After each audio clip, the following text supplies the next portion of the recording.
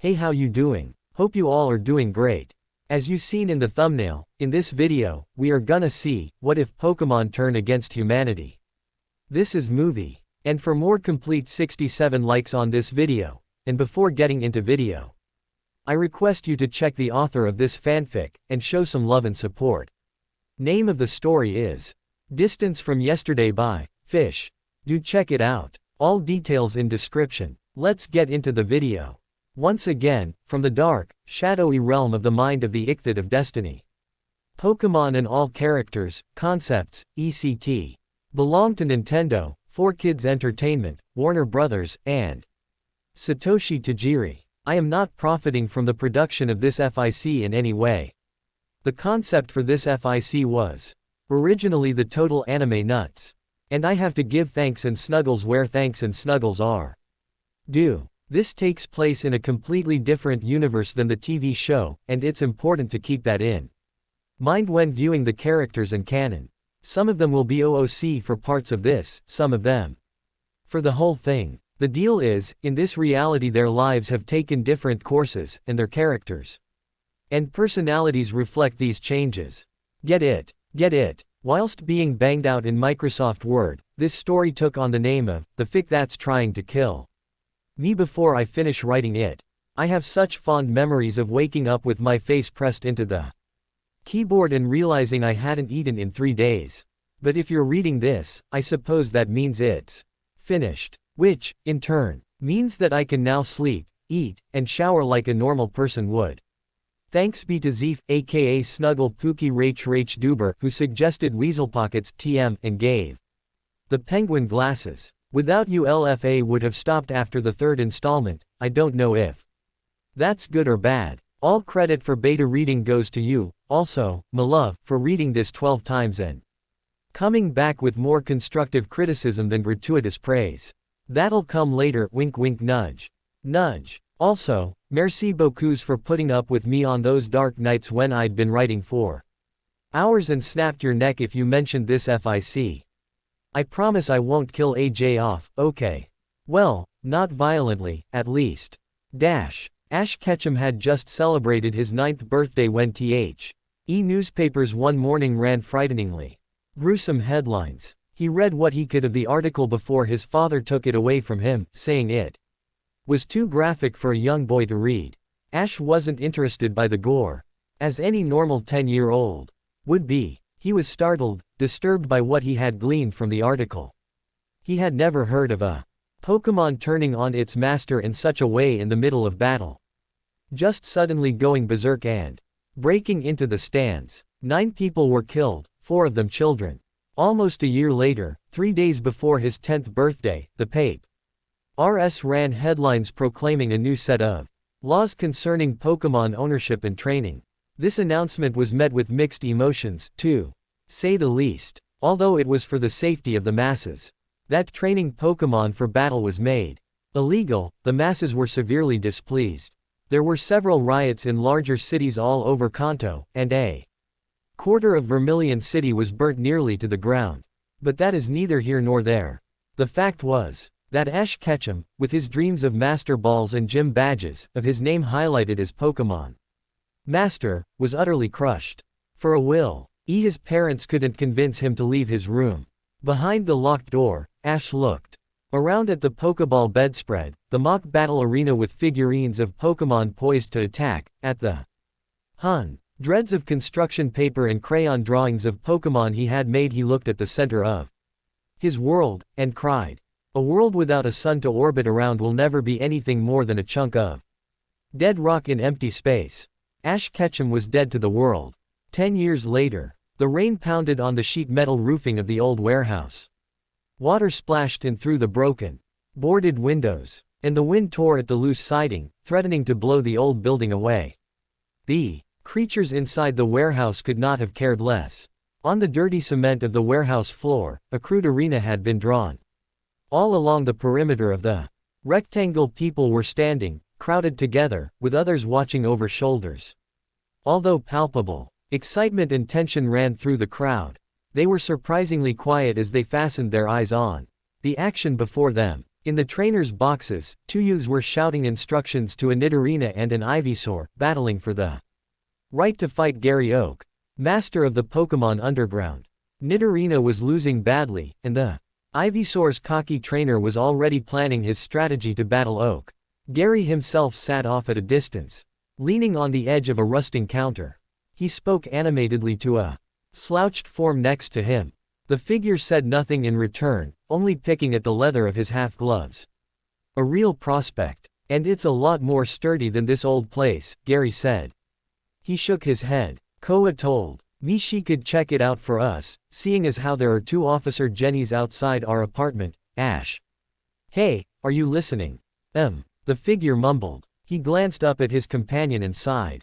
Sorry, Gary. I wasn't really paying attention. Gary shook his head, thinking about her again. What else? At 20, Ash Ketchum still looked very similar to his third-grade pictures. But now his eyes had been drained of the hope and excitement that had been there so long ago. Where they had gone, loneliness had pervaded. His dark denim jeans and black long-sleeved shirt matched the darkness in his features. A sorrowful, longing animal had replaced the soft, gentle boy he once had been. You know what I know of her, Gary said gently. You deserve more. Yeah, I know. And I'm probably better off, right?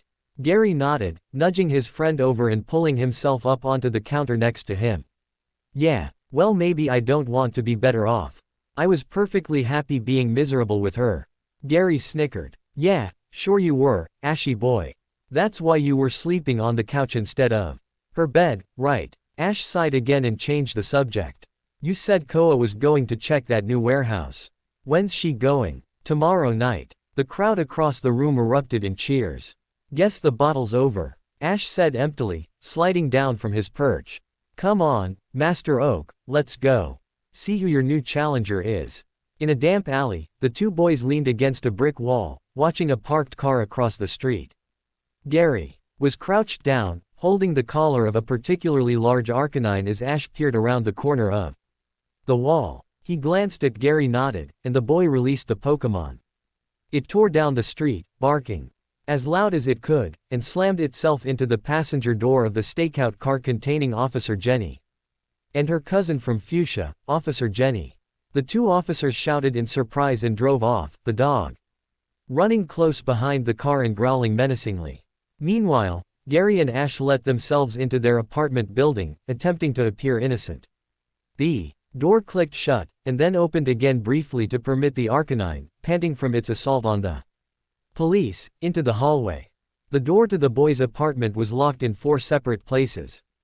And it took Gary a moment to unlock them all. He yawned as he pushed through the door, not noticing his friend freeze at the doorframe.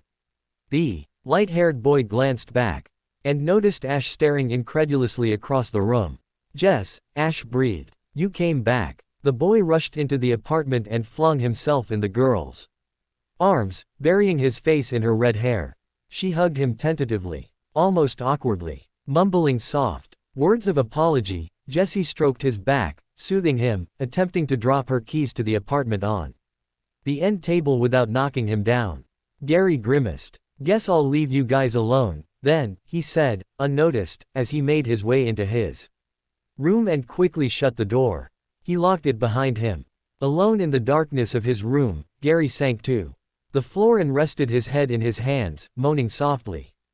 Ash was in love, this was obvious, Gary thought. He desperately wanted to be loved back. The boy was so empty, but nobody could blame him for feeling so. His mother had died when he was 12, he and Gary had started training Pokemon for battle at night, out in the woods of Viridian Forest. It was just the two children at the time, but their group soon grew. Meetings became a regular thing in the forest, and the children of Pallet formed their own underground, battling their Pokemon and conspiring of days when their obsession would no longer be condemned. After a year of these training battles, parents became suspicious. The police were told, and Ash and Gary were arrested as the ringleaders of a criminal band. Gary Oak's grandfather had paid Gary's bail, but Ash's father had disowned him and left him to serve his 3 months in juvenile detention. Gary had kept Ash's Pokemon for him. When Ash had finally returned home, he was a different person. He was dark and brooding, and spoke to no one save his closest friend. Gary had been Ash's only support. The sole person in the world who cared about this boy's fate. After a while the two had moved to Vermilion, to a cheap apartment in the south side of the city that had narrowly avoided the inferno the riots had set. The brick buildings in the neighborhood still bore gray smears of soot. Houses were permeated with the acrid stench of smoke, making the area affordable to the two young men on the monthly allowance that Gary's grandfather sent. Gary banged his head once into the door, damning fate for being so rough on his friend. He ran his hands through his sandy hair and sighed. He had hoped that Jessie was gone for good. Ash was so madly in love with her, and sometimes it seemed that she hardly even noticed his presence. Not that she was all bad, she was a great Pokémon trainer, and frequented the Underground's battle arena, but Gary felt it his duty to protect Ash. He supposed a part of his dislike for Jessie could be chalked off to jealousy. For so long it had been just the two of them, and he had become accustomed to being the only person in Ash's world. But it wasn't just selfishness that made Gary dislike Ash's girl. He had an objective view on the actions of the pair, their frequent arguments and Jessie's threats of leaving Ash as so many had done before. He did not like where their relationship was headed, namely, the potential for heartbreak on Ash's part. Gary said a silent prayer that she would be gone in the morning. Ash lay in bed awake as Jessie slept beside him. He stroked her hair, marveling at how such a beautiful creature could harbor feelings for him. He kissed the creamy skin of her collarbone, basking in the warmth of afterglow, loving the feel of his body pressed against hers. This was what life was for, he thought, for the tension and thrill of battle and the contrasting radiant gentleness of love. In his arms, Jessie shifted in her sleep. Ash tightened his grip around her, deciding that he would never let go. He wanted nothing more than this. Content, he drifted off to sleep. He woke up early the next morning, with the sudden realization that Jessie was no longer in bed. He dressed hurriedly, listening to the morning sounds on the street below. Stretching, he sauntered from his room into the small kitchen where Gary was glaring at Jessie over a cup of coffee. The look of uncertainty and concern had returned to the girl's delicate features. Smiling, Ash wrapped his arms around her from behind and whispered his good mornings. Jessie shrugged out of his arms and rose from the chair. She spoke quietly in a decided tone. Ash, she began, looking into his dark brown eyes. I have to go. I'm not coming back this time. I'm sorry, but I don't love you the way you love me. It would be wrong for me to stay here with you and continue this. Ash tried to speak, but she silenced him immediately. No, you can't convince me to stay anymore. Then you could talk me into loving you. Goodbye, Ash. Ash didn't move or speak as Jessie collected her things and made her way out. He stood staring blankly as the door shut behind her, as the door shut on his soul. Gary watched his friend intently, waiting for an invitation to talk, waiting for an opportunity to help. Ash said nothing but, I'm going back to bed, then, and shuffled into his bedroom. Gary heard the dull, metallic chink of the deadbolt being pushed into place as Ash locked himself in his room. James Kojira, billionaire, read the paper in the sunroom, waiting for his wife to come down to breakfast. He smiled silently to himself as he read an article about an anonymous benefactor to the Pokémon centers, donating almost $1 million to the cause. He had always loved Pokémon, and was almost relieved when battling them was outlawed. He preferred to see Pokémon kept as pets, as he kept his Growly. James dropped his hand to the dog's ear and scratched its fur lazily. It felt so good to do things for others. He mused. He tried to imagine all the children of the world with their healthy, bright-eyed Pokémon, happy and safe in the fact that they would have Pokémon companions for a long, long time thanks to James's generosity. Oh, it felt so good to do something right for once. He glanced up as Jezebel glided into the room, fully dressed and made up.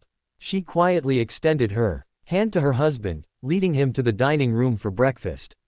The two sat in silence. James stared at his plate, lost in his thoughts. James, dear, Jezebel cooed, your omelet's getting cold. The man looked up, slightly startled. Oh, I'm sorry, Belle. I was just thinking about something I read in the paper this morning. The stately woman nodded and sipped her tea, then said, "Is it not to your liking?" "Pardon me, dear." James looked up at his wife. "Your omelette. Really, James, one gets the impression that you listen to not a word I say." She huffed. "Ever." The pacifist, James apologized and assured her that everything she said was interesting. Jezebel eyed him coolly and finished her tea. After breakfast, James followed Jezebel through the foyer and dining hall, listening to her go on about decorations for the autumn ball she was planning. He smiled and nodded, trying his hardest to remain interested in the party plans. He didn't want to upset her further. Jezebel insisted that she was a delicate woman and, in order to remain healthy, had to be under no stress and be denied nothing. James was a complacent man, and tried his hardest to keep her happy. Smiling and nodding, he agreed to accompany her into Vermilion to look for proper bud vases for the event, calculating in his mind how he could worm perhaps another million from his bank funds to donate to the Pokémon centers. James had never liked Helmbrook department store. The employees and customers held such an air of disdain around them that he never felt comfortable, even though he was James Kojira, billionaire. He followed the chirruping Jezebel mutely through the store as the woman made wild demands of what she required from the sales clerks. Jezebel had been placated for now, and was examining several styles of vases. She called to him, "James, dear, come help me decide which vases will look proper with our china." She held up two seemingly identical bud vases.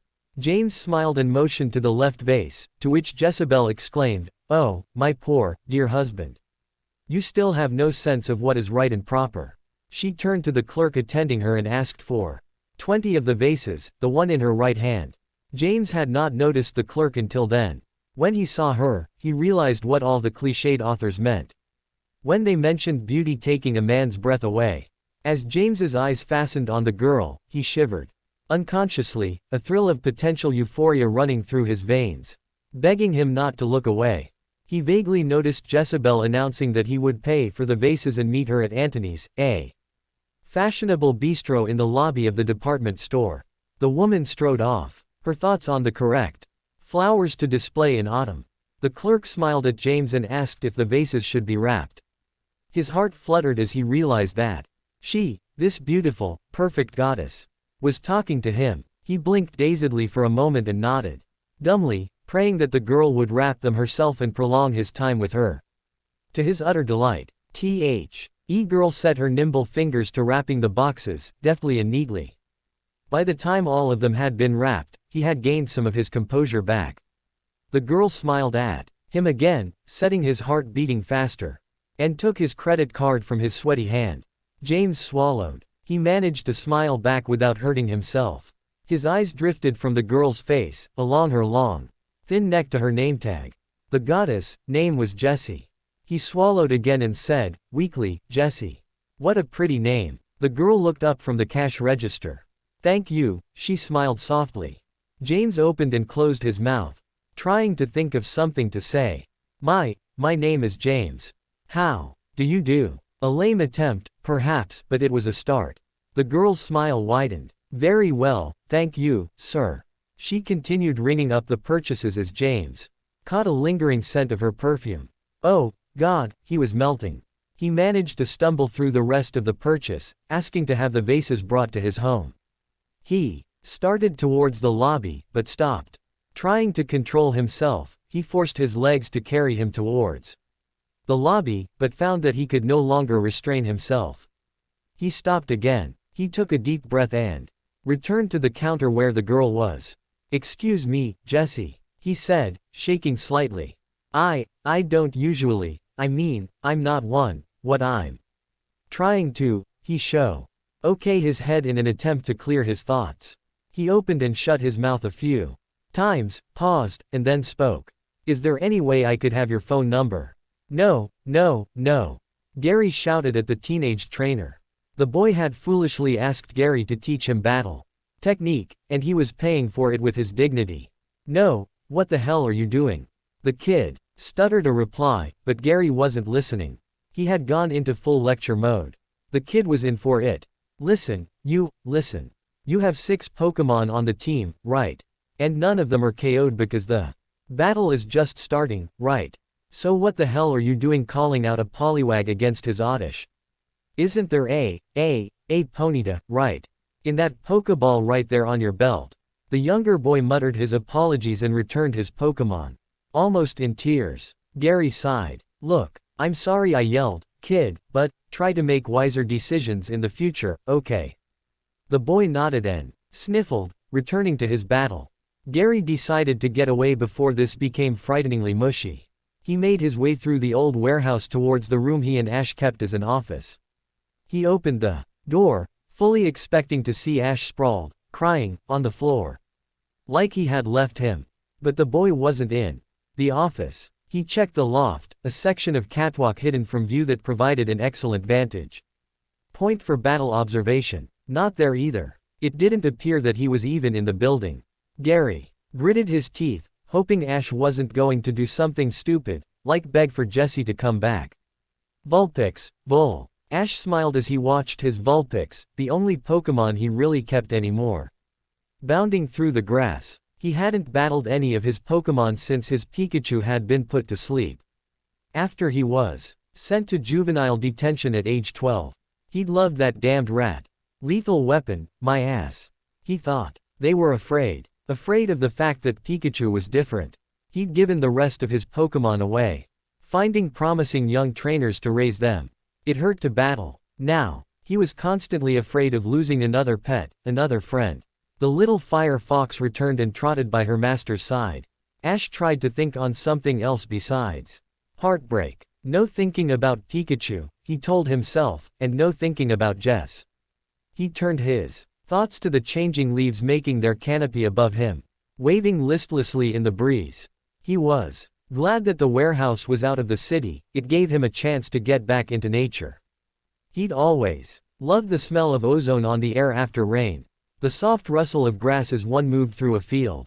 Finding a large tree trunk to lean against, Ash sat and gathered Vulpix into his lap, lazily running his fingers through her coat. She was a beautiful little animal. Of well-established bloodlines. Gary had gotten her for him after a particularly nasty spell during which Ash had seemed to lose all interest in Pokemon and battles, in pursuit of sulking in the apartment thinking about Jessie. Jessie, she was gone now, apparently for good this time. Her words had stung him, he still ached from the bite of it. She didn't love him. He wouldn't hold it against her. It was his fault, he was sure. He couldn't blame her for not loving him. He didn't love himself, either. He must have done something terribly wrong somewhere, he thought, to have brought this upon himself. He missed the thrill of battle. He missed adrenaline of the heat of a good match, he missed the intensity of emotion, the anticipation as the dust settled around. A KO'd Pokemon and the victor of the match, the insane joy of winning. His name could have been famous. He could have been highlighted as one of the greatest Pokemon trainers of all time. He knew it, if only fate hadn't been so cruel. Even the remembrance of battles past made his blood course faster. It was a sort of high, he thought. A drug to stimulate every emotion a human was capable of feeling. But at the same time, the pain he felt going into battle was very real, and very harsh. It was because of Pokemon battles that he had lost Pikachu. He didn't know if he wanted to return to the arena. Didn't know if he could stand the ache in his soul. If only things had been different, he thought. He imagined himself in a reality where every child still dreamed of being a Pokemon master, where he, as a child, and his Pokemon could have set forward on adventures in the sunshine. A world where everything hadn't been taken from him. He sighed and pulled himself to his feet. Gary's battle was in half an hour. He should be there. Not that Gary could ever lose. There were decent trainers in the underground, but all the true masters were gone. Gary held his title of underground master with very little contest. The arena was being cleared as Ash walked in through the scritchy, rusted back door of the warehouse. He found Gary in the office, warming up his Jolteon for the battle. Hey, he mumbled as he flopped onto a shabby couch along the wall. Hey, Gary said, where'd you go? I took Vulpix out for a walk. You think you're gonna be able to handle this challenger? Gary nodded, recalling Jolteon and sitting down next to Ash. Course I can. I am the Pokemon master. Aren't I? He grinned moronically. Ash laughed quietly at the old phrase. He remembered when he and Gary used to fight about who would be Pokémon Master when they grew up. They were silly, childish little squabbles, like all children had, but somehow they both knew they were different. Talented. Ash and Pikachu had been unstoppable in the Viridian Forest, before Ash's life had gone to pot. Even Gary couldn't beat that pair. They were bonded. Somehow, they were destined. But that was then. Gary continued. The girl, Misty, her name is. I think, she's a great trainer, but she puts too much faith in water type. She knows that not having type different Pokémon on her team really sets her back, but she's stubborn, I guess. He stretched lazily. Ash nodded. He knew the girl, Misty, in passing. She was a lovely little thing, about 2 years older than he was, with long legs and insanely orange hair. He'd never really spoken to her, being too wrapped up in his own pitiful life. The more he thought about it, though, he realized that he barely knew any of the trainers in their group. He told himself he would work on that. Try to get out more, to become part of the group. The battle was short, but entertaining. Misty's team was entirely water type, save for a Clefairy. Her technique was excellent, and it would have been a fair fight if she'd had more than water Pokémon. Ash watched from behind Gary's trainer's box with mild interest. Thoughts of maybe starting battling again crossed his mind. He could find some good grass and normal Pokémon in the woods around here. Maybe he'd even get another Pikachu. He may as well piece together a decent team, the thought. It didn't mean he had to battle.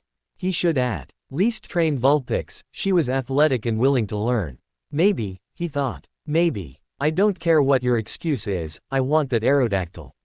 For Christ's sake, Butch, it's not that tough of an assignment, it's not plotting against you, it's a dumb bird. Get a net.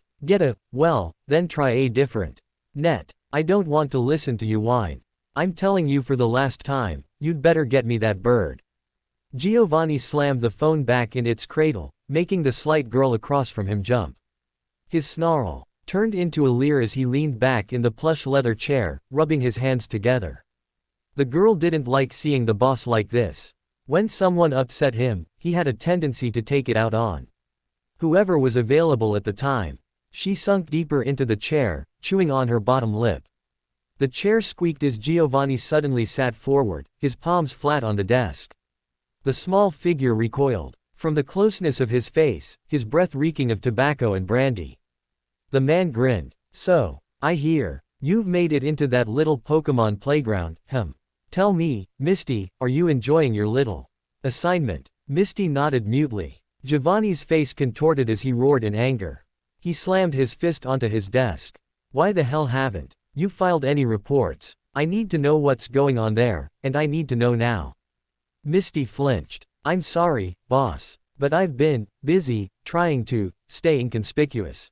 I really think this whole underground thing is harmless. They're not planning anything. That Ash kid doesn't even train Pokémon anymore, he just mopes. Giovanni frowned. He didn't like excuses that were valid, they made him seem weak. He changed his tone again, and said, sweetly, why don't you get close to him? See if you can get anything out of him. The man smirked as he looked the woman's body over. I'm sure you could do a really great job of taking his mind off of whatever's got him down. Although appalled, Misty nodded. She could not wait to escape that room, with its creaking leather chairs and thick cloud of smoke. Fine, she said. I'll do it. Misty shuddered and felt Giovanni's eyes on her as she left his office. He was a cold, vicious man with sharp little black eyes and a hateful soul. She made her way to the parking garage, fumbling with her keys. She didn't particularly like Team Rocket, either, but she made do. It was a job. It paid. It was better than her other options. She got in her old Buick and locked the door behind her. TR headquarters were in the seedy part of town, and one never knew when one would be in danger. She hated her life, she decided. She hated everything about it. She hated Giovanni, hated the team, hated this damn land boat of a Buick, hated her shabby little apartment, hated the irrepressible Gary Oak. Hated that Ash Ketchum with his sad eyes. She briefly wished she was back home, but changed her mind quickly. She had said she wouldn't go home until she'd done something with her life. She was screwed. Is what? The thing she hated most, though, was this assignment. She hated the fact that she was beginning to enjoy the people in the underground, beginning to trust and even like them. She growled in frustration and banged her fist on the steering wheel. She could not get attached. She was supposed to be bringing about the downfall of the underground, but for some reason she thought she would prefer to be on the losing side of this battle. She felt right there, like she was doing something without screwing up for a change. And she was good at it, too. She held back in the battles, not wanting to draw too much attention to herself. She chose a team of all water Pokémon to keep herself from winning too often, adding her pet Clefable on a whim. Misty gritted her teeth. The decision between Team Rocket and the underground could wait. She could keep putting off filing reports, and keep making excuses to Giovanni. She could try, at least. Jessie was surprised, to say the least, that someone could be so forward. She had stared at the man in disbelief as his emerald green eyes silently pleaded with her to accept him, to take him seriously. His asking for her number stunned her. And she surprised herself by giving it to him willingly. What left her even more stunned when he called her that evening and suggested they meet. His tone was hopeful, unlike the leering, suggestive tone of the many other men that hit on her at the store. She reluctantly agreed to join him for dinner the next night. Ever since then, she'd been panicking. Was this a joke? She may have been wrong. But she was pretty sure that James was with that loudmouthed, obnoxious lady. She could have sworn that he'd been wearing a wedding ring, too. A new thought popped into her mind. What if he was married? Was she on the verge of a date with a married man? What about Ash? What would he think if he knew that the day after breaking up with him, this time for good, he stated firmly to herself, that she was going out to see a different man. Ash was a nice enough person, and he'd never been anything but kind and gentle to her, but she just felt it wasn't right. Though it pained her to do it, she'd managed to summon enough willpower to tell him, to break his heart. He was so attached to her, he loved her so deeply, but she felt a sort of objectivity in his love. He needed to love something and she was the most readily available person. It was a wonder that he hadn't fallen in love with Gary, she thought. Sometimes she thought that he had fallen in love with Gary, and was just staying with her so he had cause to keep denying it. Ash Ketchum was a desperate lost soul. He'd had enough troubles in his life, she knew, but she couldn't go on living with him out of pity. Pity is not love. She couldn't lie to herself, and it was unfair to lie to him, too, she justified. And now, this. What was his? James, right. He was a nice-looking gentleman, probably about her age. Maybe a bit older. She hoped she wasn't doing something incredibly dumb. James felt dirty, lying like he had. The guilt made him rethink this little plan, enough so he almost turned and walked back into the house. He was comfortable enough in that big mansion with Jezebel. Sure, she was pushy sometimes, but, well, she was his wife. It was his job to tolerate her. He turned the key in the ignition of the sporty little black BMW coupe Belle had given him for Christmas. He was comfortable with Jezebel. Comfortable, yes. That's not the point, he thought to himself. Do I love her? Should I even ask myself that? 5 miles later he came to the conclusion that Belle was his wife, and it didn't really matter if he loved her or not, because she was his wife. He turned the car around. Then he realized what he had just said. He turned the car again, and headed towards Vermilion City. No, he did not love Jezebel. He never had. His parents had arranged the marriage, and he had been a peaceful child. He had gone along with it, just to placate his parents. He'd thought of running away. He'd heard of a group, Team Rocket or some such, that would take in runaways. But he had always changed his mind at the last minute, deciding that he was comfortable enough. Not this time, he muttered as he gunned the engine. James entered the restaurant with some hesitancy. Would meeting this girl be cheating on Belle? Could he live with himself afterwards? It's just dinner, he told himself. It's not like I'm sleeping with her. His blood ran hotter at the sudden realization that maybe he could sleep with her. It definitely wasn't something he would bring up himself, and he doubted if it would ever go that far, but Amazing, he thought, that a creature like her could condescend to mingle with a commoner like me. He had a brief flash of panic as he suddenly thought she wouldn't show.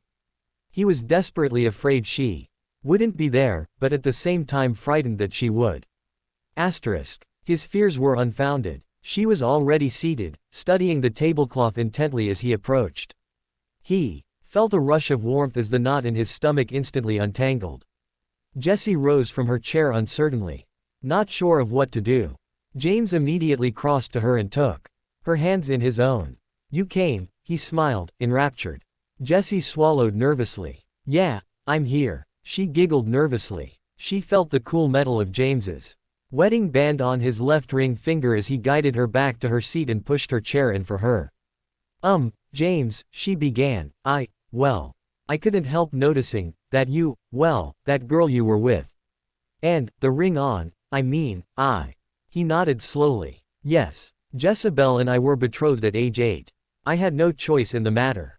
He laughed bitterly. "They even went through and edited my wedding vows. But, yes, I'm married." "Then, you shouldn't be here.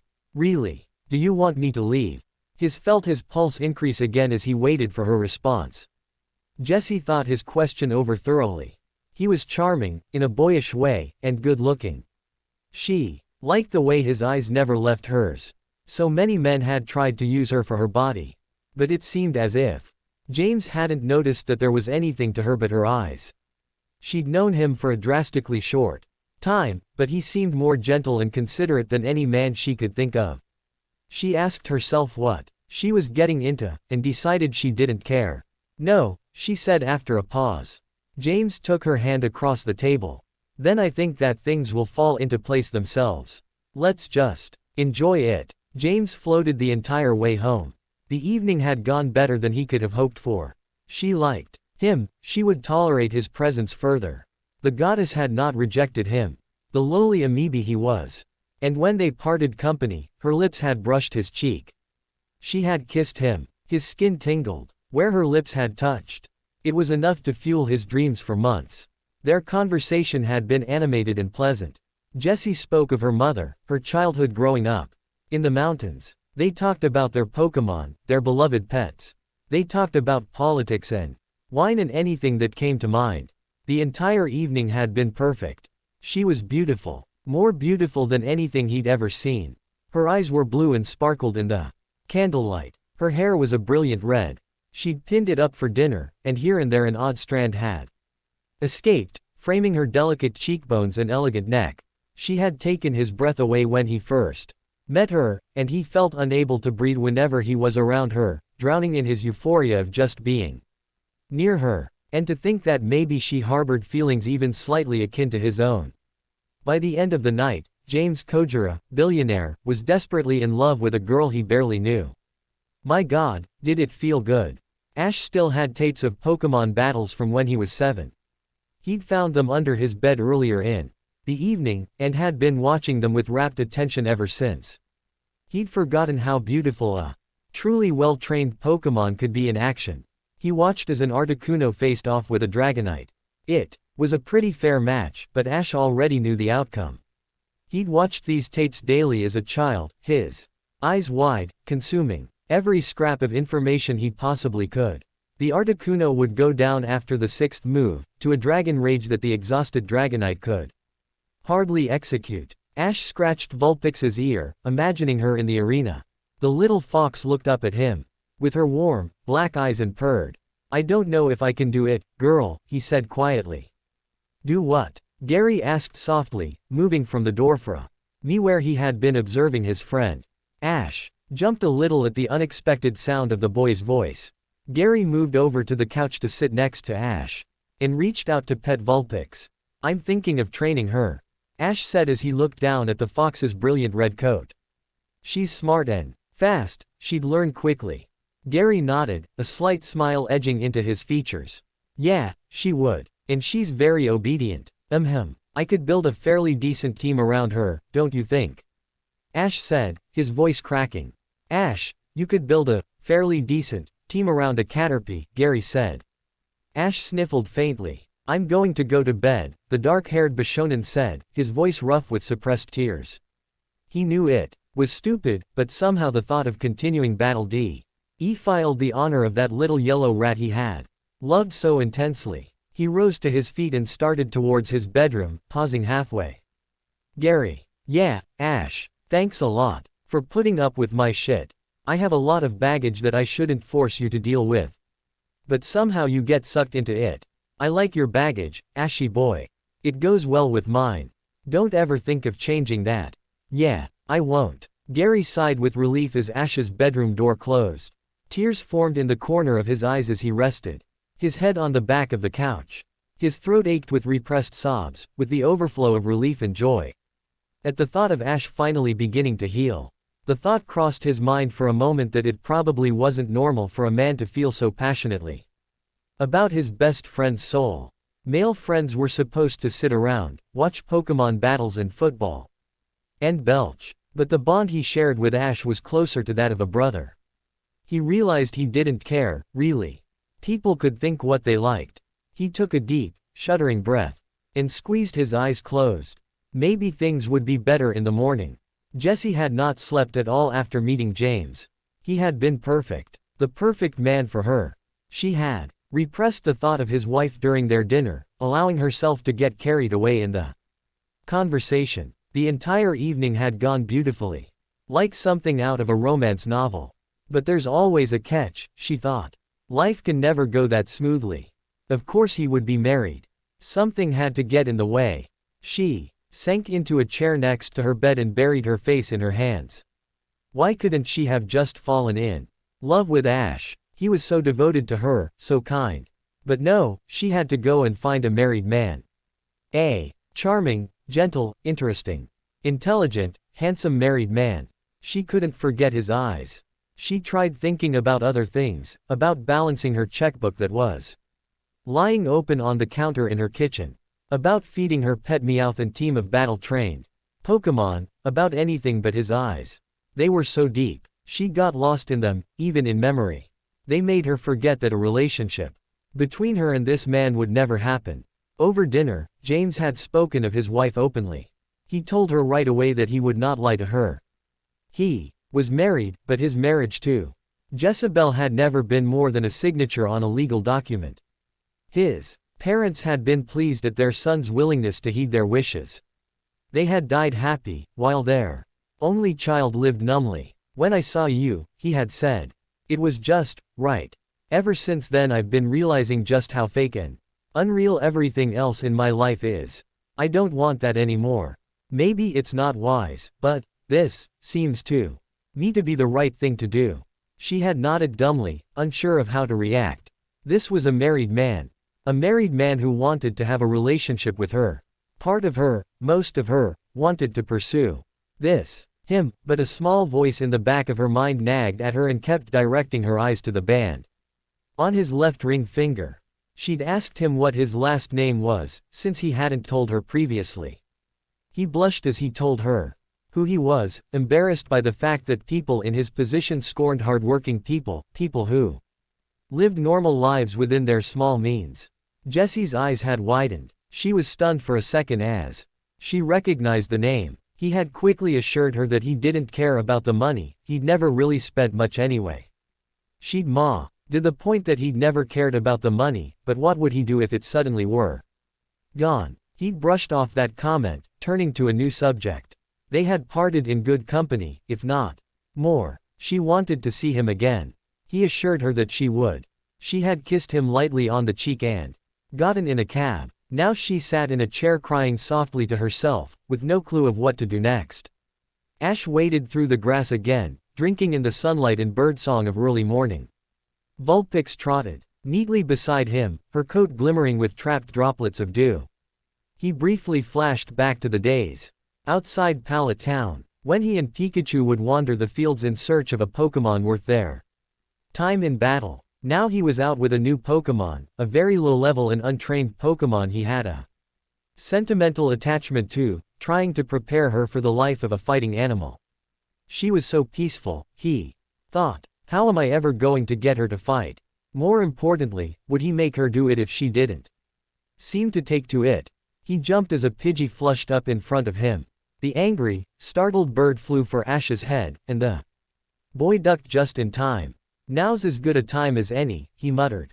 You think you can take this canary, Vulpix? Vul. Ember attack. The Pokémon Center was quiet. A few traveling teenagers had stayed the night there with their Pokémon. But they had come in late and Joy didn't expect them up for a while. She looked up as the door whirred open and smiled at the olive-skinned man who entered. He grinned back and set a donut box on the counter, leaning against it and sighing happily. Good morning, sunshine, he sang as he grinned even wider. How was the night shift? Joy gave him a weak smile that quickly turned into a yawn. E-Man hopped over the counter and took her in his arms. You can't be too tired, he said, pulling her against himself roughly. I have to take you home and Brock. Joy giggled. I'm at work. You have to behave. For now, at least. The girl gave him an innocent smile and kissed the end of his nose playfully. He shivered and pressed her into the counter, but the girl ducked out of his embrace. ND turned to point an accusing finger at him. You, young man, must learn how to conduct yourself in public, she reprimanded firmly, trying to repress her laughter. I do behave myself in public. Just not when you're around, he grinned. He started towards her again, fully planning on sweeping her off her feet and finding an unused closet somewhere, when the door whirred open again. Joy watched as the vaguely familiar young man ran across the lobby towards her. He carried a small red form in his hands and was panting heavily. There was a wild fear in his eyes as he skidded to a stop in front of the counter. Nurse Joy, he panted, I need help. It's my Vulpix. He placed the little animal gently on the counter and tried to regain his breath. What happened here? Joy asked as she stroked the coat of the fox and checked it over. It had several severe lacerations and contusions along its rib cage, as well as a gash over its eye that was bleeding profusely. She was attacked. A Pidgey attacked us, me. And she tried to stop it. The boy's eyes pleaded for her to accept his story.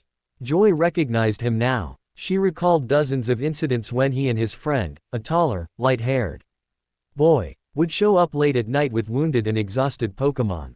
She sighed. She had heard of the underground, and didn't like the idea of anyone breaking the law or potentially harming themselves, their Pokémon, or others. But she had taken a vow to help those in need. She nodded faintly and gathered the Vulpix into her arms, pushing through the doors into surgery. Brock watched the boy as he began to breathe normally. The boy shifted onto his heels and watched the doors swing shut. He bit his lip and shuffled uncomfortably to a chair to wait for his Pokémon. Brock eyed him suspiciously, wondering why Joy wouldn't inquire further into the boy's claim. The tanned man sighed as he sat down behind the counter and leaned back in the chair, damning his luck. And just when I was gonna get some, he thought. Ash sat in his chair staring at his folded hands. The fight had been gruesome. The Pidgey had been too. High a level, the poor girl hadn't had a chance. It was his fault. He should never have even thought of fighting his Vulpix. She was such a complacent, easygoing little animal, not suited for anything but pokey shows and house life. He'd entertained thoughts of entering her in the upcoming show, the largest in Kanto, but hadn't been able to summon enough enthusiasm to actually fill out the forms. As smart as she was, she'd lost very sorely to the Pidgey. He kicked himself mentally, disgusted with his stupidity. And now, what if she didn't make it? He didn't know if he could handle losing another Pokémon like this, to one of his own dumb mistakes. Pikachu died because he trusted too many people. Now Vulpix might die because of his own cocky self-confidence. He breathed deeply as he pulled out his cell phone and plugged in the number for the apartment. The NSWERING machine picked up after the fourth ring, so he tried Gary's cell. Gary Oak. Gary, I'm at the Pokémon Center on 9th Street. Oh, Ash. She didn't, he sounded worried. Yeah, he fought back tears and swallowed hard, hoping he didn't sound too weak. She's hurt bad. Gary, I don't know if she's gonna make it. Ash heard Gary swear quietly. I'll be there in 20 minutes, he said. K. Ash clicked his cell phone off and noticed the blood on his hands. How ironic, he thought. Makes me feel that much better about the situation. He rose and stalked towards the bathroom. still biting back the sobs that were aching in his chest. Ash sat on a padded bench with his legs pulled up to his chest, his head resting on his knees. Gary had his arm around his friend's shoulder. Aaron occasionally put in an encouraging remark, trying to keep Ash from losing hope completely. They had been sitting like this for more than an hour, waiting for some news of Vulpix's health. Gary, startled at a sudden movement from Ash, the boy began banging his head against his knees. Gary gritted his teeth and turned towards him, grabbing his shoulders and forcing Ash to look into his eyes. Ash, you have to stop beating yourself up about this. You didn't know that this would happen, you. It's my fault this time, Gary. I can't blame it on anyone else but me, Ash said with sudden forcefulness. You can't convince me that I didn't do anything wrong. This is my fault. If she dies, it's on my hands. Gary opened his mouth to speak, but found no words to fight the tortured boy's condemnation of himself. He pulled Ash towards him and embraced him, trying to will his own strength into Ash. The dark-eyed boy wilted in Gary's arms, his composure dissolving. He was shaking. A wave of sympathy flooded through him as he watched Ash's numbness fade in the hurt surface. Excuse me, interrupted a quiet, female voice. Ash sprung to his feet, breathing heavily. Is she okay? Is my Vulpix all right? He asked, his voice betraying his anticipation. He sounded like a child, impatient and imagining the worst. Yes, Joy said. She is alive. The nurse watched as relief flooded into the boy. He collapsed back onto the bench and leaned against the wall, his eyes closed. She's alive, but she's not at all well. I'll have to keep her here for a few days to make sure the lacerations heal properly and don't become infected. Ash nodded, exhausted, but Joy continued. I don't know exactly how your Pokémon came to be hurt so severely, she said, looking evenly and meaningfully in Ash's eyes. But I do know that you should never allow her in that situation again. She's not built for, she trailed off, knowing the boys understood her meaning. Gary stood up and took her hand. Thank you, Nurse Joy. I'll leave our number with you in case anything comes up. I think I should get him home, he motioned to his companion. You won't, I know nothing, she said firmly. That Vulpix was attacked by a wild Pidgey. Quote, thanks. Gary watched Joy walk into the back, followed closely by the man who had been sitting behind the counter reading magazines for the past hour. Once the doors to the surgery closed, Gary heard low voices and Joy's giggles. He smirked and turned to Ash, who hadn't moved since he sat back down. Well, Ashy boy, let's go get something to eat. I think we should leave those two alone. Ash slept the rest of the day. The underground would meet late that night, and he was exhausted emotionally and physically from his afternoon. His rest was frequented by strange, shallow dreams. Frightening visions of death and grief. As his sleep deepened, so did his dreams. He suddenly felt completely focused in on one particular dream, the watery, diffuse visions turning black suddenly, as if the lights had suddenly gone down in a theater. His mind faded into Viridian Forest and the clearing where he and Gary had staged their battles as children. It was night. He watched himself wander into the clearing, kicking at the loose stones in his path. He situated himself on a fallen log and waited. After some time, he heard rustling in the bushes nearby. Pikachu. He heard himself say. Is that you? Pikachu. He heard the Pokémon exclaim. He got up and walked towards its voice. Pikachu, where are you? Come out. He heard the rustling ahead of him and ran towards the sound. Come back, Pika. The voice was farther off now, and Ash ran faster to catch up. It was no use, though, as he heard Pikachu's calls fade off into the distance. He slowed to a trot and stopped, bending over to regain his breath. You can't catch him, Pikachu. Ash jumped, startled by the smooth voice. There was nobody near him in the clearing. He looked around frantically, catching the flash of a red foxtail in top of his vision. He followed the tail up. His Vulpix was looking at him, perched in a tree. She spoke again. You can't catch him. He's gone. But if I look for him, maybe he's not really so far away, Ash said, shifting from one leg to the next. Wanting to continue his quest after his Pokémon. He was slightly disturbed by his Vulpix using Pikachu. Dialect, Pikapi, is the name that Pikachus use for their masters, meaning, roughly, friend, but Somehow his understanding its speaking seemed relatively normal. Pikapi, it's no use. He's much faster than you are. Vulpix's tail swished patiently. Why is he running? Ash asked quietly, looking in the direction Pikachu's voice had disappeared in. He is very quick. I doubt you could even find him in these woods. You would have never gotten this far if he hadn't drawn you, Vulpix continued, ignoring Ash's question. Gotten where? He asked, confused. The location snapped suddenly into a well-lit Pokémon Center. Children were sitting in the lobby, holding their Pokémon on their laps, swinging their feet and cooing too.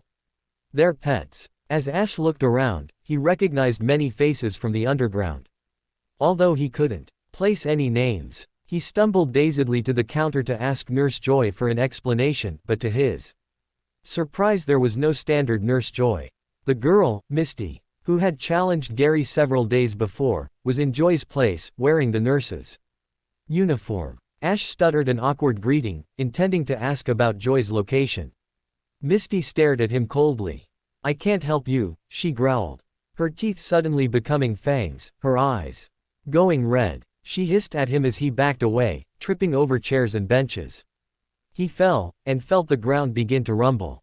The floor split into chunks, swallowing children and underground members, and Ash watched in horror as the chasm became progressively wider, breaking the floor beneath him and swallowing him whole. Ash awoke with a yelp, sitting straight up in bed. His sheets were damp with his sweat and his heart was racing. He took a deep, ragged breath and pulled himself from the bed towards the shower, hoping the hot water would wash away the dream. Misty sat on an upturned bucket in the warehouse talking to some of the younger, teenage trainers of the underground. The majority of the youths invo LVED with the underground were teenagers set on rebellion and upsetting their parents, but there were a few real gems among them. One of them, Koa, a pretty girl of 15, interested Misty in particular. She was headstrong and stubborn, intently focused on her goals and very set on what she planned to do with her life. Koa wanted to go into politics, to make a difference, and lobby for the legalization of battle-trained Pokémon. It was a long shot, Misty thought, but if anyone could do it, Koa could. She was persuasive to a fault, and had immense faith in herself. Misty sighed. At 15, that girl had it all figured out. And she herself couldn't figure out, well, anything. There was a lull in the crowd of people gathered as the main door to the warehouse opened. Gary and Ash were always the final members to arrive at underground sessions. Gary had a penchant for drama and liked making a big entrance. Tonight was no exception. He strutted in, his Jolteon trotting briskly next to him. He made his way through the crowd to the raised trainers' boxes in the arena, Ash following with quite a bit more humility. Gary mounted the platform and faced the crowd, which hushed as he prepared to speak. Pleasant evening, guys. He smirked. There were a few odd responses from the crowd, and Gary continued. Right, then, I believe the main battle for tonight is Raiden versus Hero. You guys both here. The two youths chimed. Good. We're gonna need everyone to move quickly between battles, we've got a full schedule for the night and I don't want anyone leaving here without at least one match. By the way, Koa, I heard you're Drowsy evolved. Congrats. The crowd cheered briefly as Koa blushed, grinning widely. Gary continued. Alright, the lineup is already posted, you know what to do. The crowd broke into conversation as the first trainers entered the arena and bowed slightly, then retreated to their boxes. There was a wave of whirring noises as Pokémon were released to warm up for their own battles, as the first match of the night started off. Gary watched with satisfaction as the group milled about, each attending his or her own Pokémon and preparing for the practice. He truly enjoyed this, not just being idolized by every battle trainer in Kanto, but the camaraderie of a collective. He liked watching the children mature, seeing their Pokémon become stronger and their skill more finely honed. He turned to Ash. I'm gonna go to the office and warm up. Are you going to be okay? Ash glanced around nervously and nodded.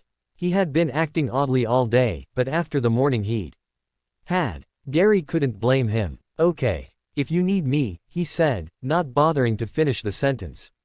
Ash nodded again and scanned the crowd.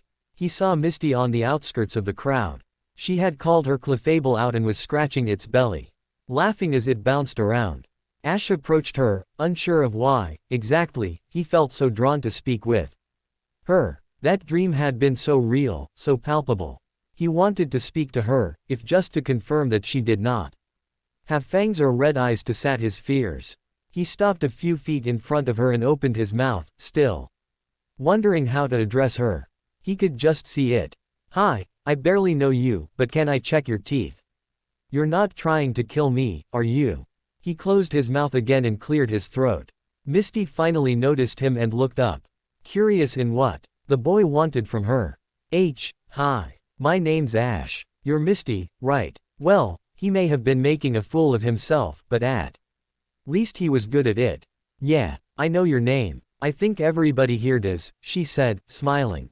Ash noted with satisfaction that she did not have fangs. Oh, what else did they tell you about me? He was gradually becoming more comfortable, unused to making small talk. The girl giggled. Oh, I shouldn't say. I don't want to get anyone in trouble. Ash smiled back. They said nothing for an awkward moment, then Misty invited him to sit with her, motioning to a nearby milk crate. Ash contemplated making an excuse and retreating to the office. He hadn't talked to anyone besides Gary and Jess in quite a while, and was sure that his social skills were lacking. But, well, she was pretty. He hadn't flirted with a pretty girl in the longest time. He smiled again and sat down. This could be interesting, he thought. Jessie returned home from work to a dozen roses and an address printed on a card. She grinned madly, dancing a little around her kitchen, her Meowth looking at her oddly. They'd been meeting for 2 weeks. Now, their nights out becoming more and more frequent. Jessie felt that she should be disappointed in herself, that she should be disgusted with the whole situation. She was in a relationship with a married man. If his wife found out, she would be the bad guy. If his wife found out, she showered and dressed, bouncing the entire time, her Meowth following her from room to room. Incredulous, she called a cab and made it to the address 10 minutes early. The destination was nothing short of amazing, as every place James had taken her was. The entire affair was like something out of a storybook, with candles and flowers and roaming musicians. She had yet to find a single fault with James, except, of course, that he was married. She wondered when this fantasy would end and reality would come crashing back in on her. No, that was wrong. He did have faults. He was too complacent and agreeable, and had a tendency to be taken advantage of. But that was a fault she felt she could live with. She was ushered to a table set off from the rest, champagne already chilling in a bucket next to the table. She suppressed a girlish giggle of excitement. She was giddy. How pitiful is that, she thought. A man asks for champagne and you squeal. She forced herself to calm down as she saw James's elegant figure in the doorway. He strode over to the table, even his walk bespoke of dignity, and kissed the palm of her hand. Her heart melted. Over the first course, they made small talk. The conversation quickly turned to deeper things, though. Summing up all her will, Jessie decided to ask him the question that had been bothering her for days. James, she asked quietly, what will happen if, when, Jezebel finds out? She knew the answer to this question, she believed. It would be over. The fairy tale would end. James spoke evenly, looking Jessie in the eye, the deep green of his eyes soulful and completely honest. Almost naive. It would be a messy divorce. Belle would get a lot in the proceedings. Probably more than half of what I own. But I'm sure we'll do fine. I have a good education, and I could get a job quickly, if things came to that end. But even less than half of what I have now is more than enough to live comfortably for a while. Jessie gawked. Her heart spun in her chest, making her slightly dizzy. She blinked once. You would leave her for me? James seemed almost hurt by her question, and his face contorted with sincerity and longing. Jessie, I love you. I would do anything for you, anything. I thought you knew that. He'd just said he loved her. He was in love with her. She was paralyzed, surprised, overjoyed. You love me more than anything, more than all my money, cars, my home, my life, all combined. They pale in comparison. I know it seems a little soon to be saying such things, but it feels right. She was speechless, again.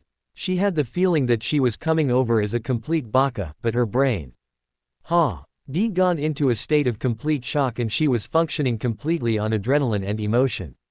I don't know what to say, I mean. James's eyes saddened as he watched her fumble over her words. He licked his lips and spoke hesitantly.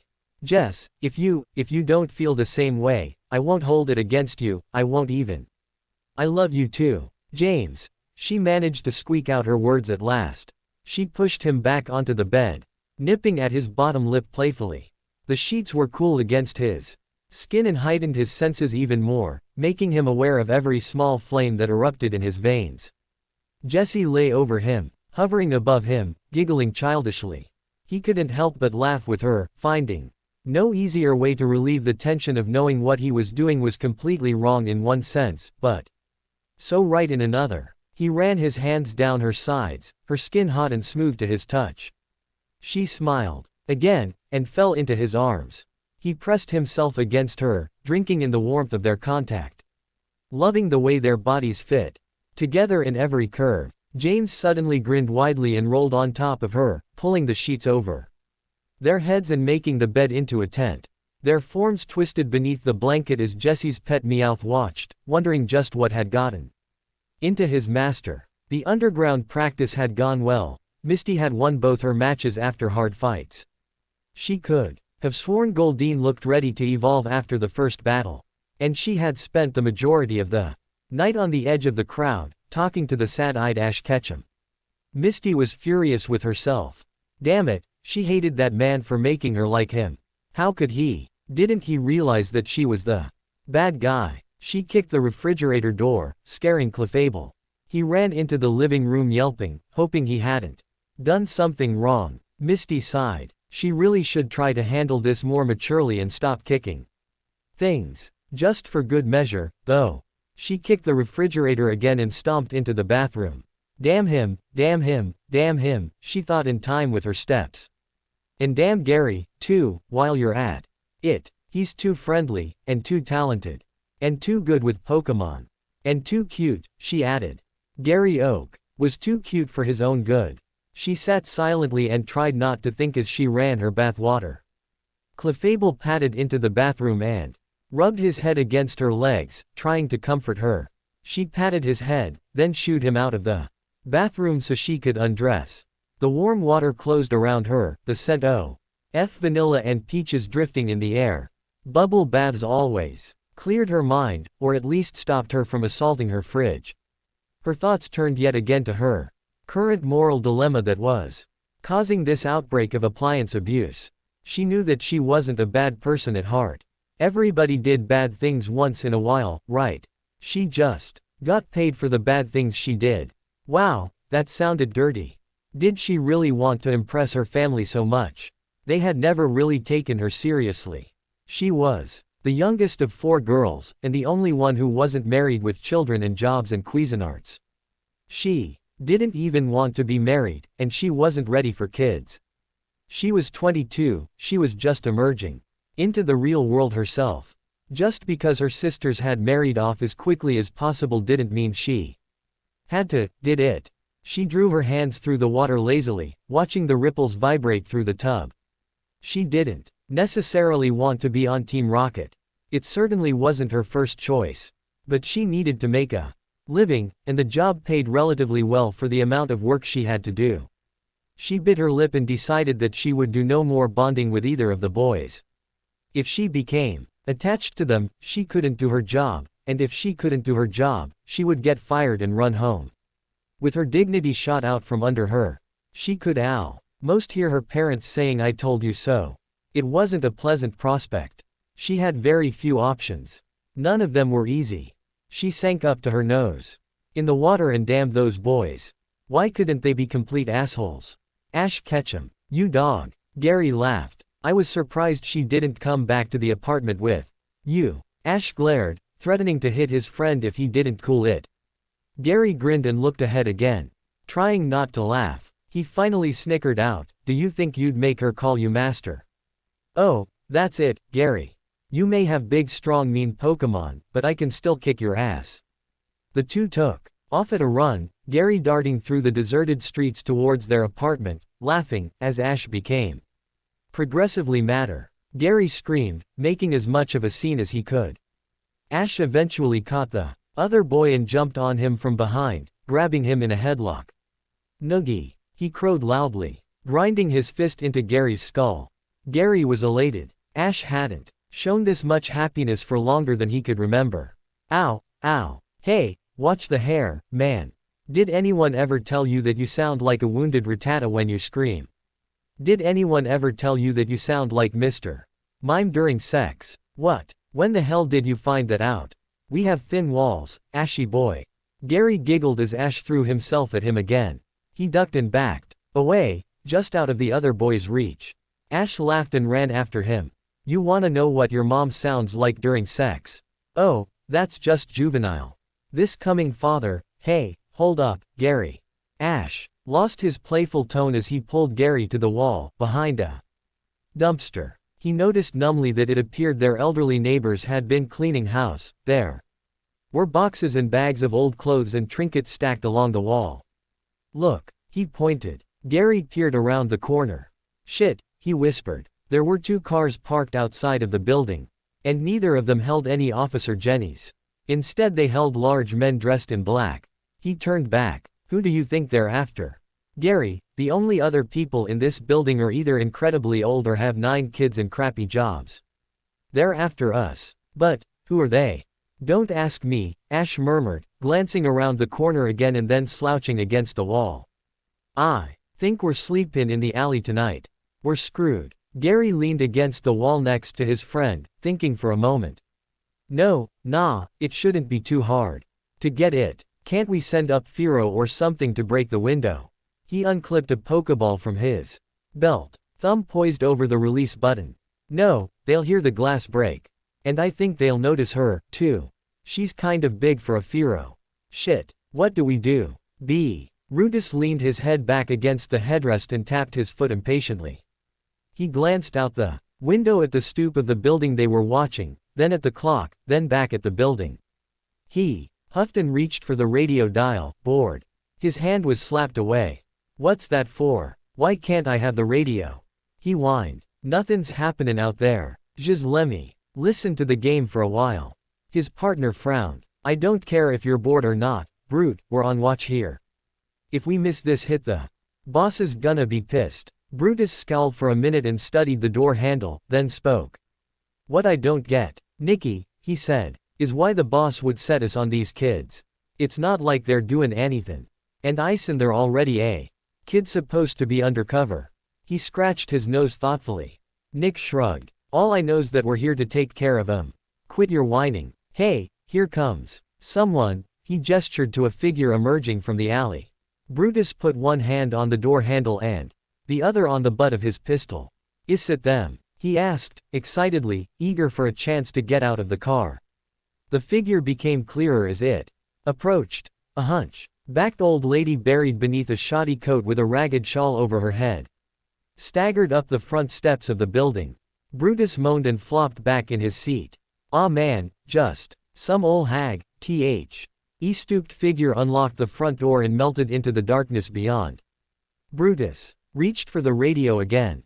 Ash carefully shut the door behind him and checked to see it was locked before taking the muddy shawl off of his head. Gary, he growled, would you please get off of me? Gary grinned from his perch on Ash's back, under the old oilskin trench coat. No way, man, I like being your hump, he snickered. His friend flailed around madly, trying to dislodge the boy from his back. Listen, I don't mind carrying you when our lives are potentially being threatened, but, damn it, you're fat. I'm not. I'll have you know that I'm very fit for my height. You're just jealous, he said, tightening his arms around Ash's neck as Ash continued to try to buck him off.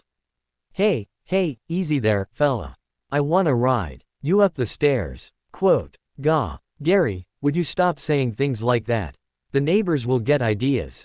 The neighbors are gonna get ideas no matter what, he said. A wild glint crept into his eyes. He leaned back and shouted, oh yes. Yes. Ash, give it to me rough. Ash yelped and ran up the stairs to their apartment, Gary still latched comfortably to his back.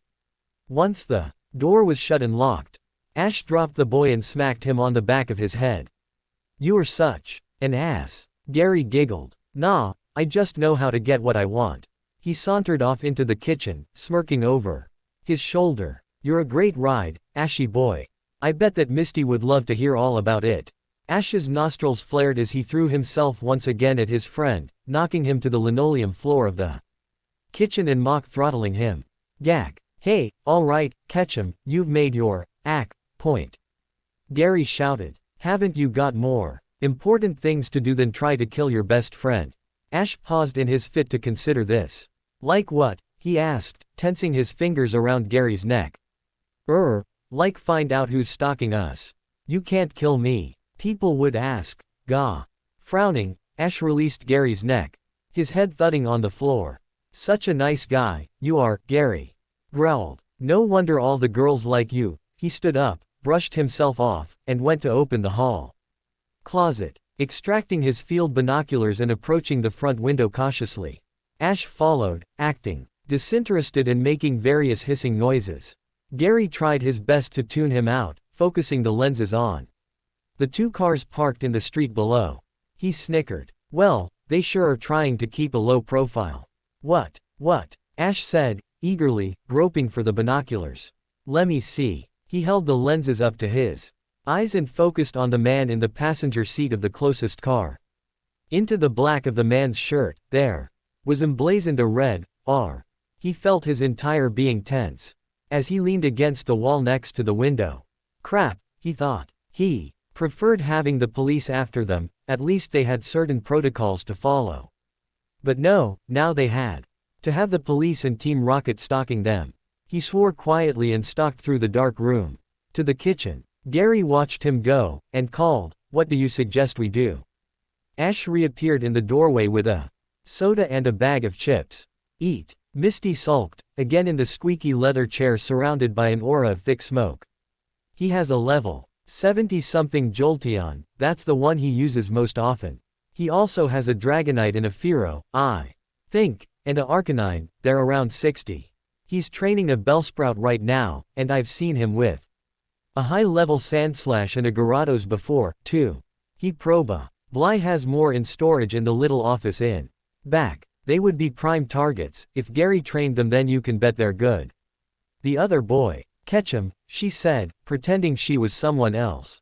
Ian trying to shrug off the immense guilt that was curling around her, mixing with the cigar smoke and making her nauseous.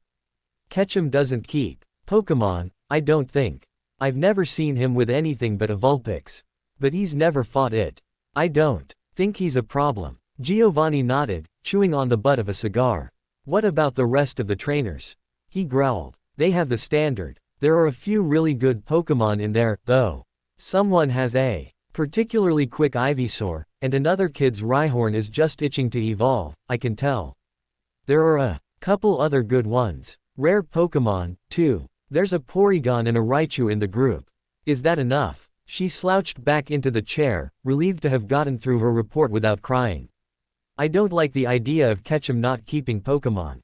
We had an eye on that kid when he was younger. And he was obsessed with them. He wouldn't just stop training," he said, tapping his fingers together. "He must be up to something," he muttered. "Have you gotten closer to him, to find out what's going on?"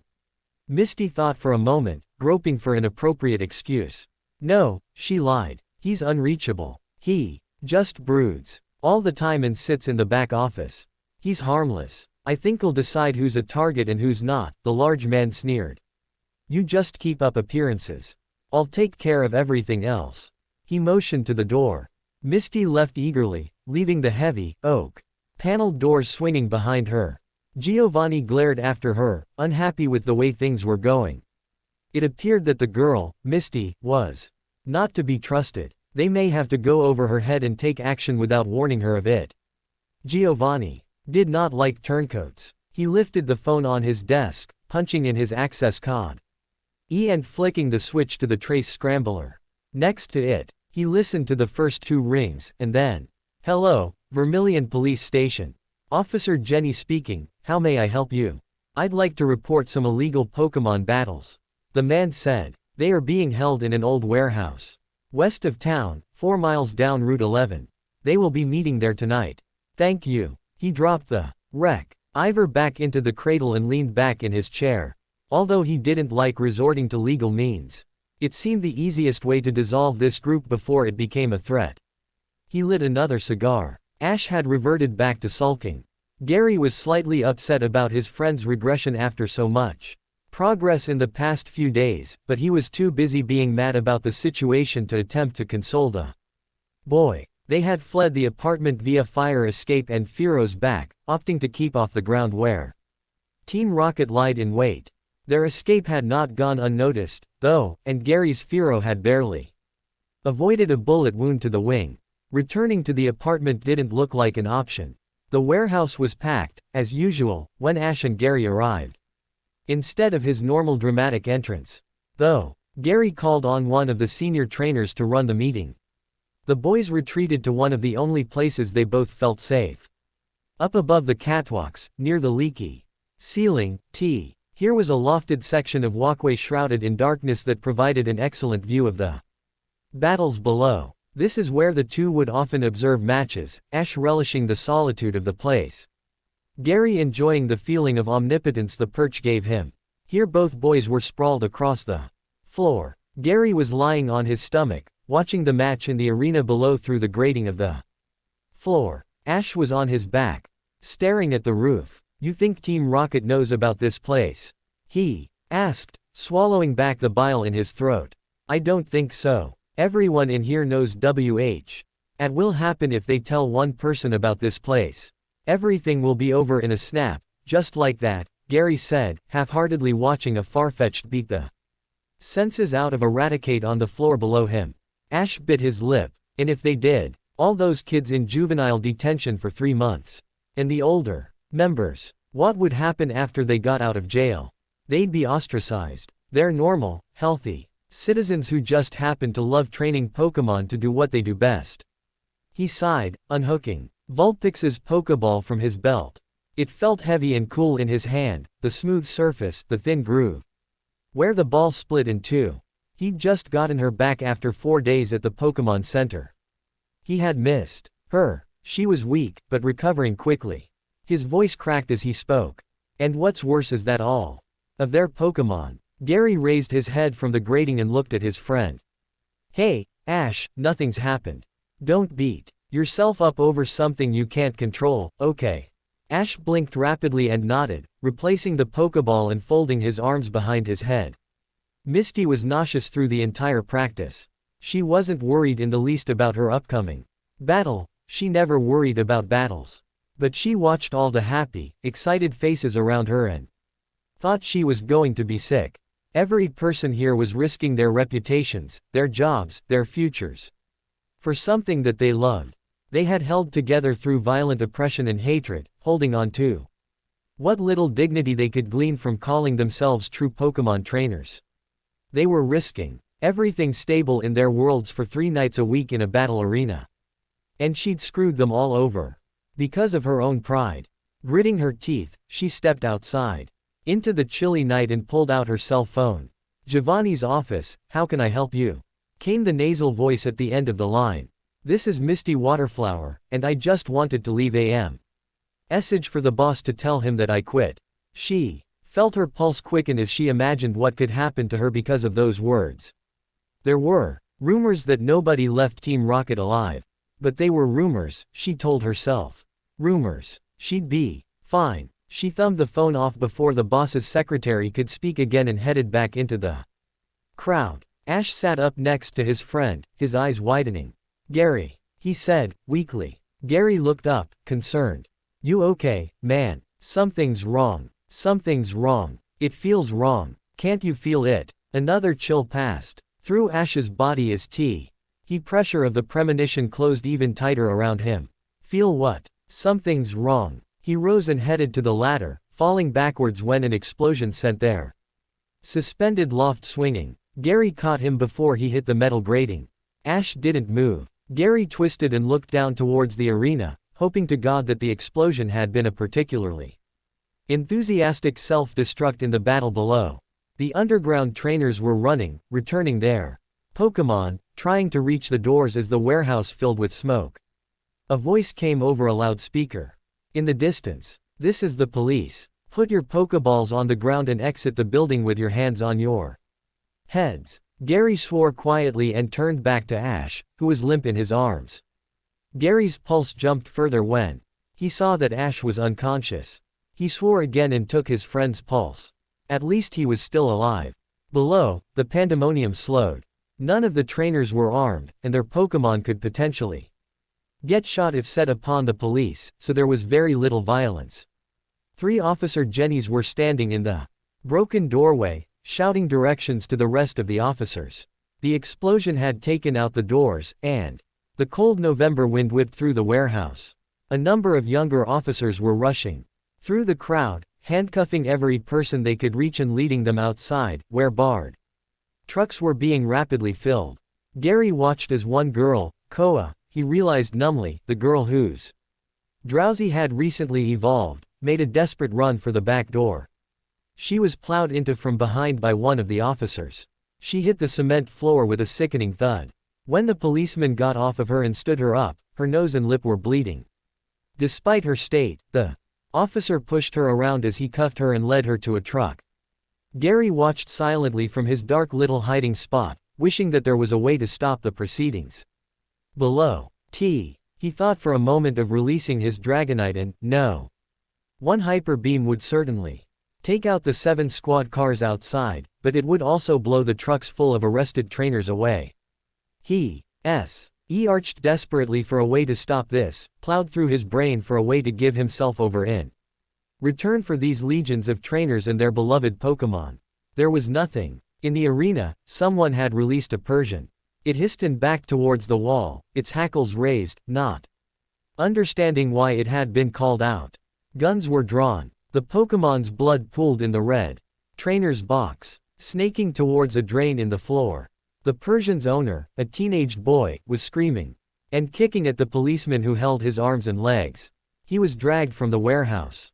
Deserted Pokeballs littered the floors, forming a desolate portrait against the Pokémon's creamy coat, now matting and soaking red with its blood.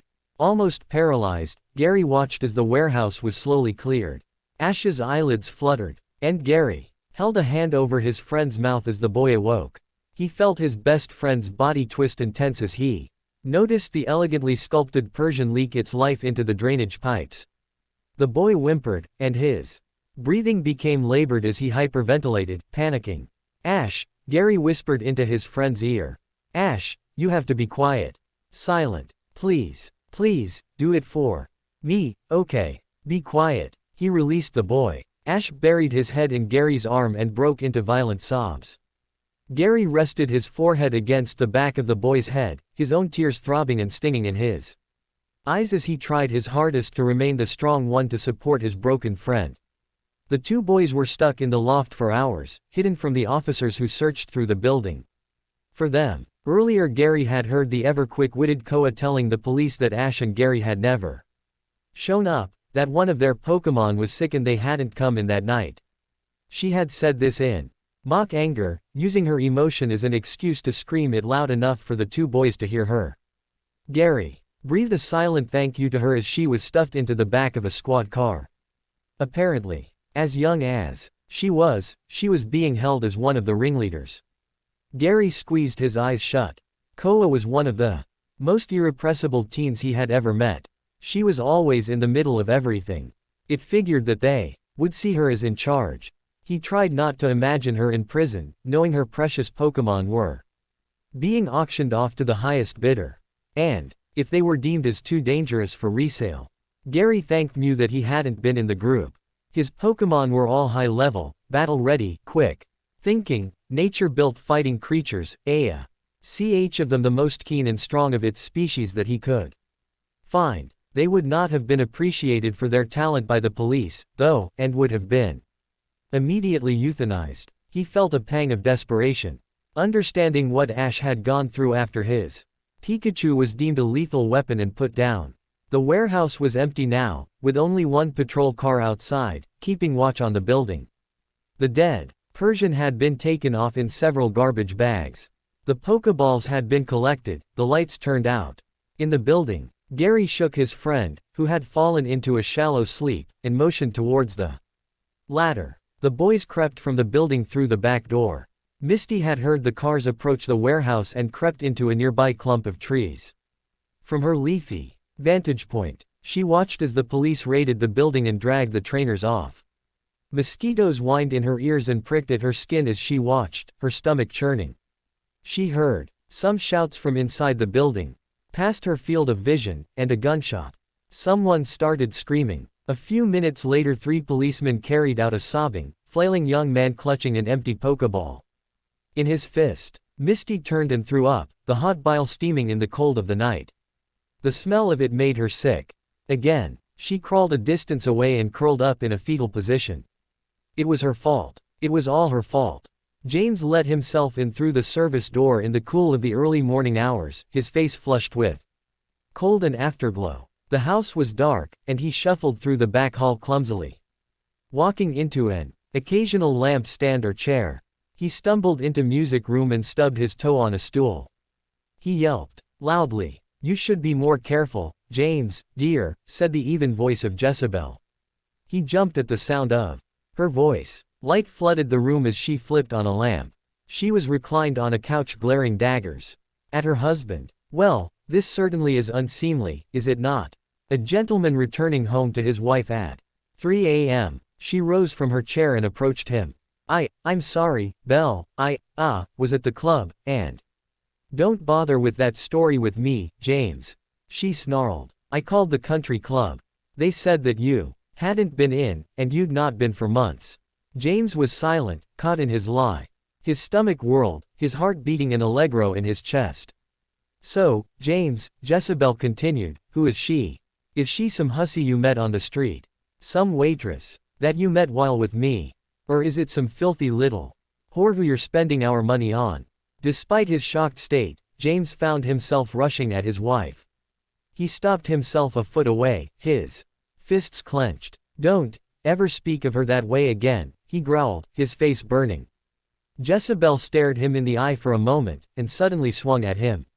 A handprint was left where she had slapped him. James said nothing. Jezebel watched him for a moment, and then spoke. "Well, I see. You have gone astray. I suppose it happens to the most established families." She eyed him, and turned away. "I'm disappointed in you, James. You could they potentially scarred the Kojira family name.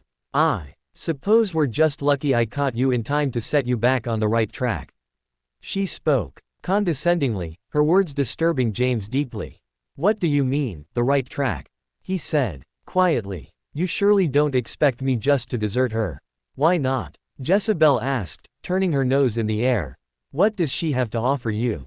James fumed silently for a moment, trying to control himself. "If we divorce, Jezebel, over half of my estate will be yours. Half of everything. You could keep the estate and live out your happy, shallow little life." Jezebel stared at him for a moment, and then laughed. "You actually think that I would allow you to divorce me?" She crossed the room and looked out a window, although the night was black. "You naive man. Something like that would be a permanent stain on my reputation. No, you will remain here, with me." James breathed harder, his face turning red. "All of it. I'll give you all of it." She laughed again, looking at him with cold hatred in her eyes. "James, dear, you're offering me something that is already mine.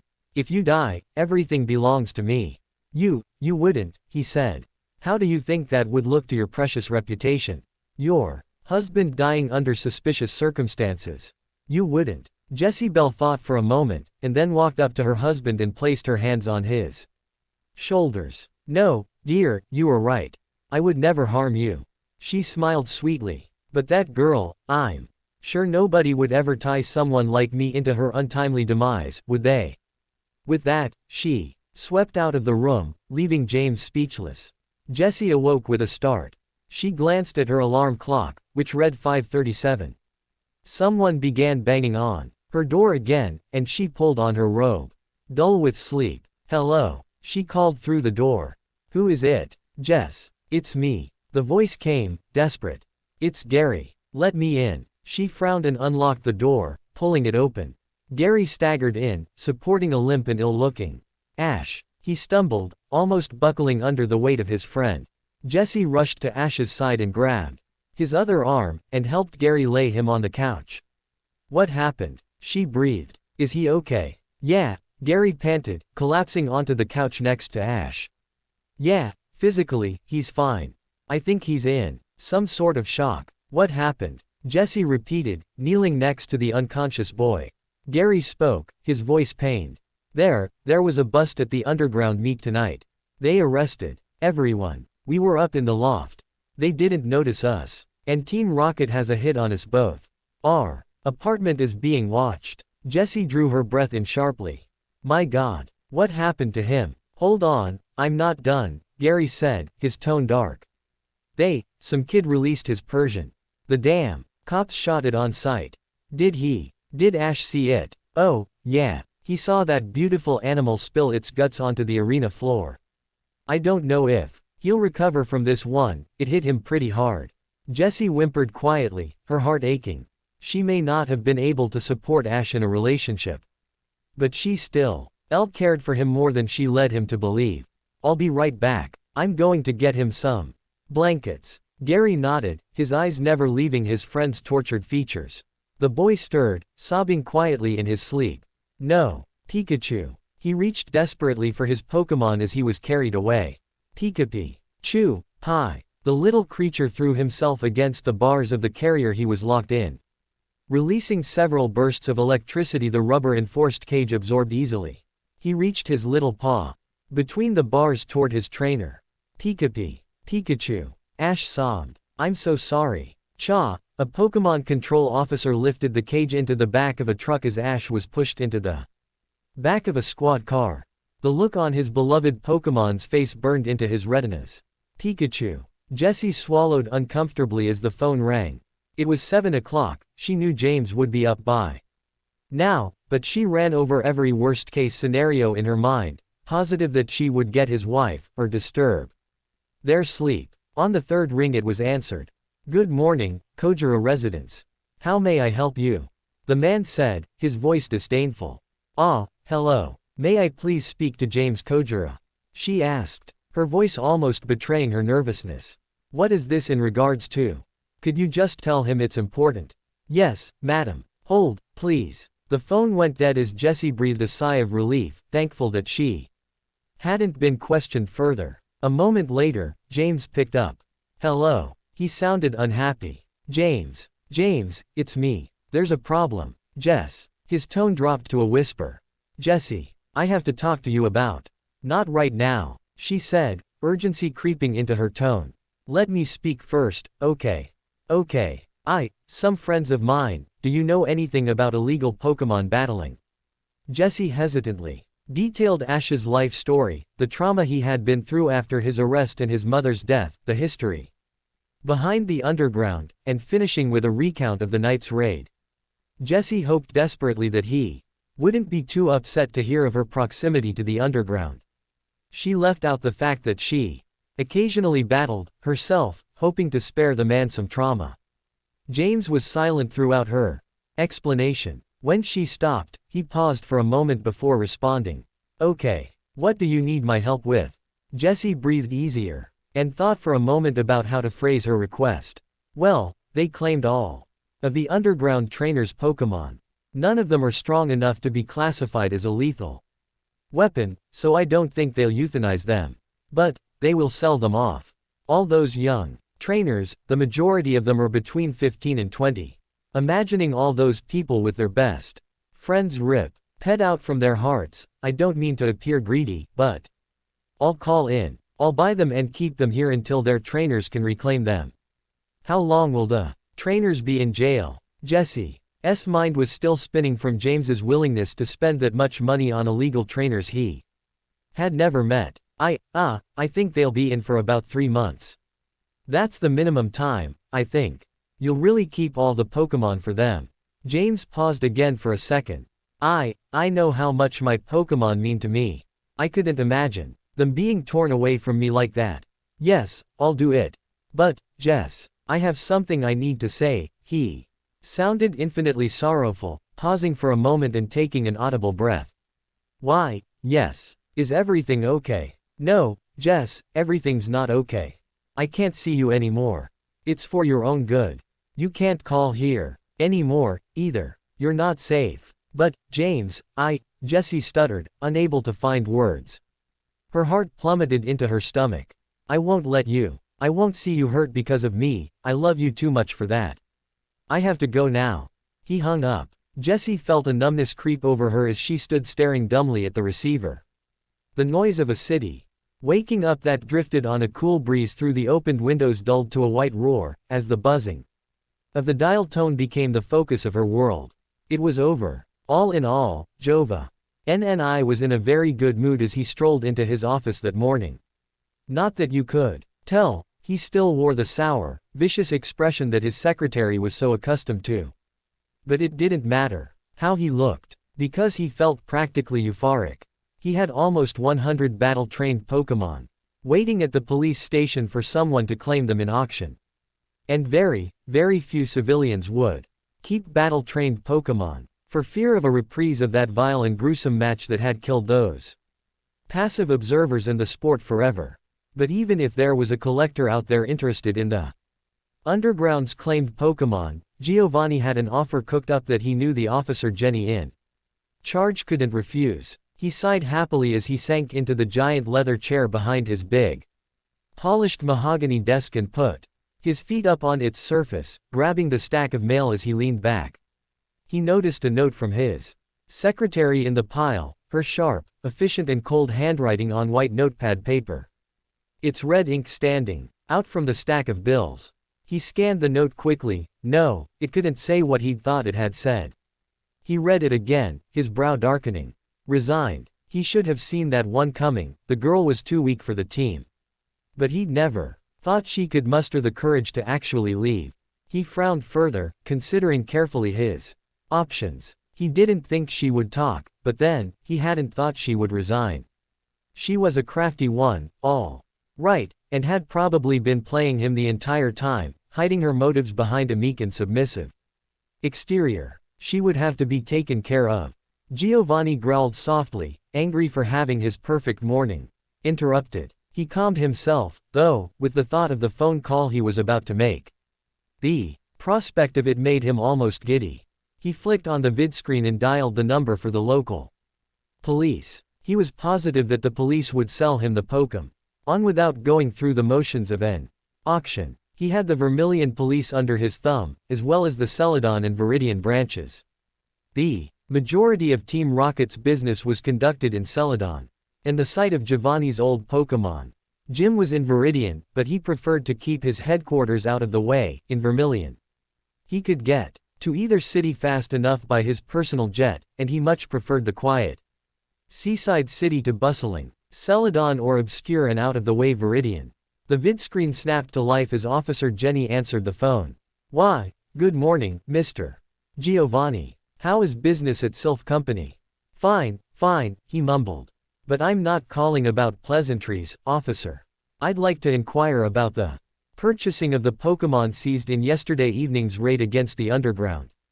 I read about it in the paper this morning. Jenny nodded and opened her mouth to speak, but Giovanni continued talking. I would like to request that you bypass the standard public auction of the Pokémon and sell them to Sylph Co. I am willing to pay upwards of 500,000 for them. He paused. Well, sir, there's no, I'm not done yet. I will also offer you an additional 500,000 for the preservation of Gary Oak and Ash Ketchum's Pokémon, in lieu of the procedural euthanasia for such high-level Pokémon. That is my offer, and I. Jenny interrupted this time, talking loudly to overpower Giovanni and stop him in his rant. I'm sorry, sir, but Oak and Ketchum were not detained. They weren't present at the meeting yesterday during the raid. Giovanni's jaw dropped slightly, blood rushing to his face. Officer Jenny continued, and I'm afraid the Pokémon from the raid have already been bought up, for, I think it was 2 million. Now, normally we don't do favors for anyone other than you, sir, but with such a large amount being offered, we thought it was worthwhile. She smiled sweetly, then glanced off screen. Oops, I can't speak right now. But thank you for your inquiry, Mr. Giovanni. The screen word black, and the man started trembling, his fists clenched. Oaken Ketchum had not been taken. The Pokémon, his Pokémon, had been sold. He held and put his fist through the vidscreen, yelling louder as the circuitry zapped and the glass cut into his knuckles. His morning had been ruined. Misty bit her lip and studied the scrap of paper. She knew exactly what it said. But she scrutinized it. Nonetheless, she'd met Jessie once or twice, never enough to make the girl more than an acquaintance, but she knew that she and Ash were close. She had gone to his apartment, intent on finding him and confessing, and begging for his and Gary's forgiveness, but the door had been locked, the lights dark. Desperate, she looked up Jessie's address in the phone book. She'd tried calling, but the line was busy. She finally decided to just show up. If nobody was there, it was no great loss, she had nowhere else to go. She was afraid to return to her apartment. Positive that she would find some big rocket thugs in her bathroom or something. Now, she was in the elevator on her way to the 6th floor of an apartment complex, apartment 19. The elevator doors pinged open. The apartment was at the end of a very long hallway drenched in early morning sunlight. Misty knocked on the door tentatively, hoping someone would answer. "Who is it?" came Jessie's voice from inside. She sounded unhappy. It's Misty." She lowered her voice, checking the hallway before continuing. "From the underground. Can I come in?" She heard a metallic rattle as the door was unlocked, then opened partway.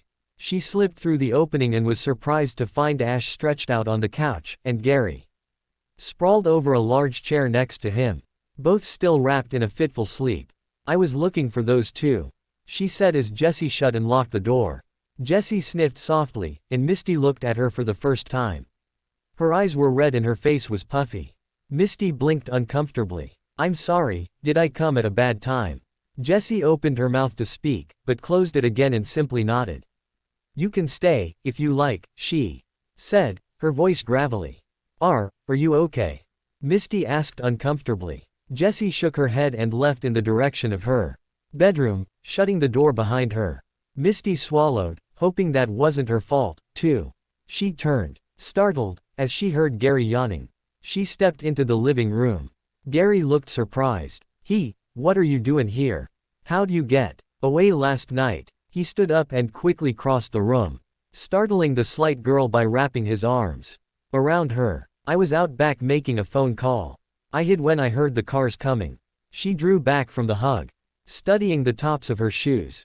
She would have loved the attention normally, but she knew she didn't deserve his concern. "Gary, did anyone else get out?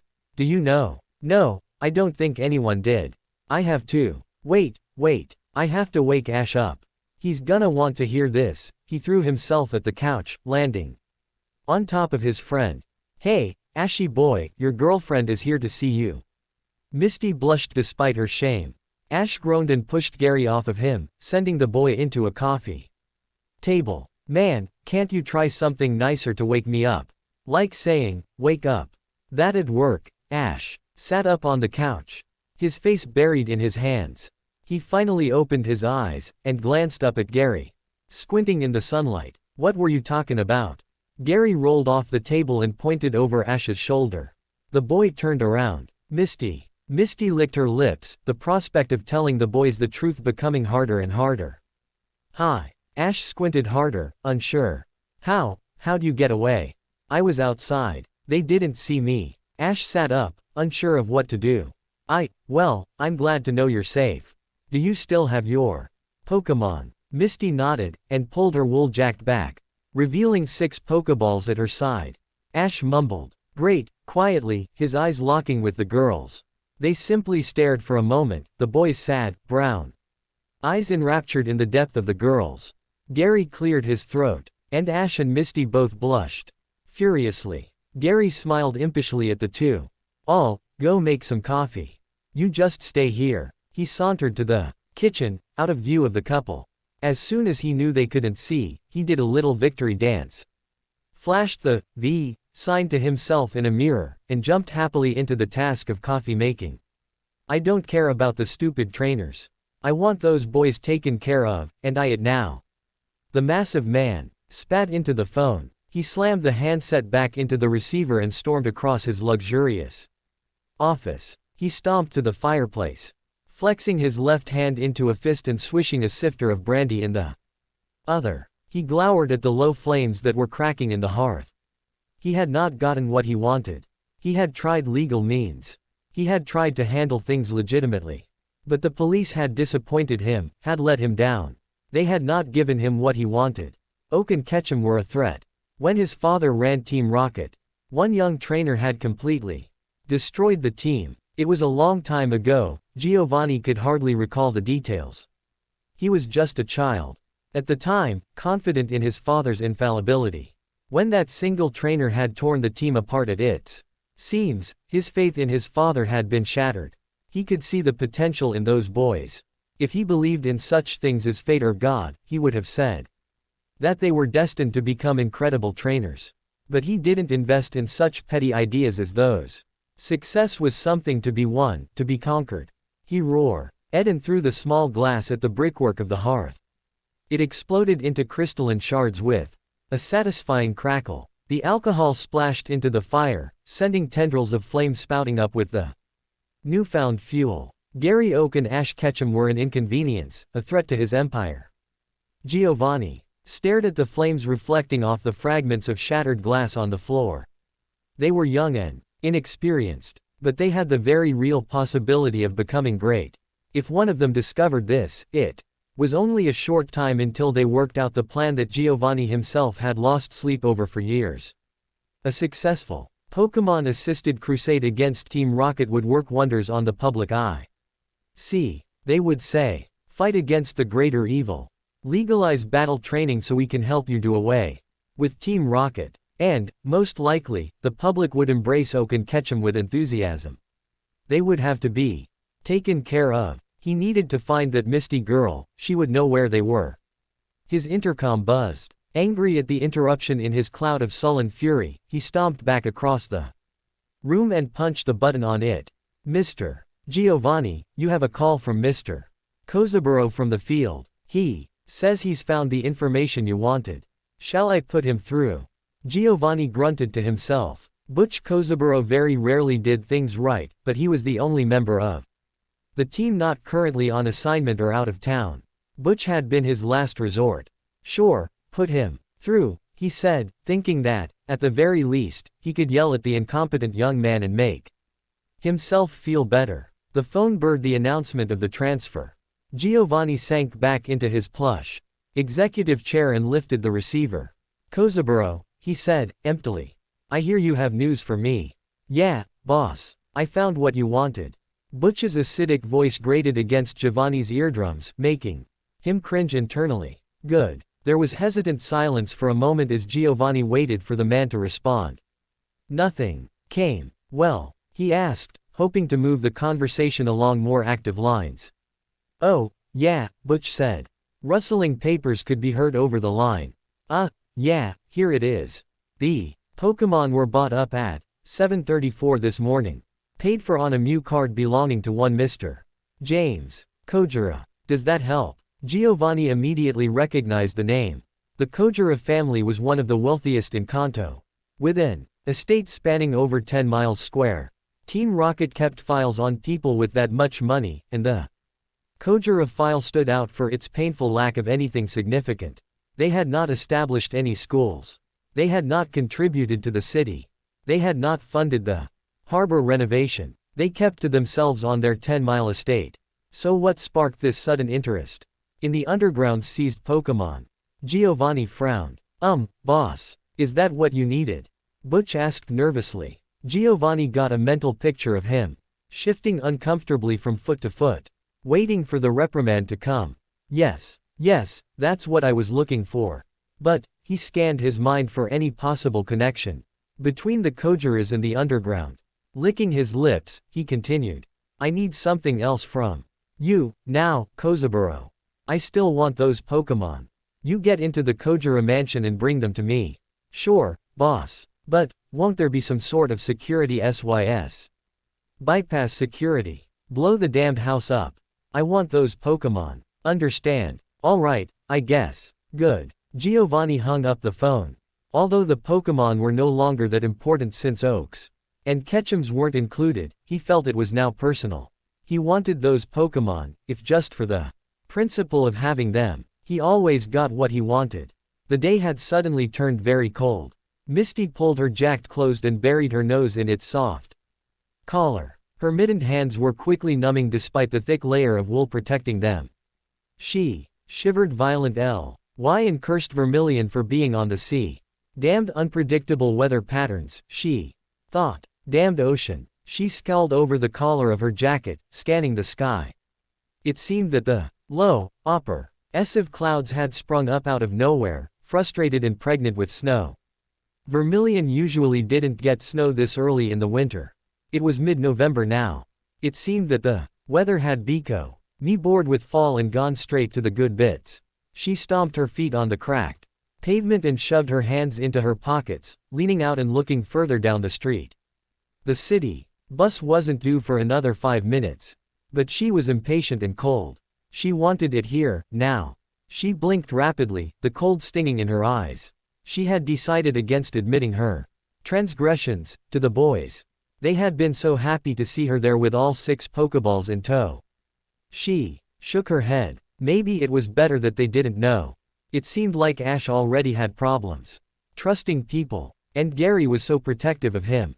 She didn't know what they would do if they found out. And that poor Jessie, she thought. It appeared that she had been completely devastated by the raid. She hadn't unlocked her bedroom door all morning, and periodically Misty caught the sound of sobbing emanating from her direction. All in all, she'd felt pretty uncomfortable there. Gary had offered to let her stay with them in Jessie's apartment.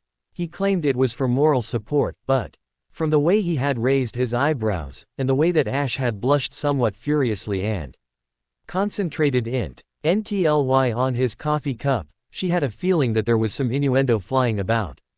She had declined Gary's offer, only again realizing halfway to the bus stop that she was quite likely in danger of unlocking her apartment and finding half a dozen thugs in her kitchen.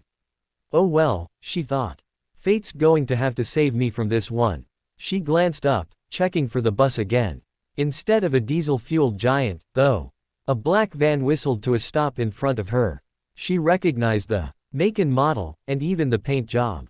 She drew her breath in sharply, beating herself mentally for not expecting this. Backing up quickly, she broke into a breathless run and darted into an alley, her shoes slapping on the pavement and the bones in her feet aching from the cold. She realized a moment later that this was the worst thing that she could have done. She had run into a deserted alley between 2 office buildings on a Saturday afternoon. And it was a dead end. She screamed briefly as 2 rough arms encircled her, grabbing at her jacket and pulling her backwards. She felt the bite of a needle entering her skin at the base of her neck where the thug had pulled her jacket back. As consciousness became more and more of a struggle, the word, screwed, drifted through her mind. Ash tore at a bag of pokey treats with his teeth, Vulpix watching in rapt fascination from between his knees. She hopped from one foot to another excitedly, whimpering slightly, impatient in the promise of a snack. Calm down, girl, Ash said, pulling at the tear he had started. The bag ripped down the center, spilling its contents on the floor. Vul. The little Pokemon shouted as she chased the scattering Pokeball-shaped treats, sucking up every one she could find. Ash groaned. Hold on, Vulpix, you can't eat all of them. You'll get sick. He tried to gather up as many as he could, the fox racing him to each one. He dropped a handful back in the bag and brushed his hands off, shifting his weight to stand up. The Pokemon gave him a quizzical look, as if asking him why he wasn't giving her the treat. You already ate more than you should have. Her look didn't waver. But you didn't give them to me, her eyes smiled innocently. Please. Ash sighed, and grabbed a couple more treats from the bag, offering them on an outstretched palm. The little fire fox barked happily, swallowed the treats, and bounced into the next room. Glancing over her shoulder to make sure Ash was following, he clipped the bag shut and tossed it on the counter, submitting to the Pokemon's request to play. For having just been released from the Pokemon Center, And after losing so much blood, she certainly was energetic. Her recovery was more than what they could have hoped for, and Newfer had already begun to fill in the areas that had been shaved to clear her cuts. She must have missed him. In Jesse's living room, the little red fox jumped in circles and darted under the coffee table, growling joyfully. Ash D. rocked to his hands and knees and stuck his head under the table. Boo, he said. Vulpix barked, enthralled, and ran under a chair. Havin' fun, a voice said. Ash jumped, startled, smacking his head against the table he was still partway under. Mew's tail. Gary, why do you always sneak up on me like that? Ash whined, dragging himself clear of the offending coffee table and rubbing the lump on his head. It's not that I sneak up on you, it's because you're so moody and introspective that you never hear me. He smirked, dropping onto the couch. Vulpix emerged from her chair fortress and trotted up to Ash, curling up in his lap. That girl really likes you, doesn't she? Gary remarked, leaning back. Yeah, you'd think that after the little training incident that she would have lost faith in me, Ash said, scratching his pet's ears. Gary smirked wider. I didn't mean the Pokemon. Ash shot him an evil look. Okay. His smiled faded slightly, his eyes clouding with concern. You know, Ash, not everyone stops trusting someone because they made one mistake. It was just bad judgment on your part. And look, everything turned out okay. I could have prevented it. It was a stupid mistake. But that's what it was, a mistake. You have to stop continuously punishing yourself for making them. Nobody's perfect. I almost killed her, Gary. Ash was shouting now. He rose to his feet, and Vulpix backed off nervously. My mistake almost killed her, just like my mistake killed Pikachu. He breathed heavily. His fists clenched. Gary stared at him for a moment, speechless. Ash, he started, softly. You did not kill that Pokemon. It was not your fault. You were just a kid. A kid who should have known better.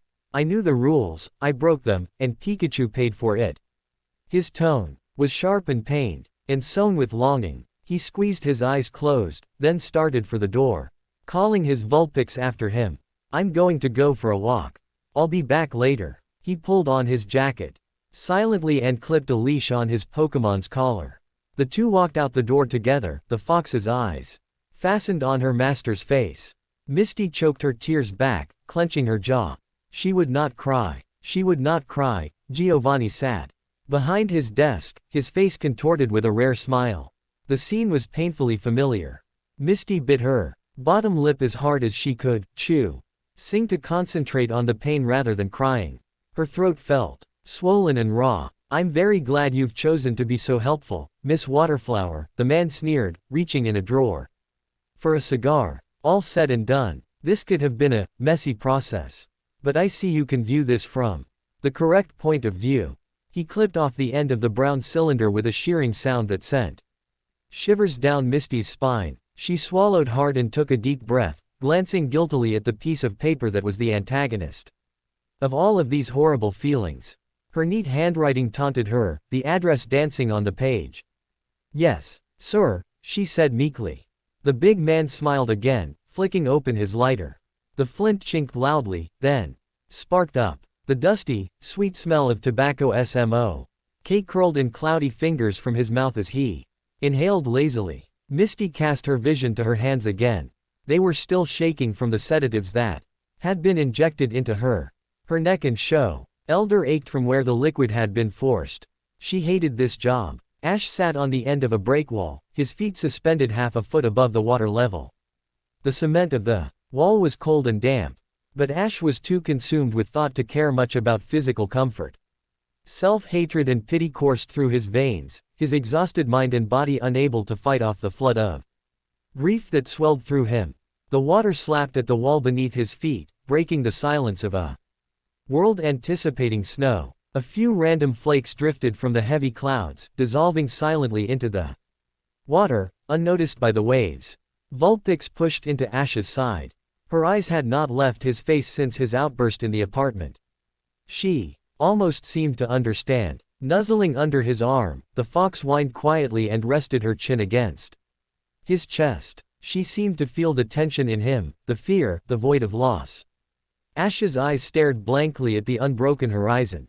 The water was a dull blackish color dashed with small bursts of white where the waves had broken and their remaining froth slowly fizzled away. The quiet complaint of his companion finally turned his attentions elsewhere. He rested a hand on her soft coat, giving her an empty smile. Snowflakes caught in her whiskers as she searched out his eyes. They were beautiful eyes, Ash thought, so black and clear. So innocent, so trusting. He brought his hand to her chin, scratching her neck. "It's okay, Vulpix," he lied. "I'm fine." He heard steps crunching on the frosted gravel behind him and turned around sharply, ready to go on the defense. A tall, lean figure approached, huddled under an old oilskin trench coat, a scarf wrapped around his neck, and his hands thrust deep into his pockets. Ash turned back around, looking at the water beneath his feet. "Hey, Gary. I was worried about you. I figured you'd end up here sooner or later." They had spent countless nights in this same spot, empty beer bottles scattered on the ground, trying to be philosophical despite their inebriation. Those evenings always ended in deep thought, self-examination, and, more often than not, an uncomfortable night spent on the bathroom floor. Ash nodded, inspecting his rapidly numbing fingers. I wanted to think for a while." Gary sank to the wall next to him, sitting with his back to the seascape that Ash had been studying so intently. "I'd have thought you would have outgrown that thinking phase by now, Ashy boy," Gary said, hoping to keep the conversation from becoming dark again.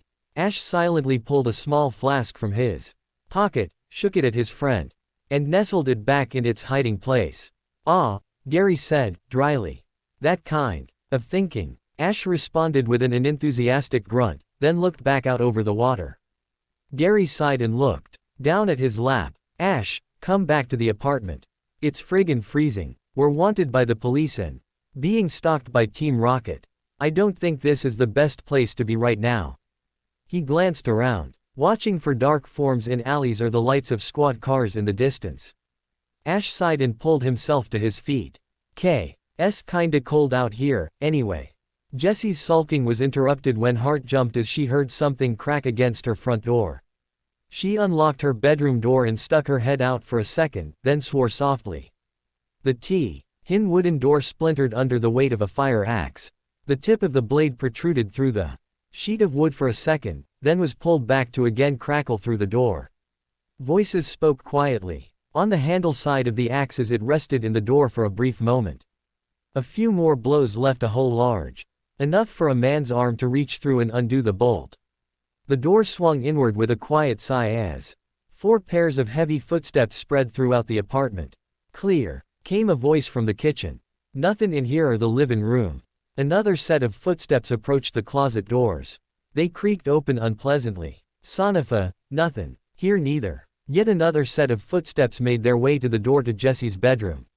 The door glided open easily to reveal an empty room, save for a Meowth sitting on the bed, glaring at the intruder with doom in its eyes. The heavy boots proceeded to systematically check the room and adjoining bathroom. The voice connected to the footsteps sighed. "Nothing. Nobody's here." Jessie was set gently to the ground by a pair of leafy vines. She turned and aimed the Pokeball at the fire. Escape outside her bedroom window and called, "Victorybell, return." She shivered through her sweatshirt and clipped the Pokeball to her belt under its bulky, comfortable waistline. Brushing an errant strand of her hair behind an ear, she trotted to the end of the alley and looked around the corner. A large black van was parked in front of her building. A man stood leaning against its side, picking at his leather gloves and sneezing at snowflakes accumulating in his thick eyebrows. "Damn," she thought, and ducked back into the alley. Pulling her hands into her sleeves, she headed to the opposite end of the alley and fished a cell phone out of her pocket. She punched the numbers in without removing her hands from her sleeves, making her dialing clumsy. When she held the phone to her ear, she cringed at the coldness of the earpiece. "Ash Ketchum. Ash, it's me. It's Jessie." She glanced both ways around the corner before venturing out of the alley, hoping Team Rocket didn't have anyone watching this street, too. "Jess, what's wrong? Where are you? Is Gary there?" She spotted a coffee shop down the street and headed towards it, her teeth chattering. "Yeah, He's right here.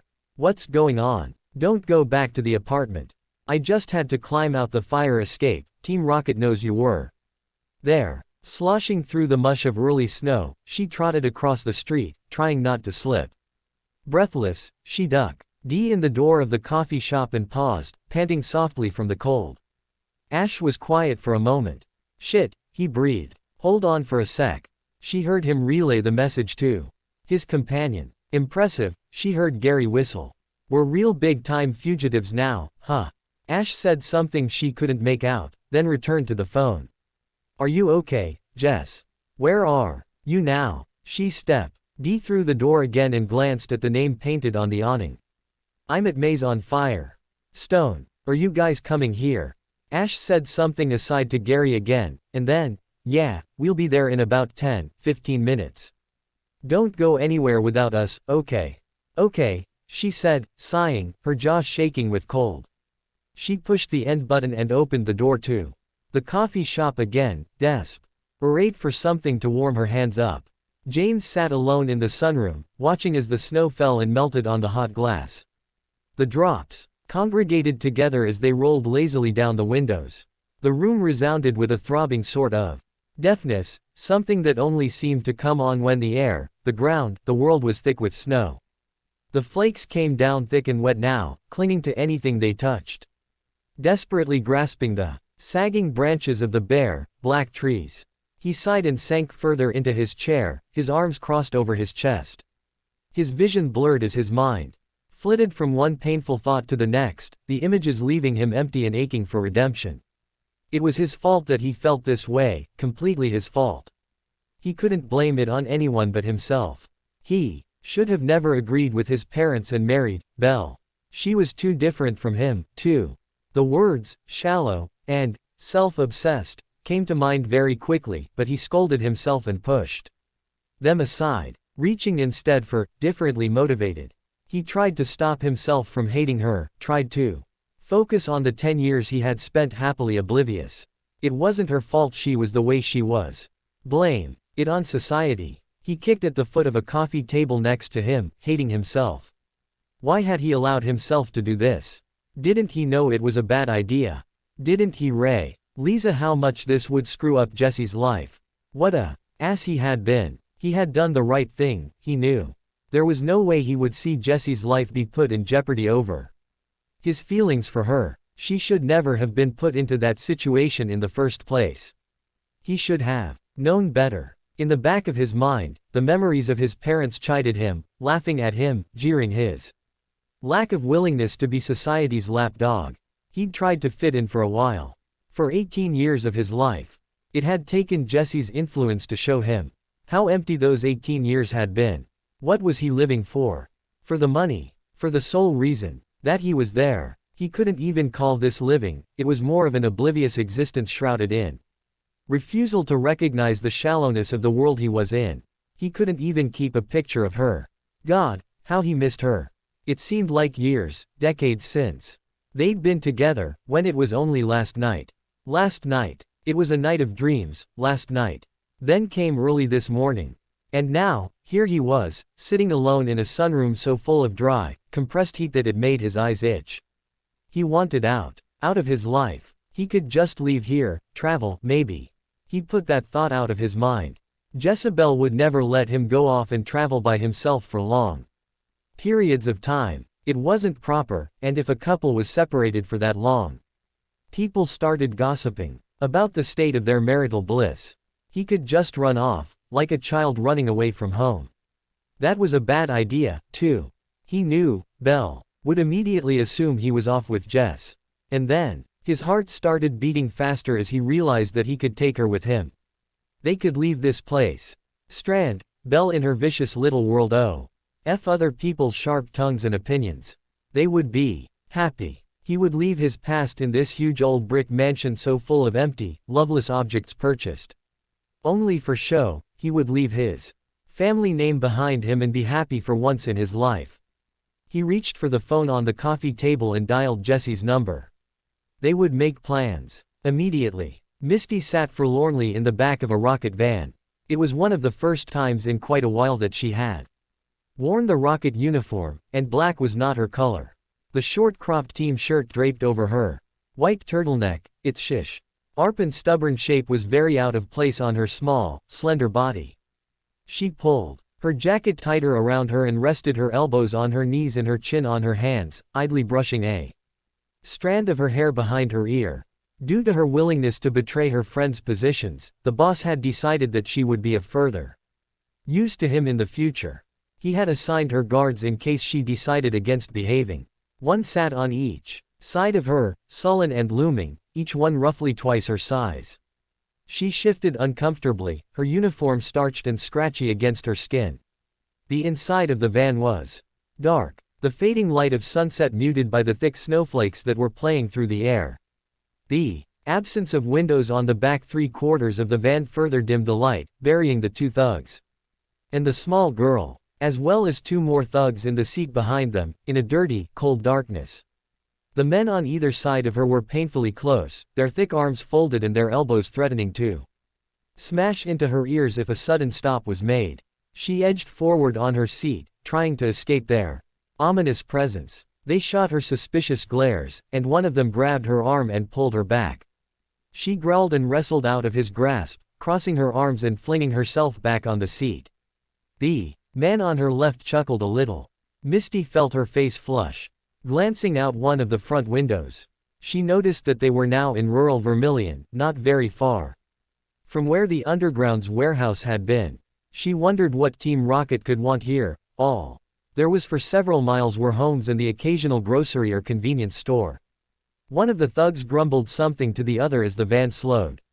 It fishtailed slightly as it turned sharply into a parking lot.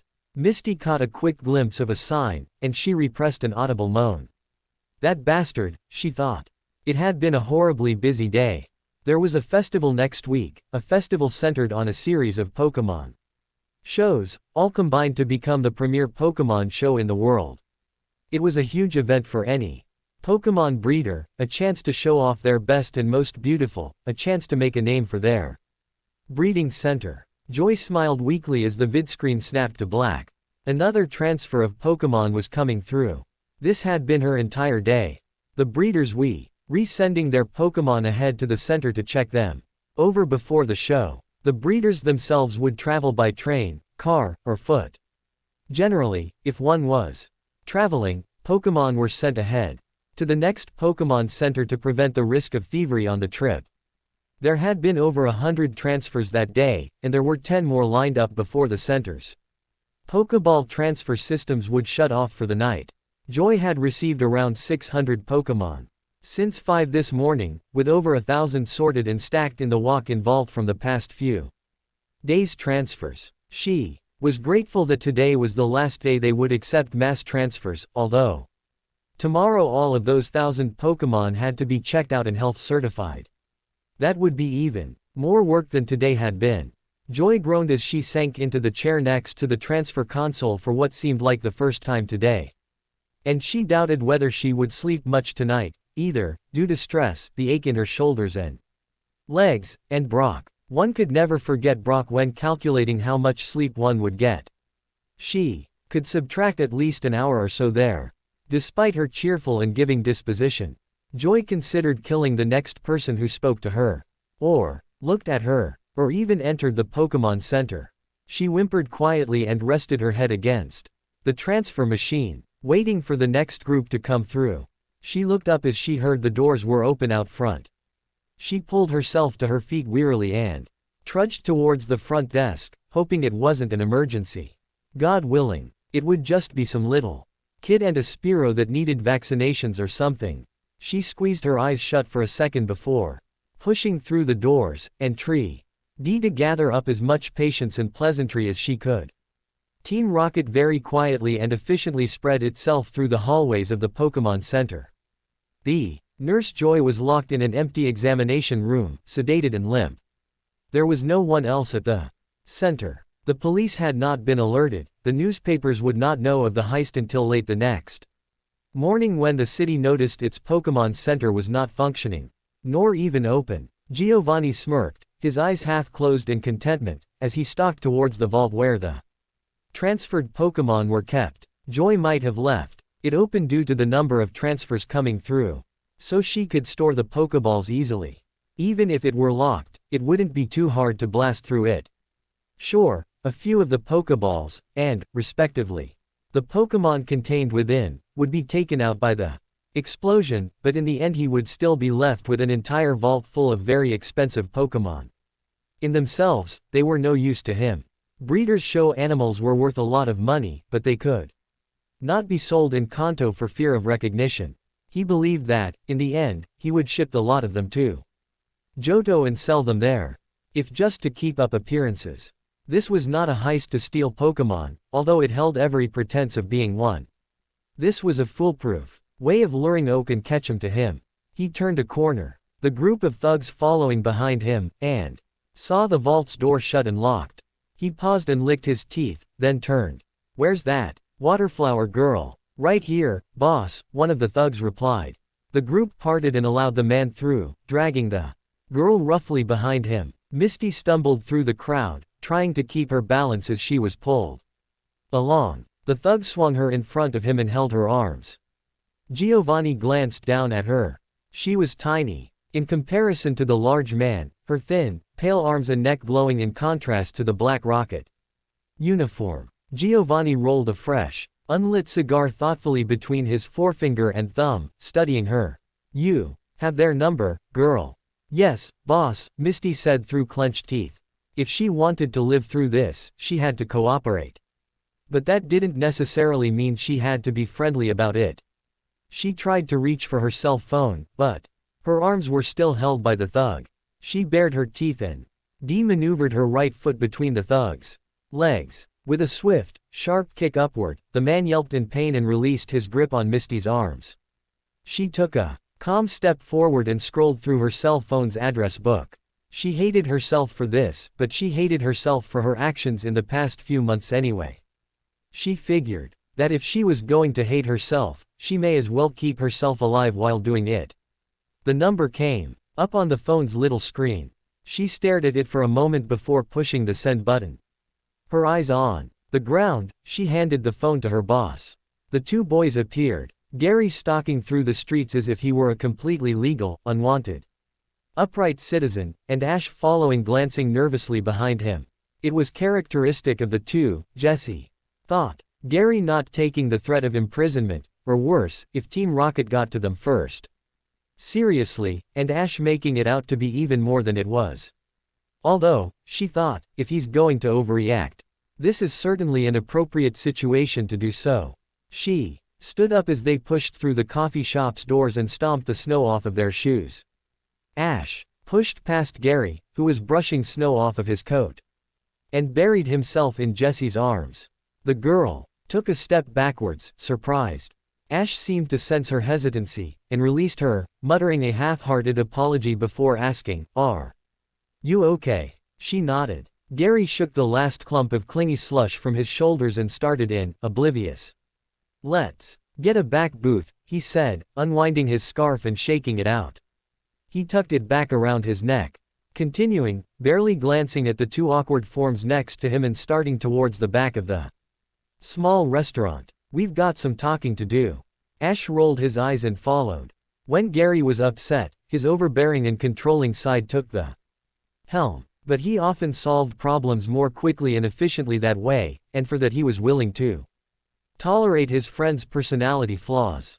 Jessie followed numbly. Her mind had ceased to function. She had felt herself shut down as realization struck her. She slid into the booth next to Ash, her yes glazed over as the day's traumas finally took hold of her mind. James was gone. She didn't know what she had done to spark this sudden withdrawal from her. She'd thought that they were fine.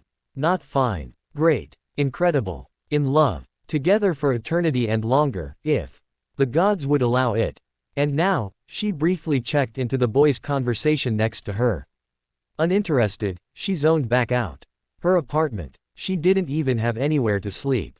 With Ash and Gary on the run from both the law and Team Rocket, and with her helping them, she was also in danger. She pushed the thoughts of James aside for now. She would have to deal with that later. Right now, her life was on the line.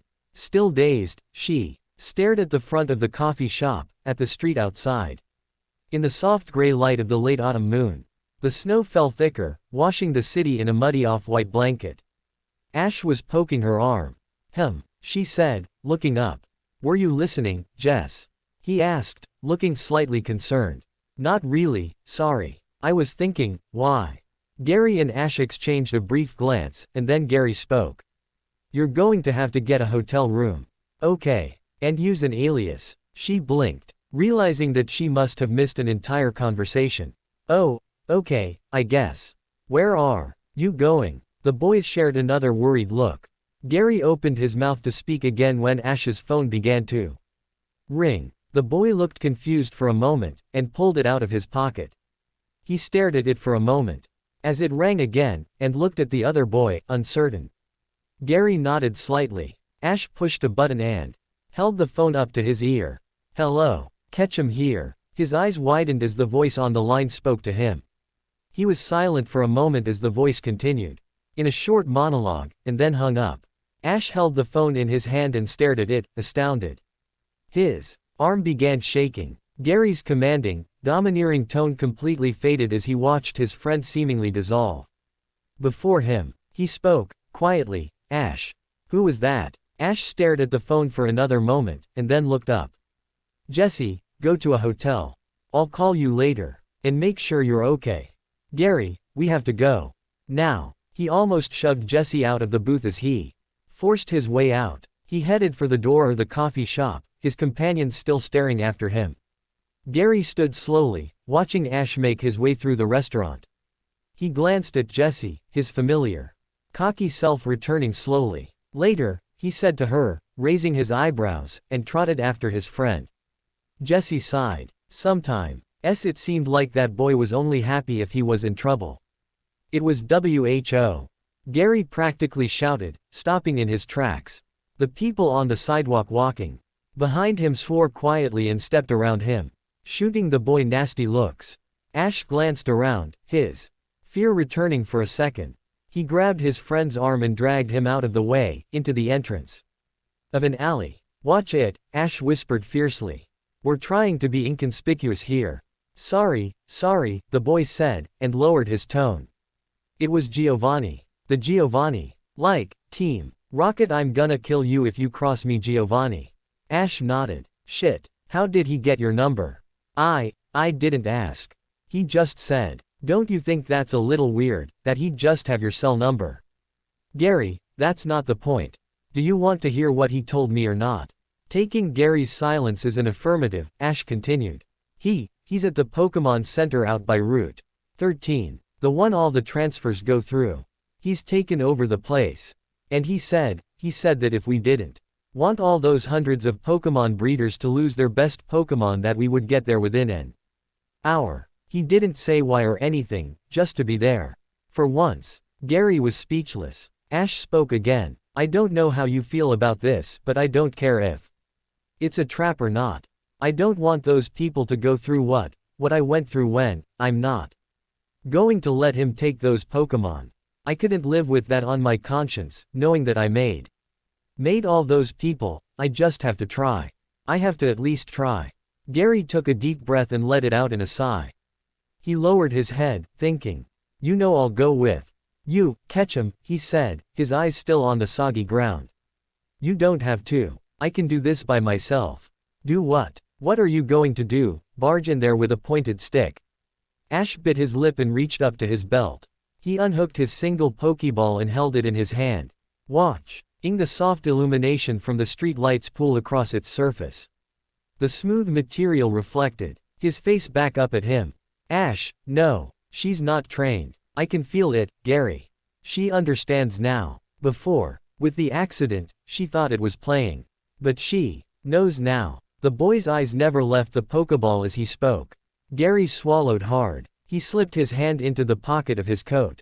His fist closed around a small, grooved metallic box. It was cool to his touch, and vibrated slightly from the power emanating from inside. I thought that maybe you would eventually need this. He pulled the small article from his pocket. Ash's mouth gaped slightly as Gary pushed the box into his hand.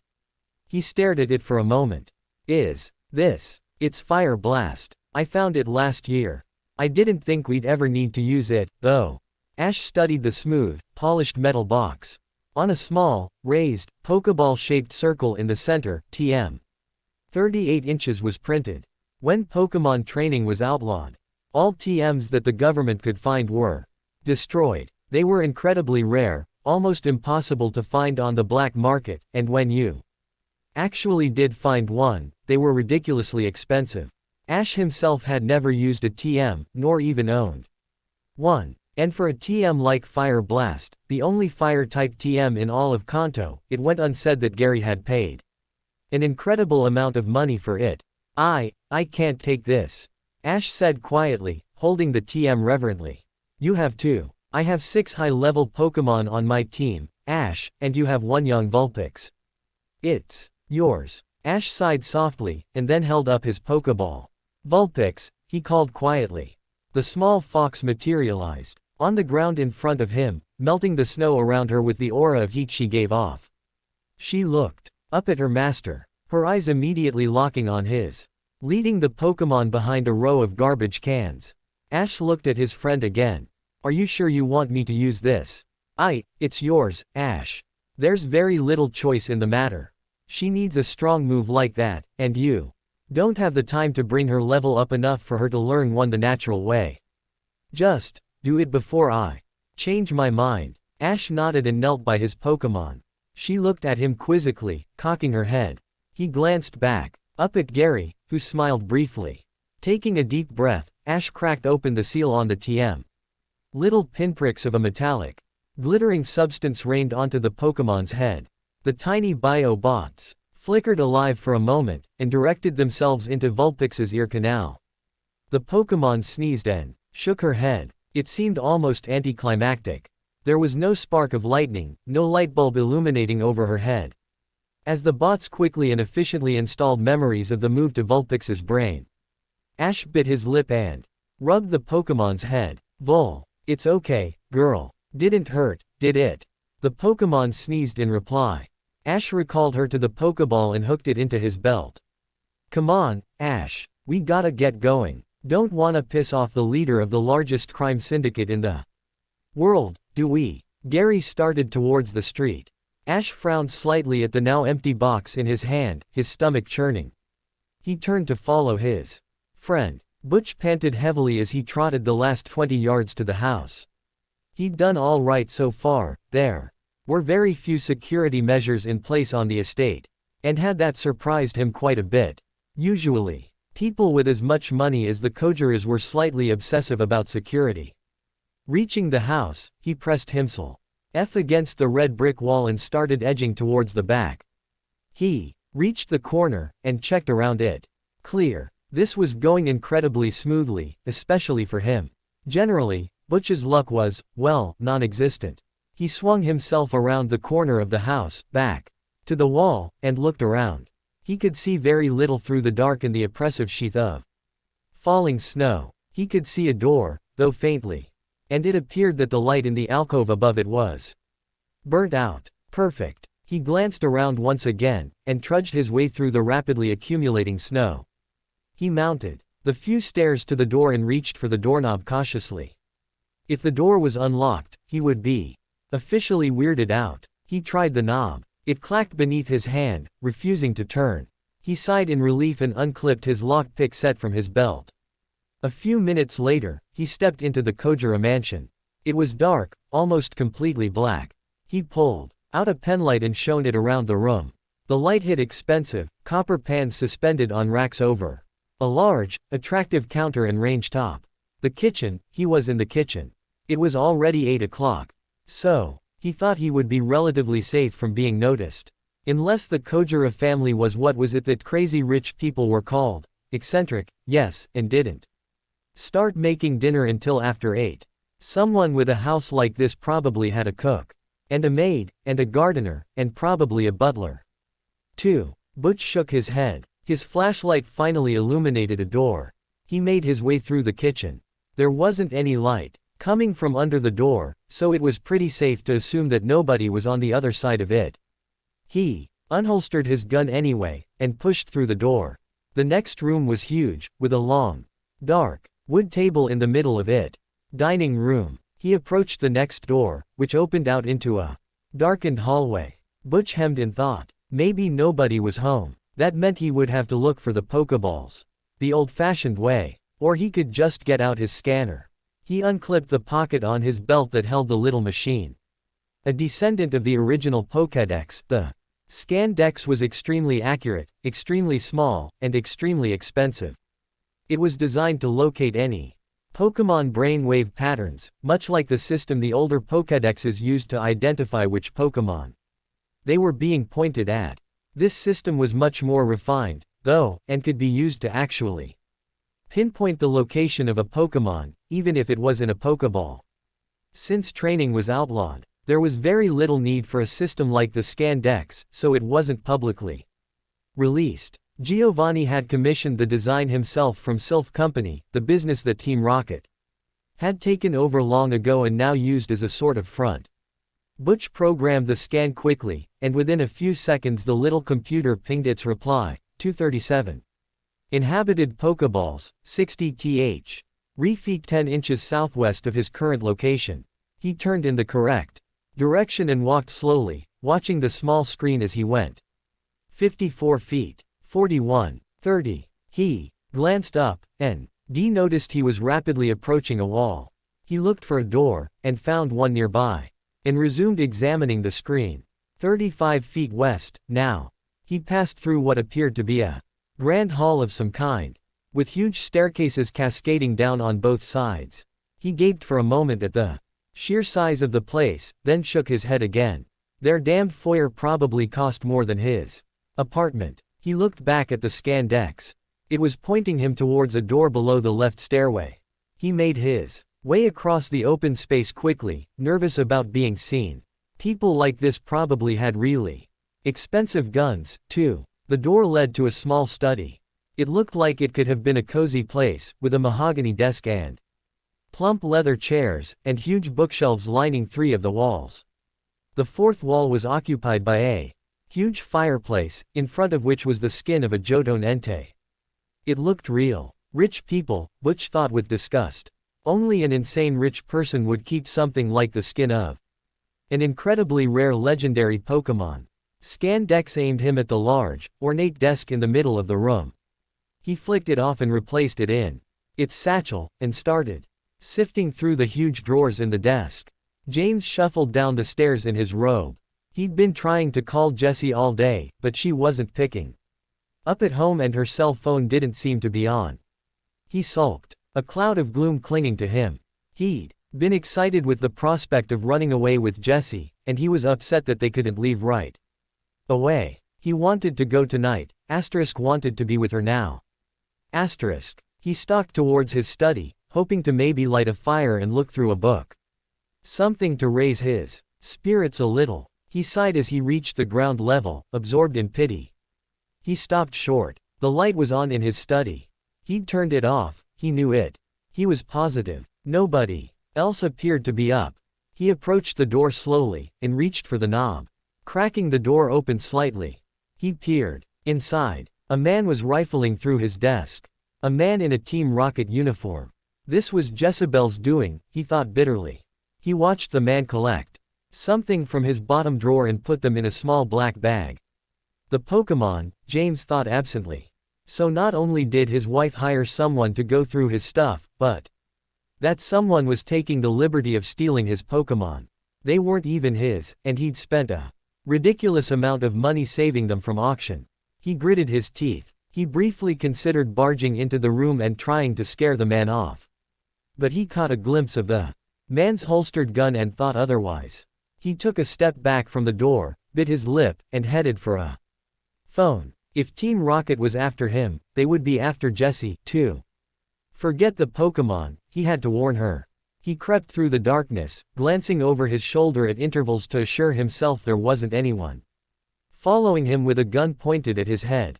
Butch had to suppress the excited yelp he felt welling up as he let himself out the back door of the Kojira mansion. Everything had gone as planned. There had been no huge, painful mistakes. No police sirens, and, most importantly, no blasting off. He felt great. It was such a rare occasion that he did something right. He turned and closed the door behind him. Funny, he thought. The door's hinges didn't seem to be squeaky when he went in that way. Now it was making a low sort of groaning noise, almost like a growl. The door clacked shut, but the growling continued. Butch whimpered and turned around. "Aw, shit," he said to the large, bare-toothed Growlithe behind him. He ran. Jessie watched, slightly stunned, as the two boys left the coffee shop. What had just happened? She hated being out of the loop, and it seemed like Ash and Gary were purposely neglecting to fill her in on what was going on. In that phone call, she'd never seen Ash so frightened. They were nuts if they thought that she was just going to sit in a hotel room and wait for them. Something was happening. Something that she was no longer a part of, even though she also was in danger. Shouldn't she have some say in what happened if her life was involved? She sat for a moment, frustration burning in her gut. They hadn't even told her where they were going, so she couldn't follow them or meet them there. She was stuck. All she could do was wait. She kicked at a table leg angrily. Well, she could at least call them and let them know she was going to kill them when they got back. She pulled her cell phone out of her pocket. She frowned for a moment as she realized it had been turned off, and hoped she hadn't missed any important calls. She pressed the power button and started plugging Ash's number into the phone. It rang before she could send the call. Good, maybe it was one of the boys calling to apologize and tell her what the hell was going on. Jessie. James, she gasped. She momentarily relived their conversation earlier that morning, and prayed that this was not a continuation of that. Maybe he was calling to apologize. Are you okay? I've been trying to get a hold of you all day. Yeah, I'm fine. Some maniacs from Team Rocket broke down my apartment door a few hours ago, but I got away. My God, that means they're already after you. Jessie, I just found a rocket in my study. Going through my desk. Bastard stole the Underground's Pokemon, too. I'm so sorry about this, Jess. It's my fault. They're after you. Jezebel. No, James, they were after Ash and Gary. They were looking for the boys. Why does Team Rocket want your friends? Jessie frowned. I don't know. But they said that Rocket's been watching their apartment. They weren't after me. Was silent for a moment. He spoke hesitantly. Then, what were they doing going through my stuff? Why would Bell set Team Rocket on me and not you? Jessie bit her lip. Her eyes widened slightly as she got an idea. James, you said that the person, whoever, stole the Underground's Pokemon. Yeah, listen, are you going to be okay? Jessie ignored his question and continued. They're not after you, James. They're after the Underground. I bet they called the cops on us, too. Us? You mean you're in it, too? Jessie paused. She had strategically avoided mentioning her own participation in the Underground when she had asked him for help, unsure of how he would react. I should have told you right away. I'm sorry. The phone was silent for a moment, and then, it's fine, Jessie. It doesn't really change anything. She breathed a sigh of relief. Good. I should really tell Ash that Team Rocket stole the Pokemon. Can you call me back? Sure, I'll call you back. Jessie snapped the phone off and quickly dialed Ash's number again. Two gray forms stood in the middle of the sidewalk, the air and ground around them thick with snow. They regarded the large, well-lit building with mixed emotions. Among these, however, fear was the greatest. The slightly smaller, darker figure spoke. We can't just stand out here all night. This isn't getting us anywhere. He took a slow step forward. But the other form grabbed his arm and held him back. This is gonna be rough. We're not dealing with fistfights here, we're talking guns. These guys aren't what you'd call forgiving, said the taller, sandy-haired form. Let's just stay out here for a minute. The smaller boy nodded, tucking his hands in his pockets. He lifted his face up to the snow, letting the freezing water run down his neck. Snow was already seeping into his oversized boots, numbing his skin. Ash? Asked the tall form after a minute. Yeah, Gary. This is worth it, right? Us maybe getting killed. Ash squinted as snowflakes caught in his eyelashes. He thought of the sheer number of Pokeballs in that Building, the Pokémon sleeping happily inside, contentedly oblivious. He recalled the phone call he'd gotten not 10 minutes ago, finding out that not only were all of the breeder's Pokémon in that center, but the undergrounds as well. The image of a Persian spilling blood onto a concrete floor flashed through his mind, then of a small, yellow paw grasping desperately for him through the wire mesh of a cage. I think it is. Okay. Gary studied the building again. The Pokeball-shaped sculpture on the roof grinning maniacally back at him. You know what? What? Ash was still watching the sky, drinking in the uniform gray walls that surrounded the entire city. It really sucks that you're such a sap. Ash snickered. Gee, thanks. No, really, Gary continued, smiling, as the two boys made their way to the building. If you weren't such a wuss, we'd be hiding out at some cheesy hotel watching Skinamax. But no, you have to feed some sentimental value into the situation. Joy's hearing was the first thing to return to her. Someone yelling. She was tired. She didn't want to listen to any yelling right now.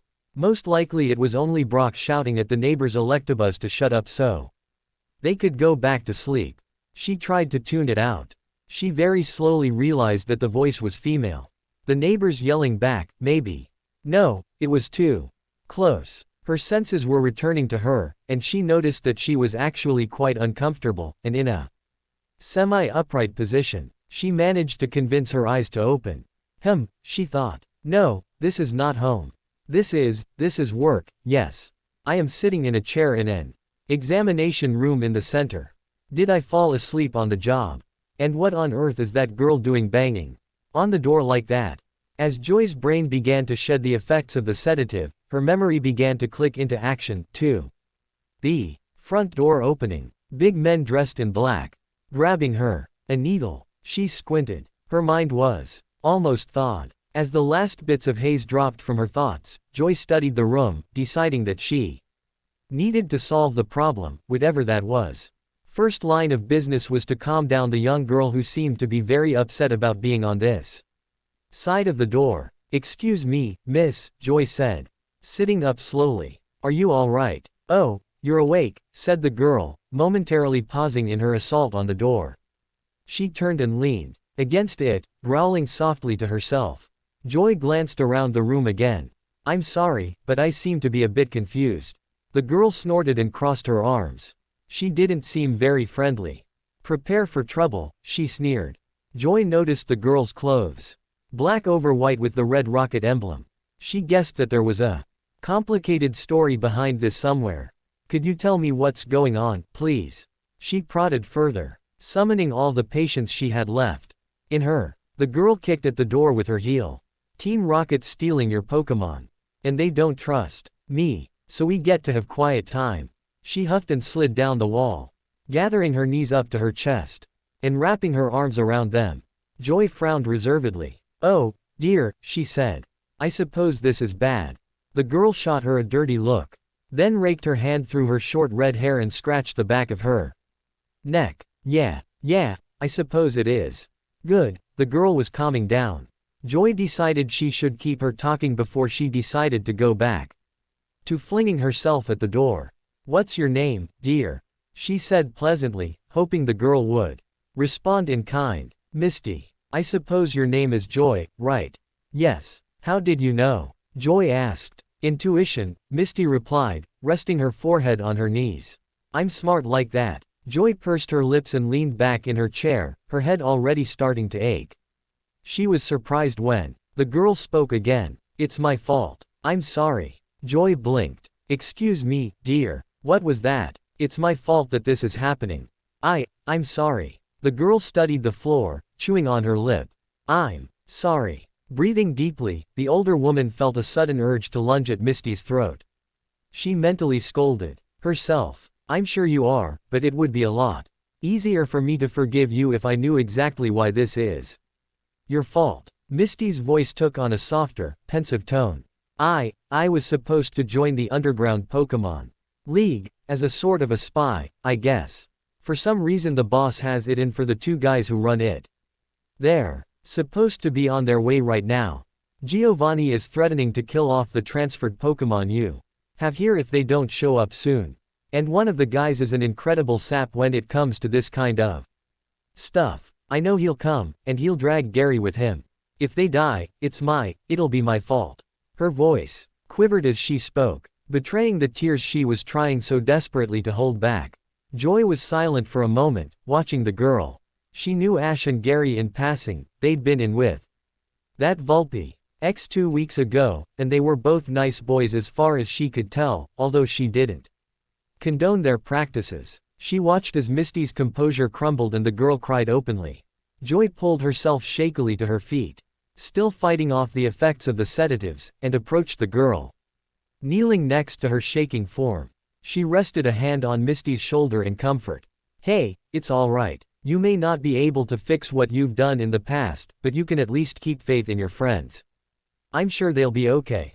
The girl snuffled and wiped her eyes on her sleeve, sighing out a shuddering breath. But what if they're not? James's car fishtailed as he made a left on Reed Street and pulled up to the curb. His mind registered the "No parking" sign casually as he climbed out of his car. Trying to appear less eager than he was, he headed towards the doors of the small pastry shop Jessie had told him to meet her at. He didn't get very far before Jessie shot through the door of the shop and into his arms, just barely avoiding knocking him backward into the snow. They held each other for a moment, silent. James spoke quietly. To the airport. He felt Jessie's arms tighten around him for a moment. Then, to the airport, James. She released him and giggled as he escorted her to his car. A brief phone conversation, and the arrangements had been made. She had eagerly agreed with his plan to leave town, excited by the idea of running from the lives they had here and starting fresh. He'd told her about Jezebel's refusal to divorce, and apologized profusely for their conversation earlier that day. She'd forgiven him willingly enough. James had managed to remain remarkably calm. He didn't actually believe this was happening, instead, he convinced himself it was a dream. The perfect scenario playing in his mind. Almost perfect. A marriage certificate with his and Jezebel's name on it danced around in his mind. Laughing at him. His one final conflict. He loved Jessie and wanted very much to put a ring on her finger. If only to finalize their love. Damn it, he thought. She still manages to find a way to screw me over. He would find a way, he told himself. The two boys clasped hands briefly before taking the final steps towards the door of the center. There was a sense of finality to their handshake, a commitment to what they were about to do. They had no idea what lay beyond the doors, whether Team Rocket planned to gun them down as they entered the building, or if Giovanni had more elaborate plans for them. Either way, they were in this together. As they turned back towards the door, Ash's thoughts went to the tight leather holster on his left calf. There was only one Pokeball clip there, next to a small hunting knife, but he felt an almost overwhelming sense of connection with the small fox inside. Somehow, he felt she knew this was important to him. The boys had no plan. They had no clever plot to get them out of this. They would go in there and do what needed to be done in a possibly vain attempt to save a lot of Pokemon trainers a lot of pain and grief. They would die if that turned out to be what fate had decided should happen. Ash Ketchum faced off with destiny with the image of a paw desperately reaching out to him. Gary saw only his best friend's 8 years of desperation, loneliness, and inconsolable grief. Something he felt nobody should have to suffer through. They shared a quick, nervous glance as they approached the doors. Their eyes set, they took the last step. Simultaneously, the doors whispered open, and they stepped through the doorway. Hands grabbed at any readily available appendages and held them fast. Gary struggled for a moment, but was quickly subdued, while Ash seemed almost in a trance.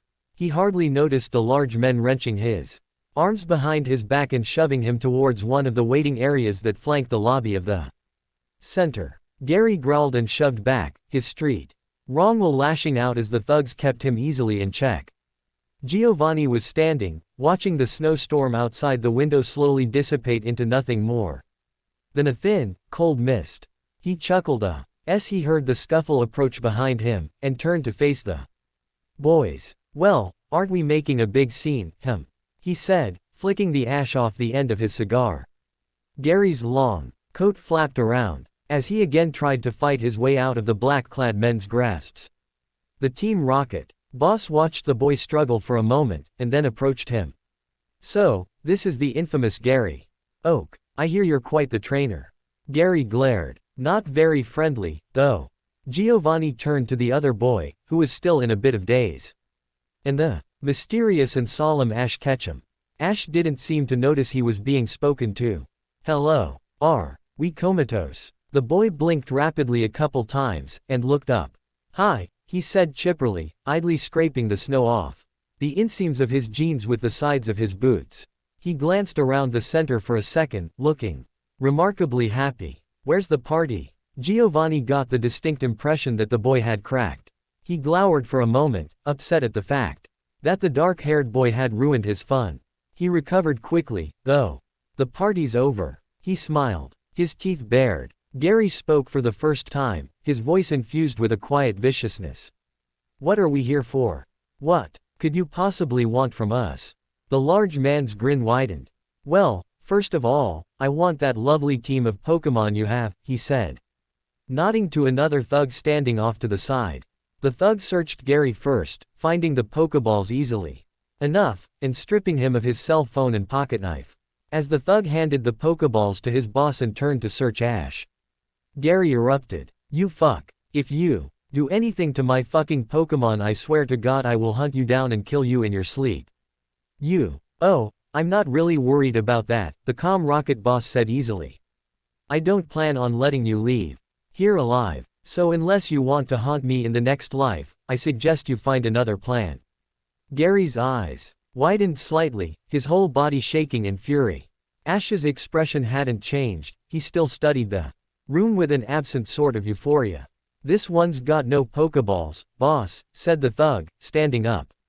"Just a knife and a phone on this one, is all." Giovanni frowned and turned to Ash. "Where are your Pokémon, boy?" The young man's face fell, the first betrayal of any semblance of sanity he had shown. His eyes drifted to the floor as he said, "I only had one. She died yesterday." Giovanni frowned further, the characteristic heavy cloud of hate descending back upon him, his good mood gone. "Killed in some epic Pokémon battle, I'm sure. How convenient." Ash's eyes snapped to the man's face, surprising him with their intensity. "She got hit by a car," he growled. Giovanni stared at the boy. "Well, if your Pokémon are hidden somewhere, they're going to wither away. In their Pokeballs. Either they live with Team Rocket or they die, deserted, in some back alleyway. Somewhere. Your choice," he shrugged. "I told you. She's dead." Giovanni glowered again. He opened his mouth to speak, but the familiar burr of a cell phone interrupted him. He hissed through his teeth as he pulled the phone from a pocket. Yes. This had better be important. He was silent for a moment as a muffled voice radiated from the phone. He nodded briefly. "All right," he said, and hung up. "Go and get the nurse and that damned girl. We're going to blow the door and get out of here," he said to a girl off to the side, who trotted off down a hall, speaking into a radio as she went. Ash came to life when he heard Giovanni's plan, throwing himself against the weight of the thugs. His unexpected outburst surprised the guards who held him, and he managed to free himself of their oppressive grip and throw his small weight at Giovanni. He made it only a few steps, though, before he was caught. Again, furious, he screamed, "You can't do this. You can't do this, you said you wouldn't. You can't do this." The man just laughed and turned back to the window. "Of course I can." He turned to his cronies. "Take them out to the cars, I'll finish dealing with them later. And, for God's sake, don't put them together." He eyed the two boys. "We don't want them getting any ideas of escape or the like." Ash sat in the idling car and watched with mild interest as Gary put up a huge fight. He was, for some reason beyond Ash Ketchum's completely numbed mind, violently opposed to being shoved into the back of a large black sedan. His back was to the opened car door, his hands and feet braced against the sides of it. The road was slick with ice, and the thugs were having a horrible time getting enough leverage to force the boy into the sedan. Two larger black vans were parked in front of the sedan, and two behind it. Between Gary's unwanted transport and the identical car Ash was locked in. The thug sitting in the driver's seat of Ash's car appeared to be laughing at the spectacle, but Ash could hardly hear him through the thick, bulletproof glass separating the back seat from the front. He heard a muffled, yet still violent explosion from the Pokémon Center as Team Rocket blasted through the vault. He imagined Ned being the owner of some of those Pokémon, and finding out in the morning that his precious, well-bred companion had been ripped to shreds by some uncaring thugs. Sure, only 1/6 of the Pokéball LLS in the vault would sustain any damage and only 1/7 completely destroyed.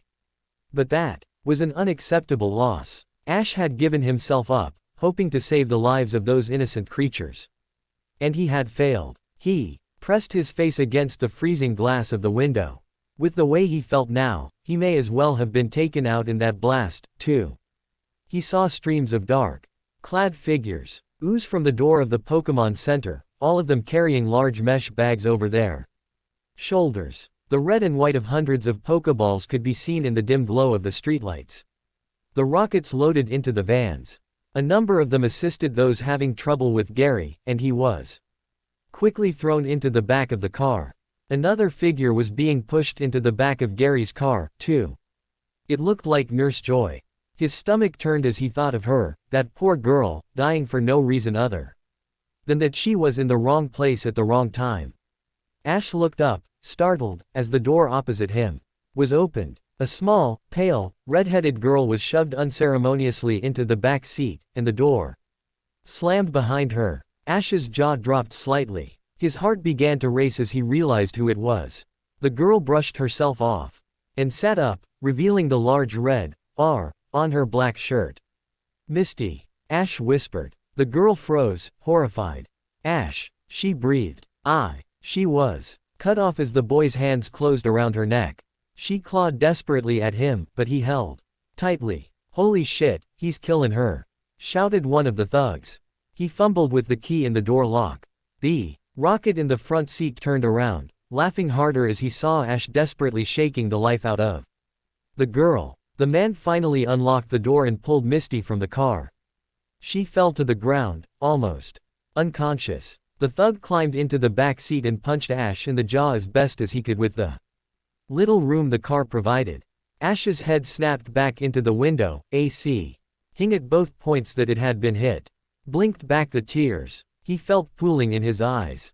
He registered the sight of the rest of the cars and vans pull away and leaving them to follow, as the rocket produced a pair of handcuffs and looped them through the handhold above the door. Ash offered no resistance as he was restrained. He was too drained emotionally to become physically violent again. The thug crawled backward out of the car and pulled Misty, still dazed, up by her arm. She shook off her lightheadedness and brushed the snow off of her pants before climbing into the car. As the door slammed behind her, she reached out and slapped Ash across the face. He cringed, yet another spot on his head beginning to throb. Misty silently turned away and crossed her arms over her chest. Indignantly, Ash was not about to be intimidated. This is your fault, then, huh? He growled, resting his head on his suspended arms. "You don't think I feel bad about it?" She bit back. "No," he snarled. The girl's anger faded slightly. Her face remained tensed in anger, but her eyes and voice softened. "Well, I do. I tried to, I wanted to stop them. But there was nothing I could do, so You saved your own ass and screwed us all over," the boy finished, his voice sharp. Misty's anger and resolve dissipated quickly. She sniffed slightly, turning to the window. "I saved my ass. And screwed you all over," she repeated quietly. "I'm sorry." The car jerked as the driver urged it away. From the curb and over the snowdrift its front end was almost stuck on. Ash stared at the floor, using on the sharp pain in his ankle where he had pushed Vulpix's Pokeball earlier. He didn't know where the idea came from. He'd certainly not been contemplating escape. He had almost felt possessed at the time, not thinking or speaking of his own will. It just came out. He was immensely glad it had happened, though. His sanity would be questionable right now if he knew that his only Pokemon was in the hands of that monster. He ached at the thought of the Pokemon killed for no cause other than some vicious old man's selfishness. He tried to push the thought of the Pokemon's owners from his mind. concentrating again on where the small sphere was biting into his leg inside his boot. He didn't know how he'd gotten it in there so easily. Either. Maybe his luck was finally improving. Sure, he thought. You've a better than average chance of dying tonight, and you think you're lucky. He heard Misty sniffle softly again, and glanced up. The girl looked like she was the verge of completely breaking down. Good, he thought. He mentally reprimanded himself. He'd been harsh on her, and she obviously was upset anyway. If he and Gary were going to be taken care of, didn't that mean she would, too? She obviously wasn't as at ease with her imminent end as he was. Damn, he thought. She's going to die for something that has almost nothing to do for her, and it's my fault. Not only that, but I tried to throttle the life out of her. Another life I've ruined. Way to go, Ketchum. Misty, he said, quietly.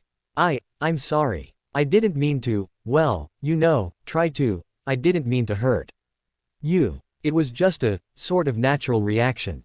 I'm sorry. He leaned forward slightly, trying to look into the girl's face. Brutus glanced into the back seat.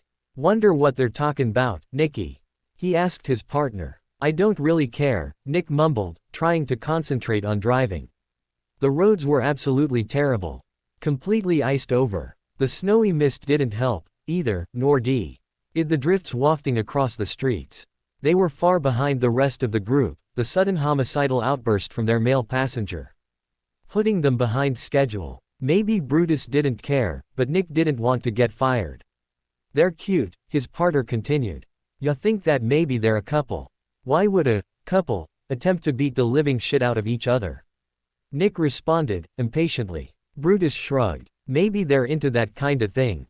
Nick rolled his eyes. There was a pair of headlights approaching, and he drove as far to the right of his lane as he could. The other car mimicked his, hugging the shoulder of the road. Nick squeezed his eyes closed. For a second, the hot, dry air of the heater bothering his contacts and making his vision blurred. His eyes cleared slowly, and he realized that the headlights were now directly in front of them, closing in fast.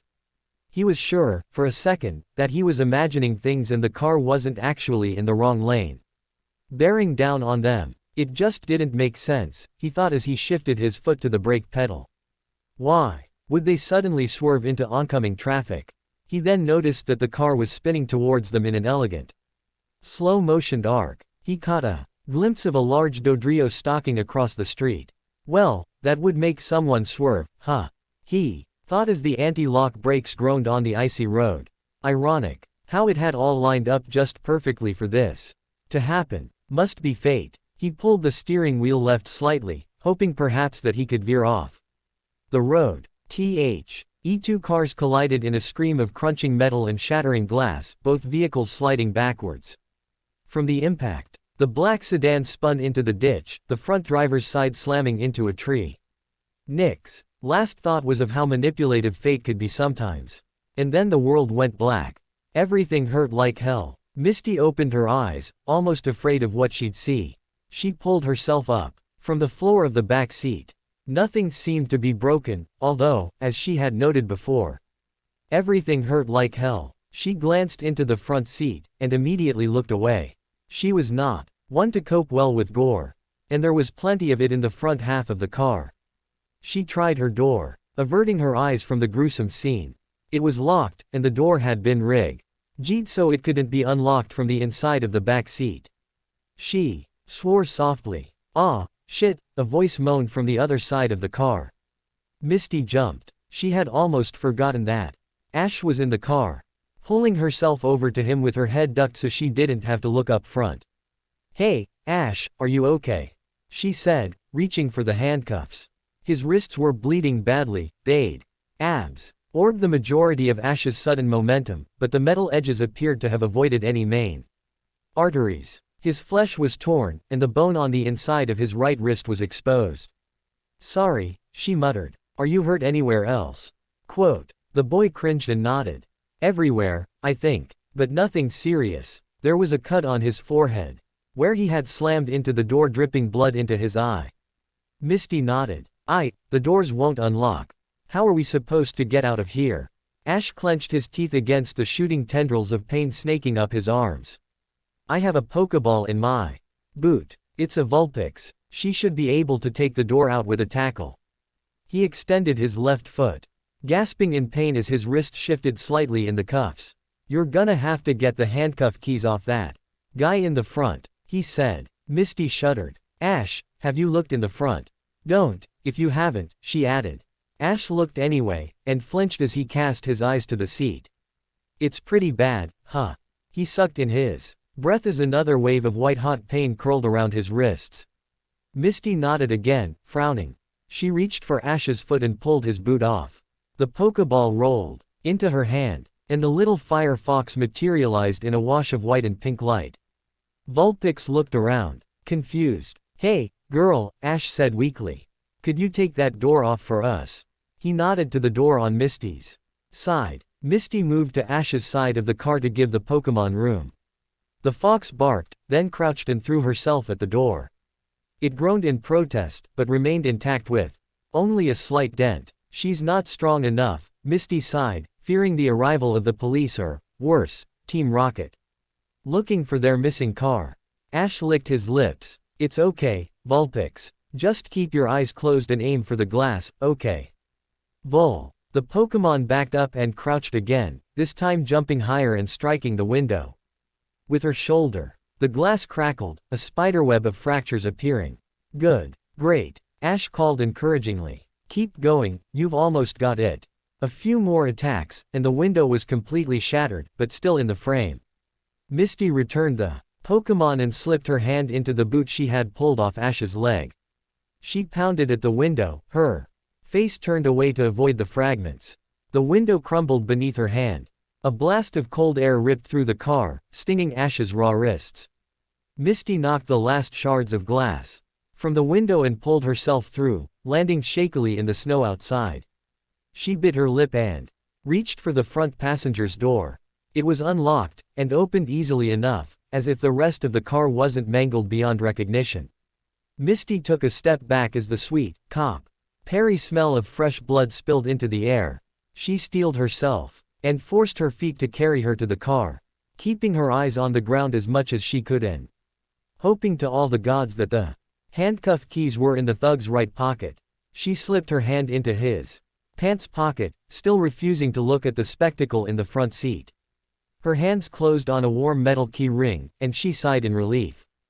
Pulling the keys from the, well, she could only assume he was dead, man's pocket and retreated quickly to the back of the car. She dragged herself clumsily through the window aga in and gently unlocked the Ash's handcuffs, trying her best not to press them into his wrists. Ash grunted in pain as he lowered his arms, rolling his shoulders experimentally. He reached for his boot and pulled it back on his foot, trying to move his forearms as little as possible. I think I'm in one piece. Are you okay?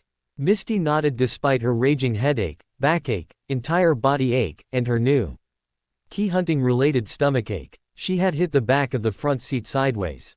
She thought for a moment of how she would feel right now if she hadn't been sitting turned away from the window, and had hit the bulletproof glass head on. She shuddered again. She climbed back out the window and turned to help Ash through. It's a miracle that we both survived. That, she noted. Ash nodded slightly. Maybe our luck has finally turned. Not luck, she murmured. More like fate. They hurried away from the accident, avoiding the other car altogether. Once they were a distance from the road, the pair paused for a moment. Exhausted from pain, Ash propped himself up against a tree, trying to pull his hands into his coat without hurting his wrists further, but it didn't appear to be working. Misty watched him fumble for a few moments. Sighing, she shrugged out of her jacket and pulled off her top shirt, a black Rocket uniform top, leaving her in a thin white turtleneck. She shivered violently as she quickly huddled back into her jacket. She turned the shirt over in her hands, looking for the easiest place to start a tear in it. She pulled at a seam, but it didn't appear to want to give. She growled and pulled harder. Ash snickered softly, entertained by the girl's frustration. She whirled around and took a couple threatening steps towards him, her hands balling into fists. Ash only laughed harder. Ash Ketchum, you ass. Here I am, trying to help you, after you tried to kill me, no less, and you're Laughing at me. The boy's expression softened, his demeanor suddenly turning serious. You're right. I'm sorry. I shouldn't have attacked you back there, it was vicious, I guess. I'm sorry. Misty frowned. She couldn't stay mad at him if he apologized like that. No, I should be apologizing. It was a horrible thing that I did. If it makes you feel any better, I hate myself for it. She pulled at the shirt a bit more, and was rewarded by a pleasant ripping sound and the material parting under her fists. She worked at tearing the shirt into narrower strips. Ash was silent while she wrapped the newly made bandages around his wrists. He stared at the ground pensively, focusing on the coldness on his toes to help him ignore the pain in his arms. It's okay. We're both sorry, so let's just put this behind us. He bit his lip as Misty tightened the last strip of cloth around his wrists. The girl nodded mutely. Right now, we've got to figure out what to do, Ash continued. I can't just leave Gary too, we've got to go after them. Will you show me how to get there? Misty nodded again. But it's 20-something miles out of the city. That's a 2-hour walk, in good weather, on the roads. I have no idea how long it would take us in the woods through 1.5 feet of snow. She wished that Giovanni hadn't taken their cell phones. Ash bit his lip in thought. How far out of the city do you think we are? I'm not sure. We couldn't be that far. We were only in the car for a few minutes. You're not thinking of getting a cab or something, are you? Why not? Haven't you been watching the news? You and Gary are wanted criminals. Ash looked confused. Yeah, but we've been wanted criminals for 3 years now. Nobody's stopped us yet. You, Ash, after the raid, she huffed, frustrated. Giovanni has connections in the police. No, scratch that. He practically owns the police. After you and Gary didn't turn up in the raid, he had the police plaster wanted posters of you two all over the city. Your faces are on the news every night. Ash stared blankly for a moment, then swallowed. You're serious? I thought you would have noticed. We've been kind of preoccupied. He picked at the bandages around his wrists. Well, we're not gonna walk all the way to the Rocket headquarters in this weather. Come on. He started trudging through the snow back towards Vermilion. What are we gonna do? Ash sighed. I'll figure something out. Jesse and James sat in Terminal 14 in a comfortable silence, both lost in their thoughts. To an outside observer, they could have appeared to be brother and sister. Their hands were idly and loosely clasped over the armrest of their adjoining chairs. James's feet swung beneath his chair like an impatient child's. His eyes rested on the 2 tickets in his hand, the coded S. Her face bending between his tightened fingers. His entire body was shaking with adrenaline and excitement and anticipation. He was finally doing it, he was finally free. Free to love who he wanted to. Free to be himself with abandon and no regard to what was the proper thing to do. He repressed the urge to giggle. His mind was a blur of possibility. The 2 tickets to Chartreuse Island were the center of his world now, with every point in his future branching off from those 2 slips of paper. He vaguely registered the ringing of a nearby cell phone, probably Jesse's, and her dropping his hand. A moment later Jesse's standing up disturbed his pensive trance. He watched her take a few steps away and tuck her phone back into her bag. James reached for her hand. Who was that? Is everything all right? Jesse bit her lip and swallowed hard, glancing at the tickets clutched in James's hand. There's a problem. Gary tried to keep the panic he felt from welling up and forcing its way out. He could feel that something was wrong, besides the obvious, going to get killed by Pokémon Mafia members. Apparently, Team Rocket's nefarious plan wasn't going so smoothly. Meaning he wasn't dead yet. At the moment, he was locked in a storage closet with Joy, who was in some sort of catatonic trance. Probably fear-induced. He was about ready to pass out, himself. They'd been there for half an hour, waiting for something. He hadn't seen Ash since they'd left the center. That was what distressed him the most. There was a nagging ache in the back of his mind that kept bringing Ash's face to the forefront of his thoughts. Son of a bitch, catch him, he thought. Where the hell are you? James's car did not belong in this part of town. It rolled cautiously, warily, under the pooled orange light of the street lamps. The nervousness extended to its driver and passenger. Recognition leaked into the driver's eyes as they scanned a street sign, and the black BMW pulled to the curb, idling. He passenger pulled herself from the car and onto the curb and pushed her seat forward to allow two ducked figures to dart from an alley and into the car. She followed them back into the car and locked her door as soon as it clicked shut. Jesse sighed slightly and gestured to the back seat. James, this is Ash. And Misty. She eyed the other girl coolly. So this was their antagonist, the thorn in the foot of the underground. No, that wasn't right. Thorn in the foot implied that the foot, and the whole being, still existed. The underground was over. There was no way they could stay low profile anymore. After the majority of their members were imprisoned and their two leaders were being hunted by both the police and Team Rocket. Pokemon training was officially dead. She tightened her jaw, ignoring the idle greetings. Ignoring the cold, ignoring the world and trying to keep herself composed. This whole day was a dream. She had not cried all morning at the death of her first true love affair, then flee from her apartment pursued by huge, black-clad thugs. She had not been sitting in the airport, half an hour away from disappearing from this world and dissolving into a new, better one. She had not agreed to embark on this, my God, she might die tonight. It must be a dream, she concluded. She would wake up in a little while with Meowth sitting on her stomach, crying for his breakfast. She would get up and dress and go off to her meaningless job, come home to an empty, dark house, and go back to bed. That didn't sound great, either. Jessie decided that she almost liked the dream better than the reality. They were out of the city already, she registered numbly. The roads were terrible. She noticed two cars on the side of the road, one of them, a black sedan, bent around a tree. She heard a muffled sob from the backseat. As Misty buried her face in her jacket, Jessie turned around slightly and saw Ash rest a hand on the girl's shoulder. Baka, she thought. He's gone and gotten attached to her. And she's already screwed him over. She turned back to the window, although there was nothing to look at save for the uniform gray of the sky and the snow. The car was slowing. She looked up, her skin tingling with nervousness and excitement and dread. A low, dark building lay in front of them off at a distance, tucked into some trees. Misty sniffed from the backseat. It's bigger than it looks, she said. There are 6 sub-basements. The vault where the Pokeballs will be is in the 6th basement. It's a long way to go, but it's not hard to find. And if you go through the back you probably won't see anyone until you reach the actual vault. James nodded slowly. Will that be Jessie and I, then? If it's easy to find, then you won't need to show us how to get there. I guess that makes sense, although I'll have to give you some access codes. Do you have a pen? Thanks, the girl said, taking the pen and rummaging in her pockets for a piece of paper. She wrote out some characters quickly, then passed the paper to the front seat and handed James his pen.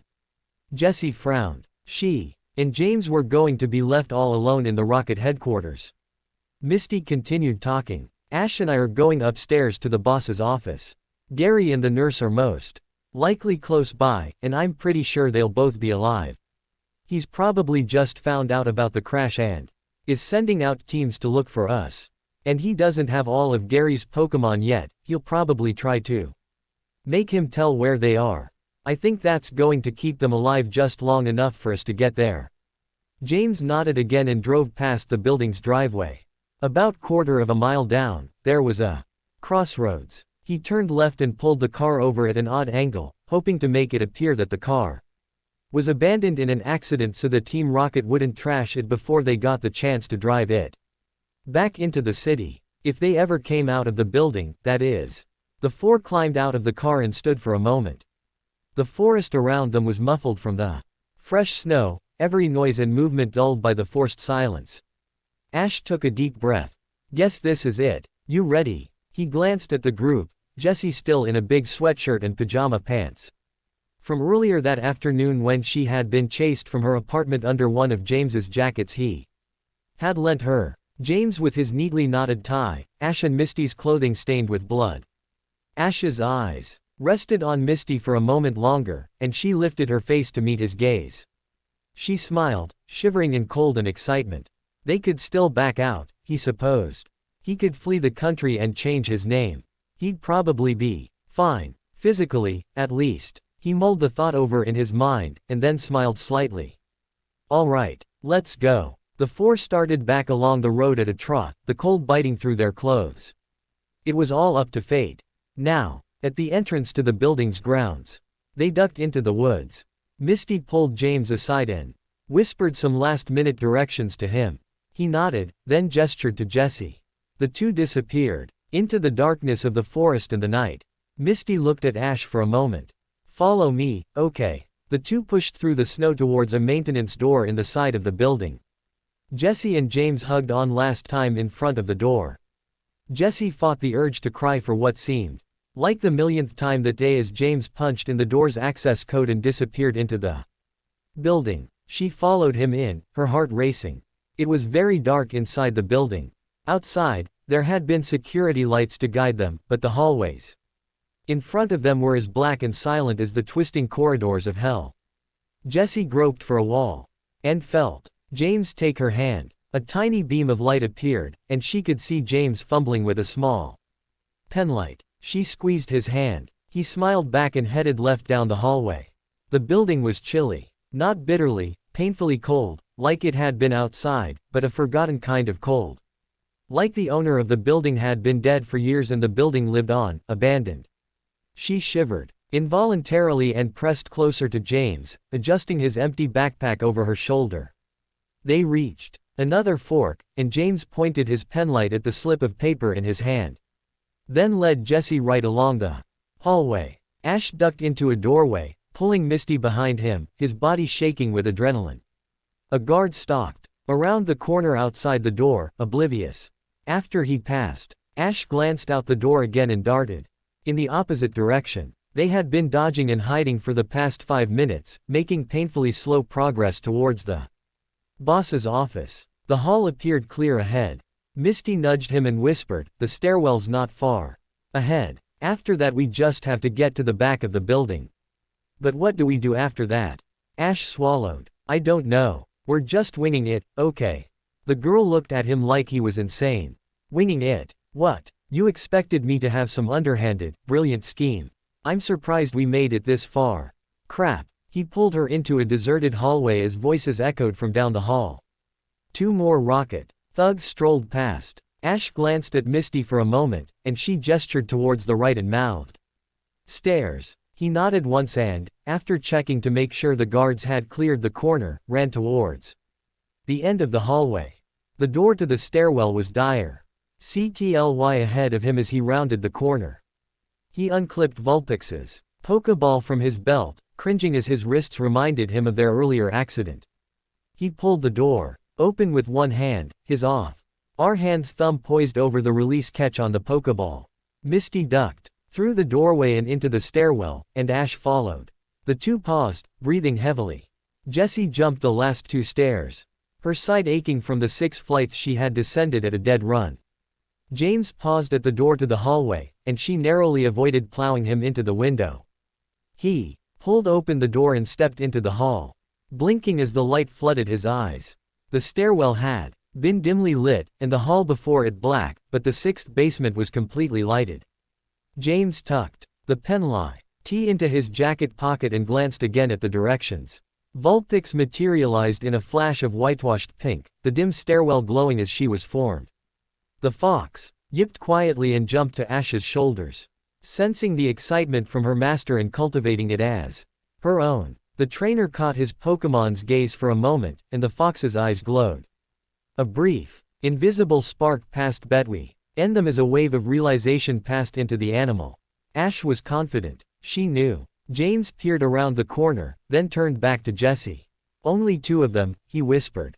Jessie glanced around behind him, visualizing 2 huge, burly men standing stubbornly outside an old-fashioned bank-safe door. She swallowed hard as James jumped out and charged towards the guards. She followed after him, the paper with the access codes clutched in her sweaty palm. She cringed as she saw James slam into one of the guards, who appeared almost exactly as she had visualized them. In fact, almost everything was as she had imagined it, save for the vault door. The second guard was on James. Now, the two of them distracted enough to not notice a small, mahogany-haired girl plugging in access numbers on the vault's keypad and slipping in, letting the vault seal behind her. It was up to James to get her out. They had agreed that it would be wiser for her to be locked in the vault while packing up the Pokémon. James would unlock the vault from the outside when he was sure the guards were incapacitated. The vault's door whooshed closed behind her, filling the small room with a palpable blackness. Jessie fumbled with the penlight James had given her, and finally managed to click it on. There were bags and bags of Pokeballs in front of her. Her eyes widened. How the hell was she going to get all these out of here? The balls were expanded, not in their more compact size. For storage, Pokeballs were generally kept full size, as it was easier for oxygen to flow to the Pokémon inside them. The Pokeballs had been fully expanded at the center, and Jessie guessed that they hadn't had time to shrink them before leaving the center. It would take her forever, she sighed, unzipped the backpack, and reached for the first bag of Pokeballs. Gary didn't bother to struggle as several large men dragged him and Joy through a hallway. It was over, he thought. Nearly 21 and his life was already over. He hoped that Ash was alright, wherever he was. He'd never get to say goodbye. The two captives were pushed into a large, softly lit, beautifully furnished room. Leather chairs and couches littered the floor, and a huge fireplace roared to one side. The center of the room, though, was a giant desk. A man reclined in a chair, facing away from the doorway, staring out a window, a cigar fuming in his hand. Gary was shoved towards the desk, and he stumbled forward, barely able to catch his balance. With his hands tied behind his back, the chair behind the desk swiveled around. Gary snarled, "Oh, it's you again." Giovanni smiled softly, a frightening gesture when offered by one with his demeanor, and sucked at his cigar. "What the hell have you done with Ash?" The large man's smile grew wider, his teeth glinting. "Oh, Ketchum has managed to take care of himself. Your little friend is either already dead or dying slowly out in the cold. Isn't that swell?" Gary's rage began to manifest itself in tears. He glared at the man behind the desk, his chest heaving uncontrollably. Giovanni's grin broke into laughter, frustrating the boy even further. The rocket boss watched happily as the boy wrestled with his emotions, and then continued. Now, Oak. I'm sure we can handle this like adults, can't we? So I'm going to tell you what I want, and then what you can do to help me, alright?" Gary growled. "I'd never do anything to help you, asshole." The dark man's laugh dissolved into a guttural roar. "Then you die." Gary shrank back. He heard Joy scream briefly behind him. The man's composure slowly returned, and he pulled a small bag from the floor by his desk. The contents spilled onto the desk, 6 Pokeballs, each with the initials, G.O., engraved on the release button. "Now, back to what I want from you, Oak. You have more than these 6 Pokemon. I want the rest, now. And I want to know where Ketchum keeps his Pokemon. Then, maybe, I'll let you live." Gary set his jaw. "I'm not telling you shit." Giovanni chuckled again, sending chills down Gary's spine. "I'm not asking you, Oak. I'm telling you. You'd better behave, or else." He gestured to the man holding Joy, who held a gun to the woman's head. "Bad things might happen. You don't want that on your conscience, do you?" Gary cringed and forced himself to stay calm. "Why the hell would it be on my conscience? There's nothing I could tell you. You have all my Pokemon, and Ash told you his only Pokemon was killed last week." Giovanni thought for a moment. He was not particularly enthusiastic about killing the nurse. He could justify Ketchum and Oak to the police easily enough, but he'd planned on paying off Joy and sending her back home. An evil light flickered in his eyes as he glanced at the Pokeballs on his desk. He lifted one, and examined it. The scanners said that this one is a Bellsprout, level 22. I suppose it's expendable. He tossed the Pokeball in his hand, heading towards the fireplace. "No." Gary lunged towards the man, the thugs on either side of him catching his arms before he could get anywhere. "Christ, no, don't do it. I'll tell you, what do you want?" "Joven." I smiled briefly and strolled back to his desk, tossing the Pokeball back with the others. "I'm glad you've come to your senses." James's head snapped back as a fist caught him in the jaw. He staggered back, regrouping, trying to recall the karate lessons he'd taken as a teenager. He paused, eyeing both guards warily, crouched, ready to spring. He'd managed to knock out one of the guards due to his rather unexpected attack. Luckily, he'd attacked the one thug with a gun, and kicked the weapon away before its safety could even be clicked off. The second guard, though, was proving more of a challenge. The guard sneered, blood running down his chin from where James had smashed the man's nose. The guard's sneer grew into a smirk, as he seemed to recognize his opponent. Mr. Kojira himself, E.H. he said, his voice gravelly and low. Fancy seeing you here. James's eyes widened for a moment as he connected the Rocket's face. The man who had broken into his house earlier that night, this was him. The guard continued in a mock-earnest tone. I feel it is my duty to inform you that your lovely little Growlithe is in that vault. He put up quite the fight, but I managed to beat the crap out of it. James glowered. Growly. You bastard, he's not trained to fight. The man snickered. Growly. That bitch's name is Growly. I've never heard such a stupid. He was cut off as the air rushed from his lungs as James's foot caught him in the ribs. He gasped and backed up a few steps. Oh, you're taking it personally. Good. He charged. James tried to duck to the side, but he stumbled. The Rocket caught him in the side, plowing him face first into the wall, catching his already abused jaw at an awkward angle. He heard something pop in his mouth, and tasted the thick, nauseating tang of blood. He spit out a mouthful of blood, spraying it onto the wall and floor. He felt a pair of small, sharp lumps on his tongue, and spit that out too. Two of his molars fell to the ground, stained red with his blood. James groaned mentally. He hated going to the dentist, but now he'd have to. The Rocket laughed again, and twined his fingers in James's long, bluish hair, pulling his head back. He cracked James's head into the wall once more, then pushed him roughly to the side. James hit the ground nearly unconscious, his ears ringing. His face ached, his mouth was bleeding profusely. His nose throbbed in time with his heart, pushing more and more blood onto the floor. He'd landed on his left arm at an odd angle, and it throbbed, too. He hoped it wasn't sprained. He could see the Rocket at the keypad, punching in buttons in what seemed like slow motion. James summoned all the strength he could find to pull himself up, but his wounded arm buckled beneath him. Pain exploded from his arm and he collapsed back onto the floor, hardly noticing a large, cool, metal object beneath his back. Butch was euphoric. Everything was going right today. Not only had his mission gone successfully, but he was almost positive he would be promoted now, as soon as he pulled that rich fuck's girlfriend out of the vault. He plugged the last few digits of the access code into the keypad and rested his fingers on the door handle, allowing himself a rare moment of triumph. His day had gone perfectly. A loud crack resounded in his ears as he felt a sudden, sharp pressure in his abdomen. He swallowed, and glanced over at James Kojira, billionaire, who was staring incredulously at the gun in his shaking hand. A warm pulsing began to swallow his senses, first consuming his sense of touch, then sound. He took an uncertain step back and tripped, falling to the floor. The pulsing took over his vision next, blurring his sight with fuzzy grays and reds, and he thought that perhaps this day wasn't going as well as it could have. Ash sprinted the last hallway to the boss's office, Misty a few paces behind him.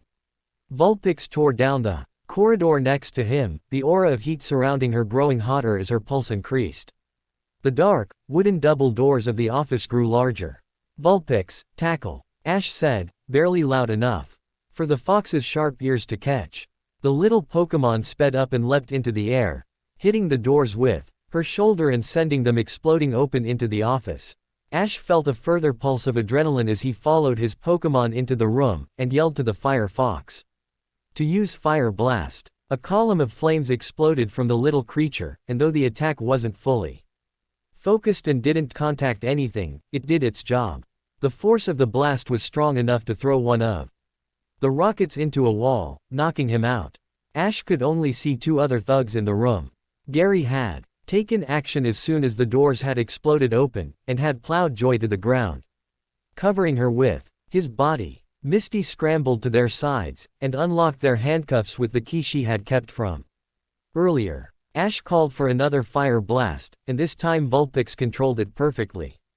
The room shook with the explosion of expanding hot air, knocking the entire room off of its feet, and two of the walls exploded in flames. Giovanni hit the floor hard, his head cracking on the corner of his desk. He lay on the floor for a moment, fighting to remain conscious, his head throbbing. He heard a few shouts and two more blasts, and assumed that the rest of his guards were down. Yet another blast rattled the furniture in his office, causing several of Gary's Pokeballs to roll to the floor next to Giovanni's prone form. The man's dark eyes lit up for a moment as an idea played through his barely functioning mind. He pulled open the bottom drawer of his desk and groped for the gun he knew was inside. His fingers closed around the grip, and he grinned. He heard more shouting from the other side of the room, but didn't look up. He gathered up Oak's Pokeballs in his arms and stood up, his head swimming. Gary nudged his friend, pointing to Giovanni's struggling form behind the desk. Flames had spread through another one of the walls, and were starting down the hallway to the left frighteningly quickly. 3 of Gary's Pokeballs had rolled towards the door, giving the anxious boy an opportunity to grab them back and tuck them onto his belt. But 3 out of 6. Ash grabbed his friend's arm. Gary, you help Misty get Joy out of here. I'll deal with Giovanni and get your Pokemon back. I'll be right behind you. Ash, you can't. I swear, I will be out of this building with your Pokemon. Get out of here. Ash had to yell to be heard over the increasing roar of the flames. Vulpix collapsed at her master's feet, exhausted, waiting for her next order. Gary eyed Giovanni warily. He didn't appear to be seeing very well. He kept shaking his head and rubbing his eyes. Gary was silent for a few seconds. Ketchum, if you die, I'm gonna kill you. Yeah, I know. Be careful. I will. Gary nodded and ducked into the hallway. Air Misty was trying to support the unresponsive Joy. Jesse yelped as the fire alarm started blaring through the hall. James glanced up from where he was, loading the last of the Pokeballs into a Kangaskhan's pocket. A line of 13 other beautiful, best of breed Kangaskhan stood next to the man. He licked his lips and straightened up. What the hell? Jesse called over the noise of the sirens. I dunno, Jess. Let's get out of here. The parade of humans and Pokemon filed into the stairwell, each Kangaskhan leaping from one landing to the next with remarkable ease. The 2 humans watched the line of Pokemon go. James leaning on Jesse for support. Hey, Jess, he called, his jaw aching. Yeah, you think we can still make the flight? Ash hardly noticed when the fire alarm started. The noise of the fire was so loud. He managed to discern several clicks as a nearby sprinkler struggled to start. He thought briefly that the pipes had probably frozen. He jumped as he heard a roar. Giovanni rose to his feet shakily, holding 3 Pokeballs and laughing hysterically. Not gonna be that easy, he yelled. He lifted his right arm and leveled a gun at Ash's head. Not that easy. Ash froze. His resolve disappeared, and he began to feel the familiar tendrils of anxiety play up his spine. Vulpix tried to stand, but she was so weakened by her attacks that she could hardly move. Giovanni laughed again. Oh, you scared of a little bullet, Ketchum. Maybe I won't kill you and your little fox if you tell me where the rest of your Pokemon are. Ash shook slightly. I don't have any others. Yeah, and your only Pokemon was hit by a car. How sad. The fire danced all around Giovanni, reflecting in his eyes. The flames were edging to surround him, but he made no motions to move from the danger zone. He snapped the safety off of the gun. Tell me, Ketchum, I don't fucking have any others. Bullshit. The man howled. Vulpix saw the man's finger moving on the trigger. She had no idea what a gun was, or what it could do. But she knew that her master feared it greatly. Her almond eyes flashed as she willed the last of her strength together and threw herself at the offending man, charging up one last fire blast as she leapt. The sound of the gun firing was almost drowned out by the explosion of Vulpix's fire blast. Giovanni was knocked to the floor by the power of the blast, and the world went black for him. The fox hit the ground on the opposite side of the desk at almost the exact same time. Vulpix. Ash staggered towards the little fire fox's limp form. She was bleeding badly. The bullet had taken her in the hip. Her breath came in heavy, labored gasps. Panting, Ash clambered over the desk and gathered his friend's Pokeballs, clipping them to his belt, and then rushed back to his Pokemon's side. He lifted her gingerly, supporting her head in the crook of his elbow. "It's okay, girl, we're getting out of here." The hall to the left of Giovanni's office was completely engulfed in flame. The heat surged towards Ash, stunning him with the sheer volume of the temperature. He turned his face, his eyes burning from the heat, and Ed back down the hallway he had come charging through only a few moments ago. Time seemed to have stopped completely. Ash could anticipate each beat of his heart, and the sound of his breath rumbled through his mind, echoing and resounding and drowning out all other sounds. Vulpix's breathing became shallower and more ragged as Ash flew down the stairs. He turned to leave the building through the hall he had entered through. But the fire had gotten there first. He stood for a moment, unsure of where to go. He hesitantly started towards the front of the building, hoping that section of the rocket headquarters had yet to burn. Giovanni's thoughts returned slowly. The first thing that really registered to him was that he was angry. Although he couldn't decide what about. It seemed uncommonly warm. His eyes fluttered open and he sat up slowly, unsure if he was dreaming or if his office was actually on fire. He frowned, and pulled himself to his feet. A wave of nausea rushed through him, and he reached out an unsteady hand to his desk to keep himself from falling again. He shook his head, trying to clear the mist that was drifting through it. He had to decide if this was real or not. A sudden, vicious stab of paranoia seized him, and he spun around, staring into the flames behind him. A dark, stoic figure regarded him with contempt from the fire, its elegant, fearsome silhouette seemingly unaffected by the inferno that surrounded it. It was a dog. The animal stared at Giovanni for a moment more, then approached. The flames seemed to part for the passage of the creature. Giovanni shook his head again and blinked hard, confident now that this was a dream of some sort. As the dog came closer, its features became more distinct. A white, skull-like form crowned its head.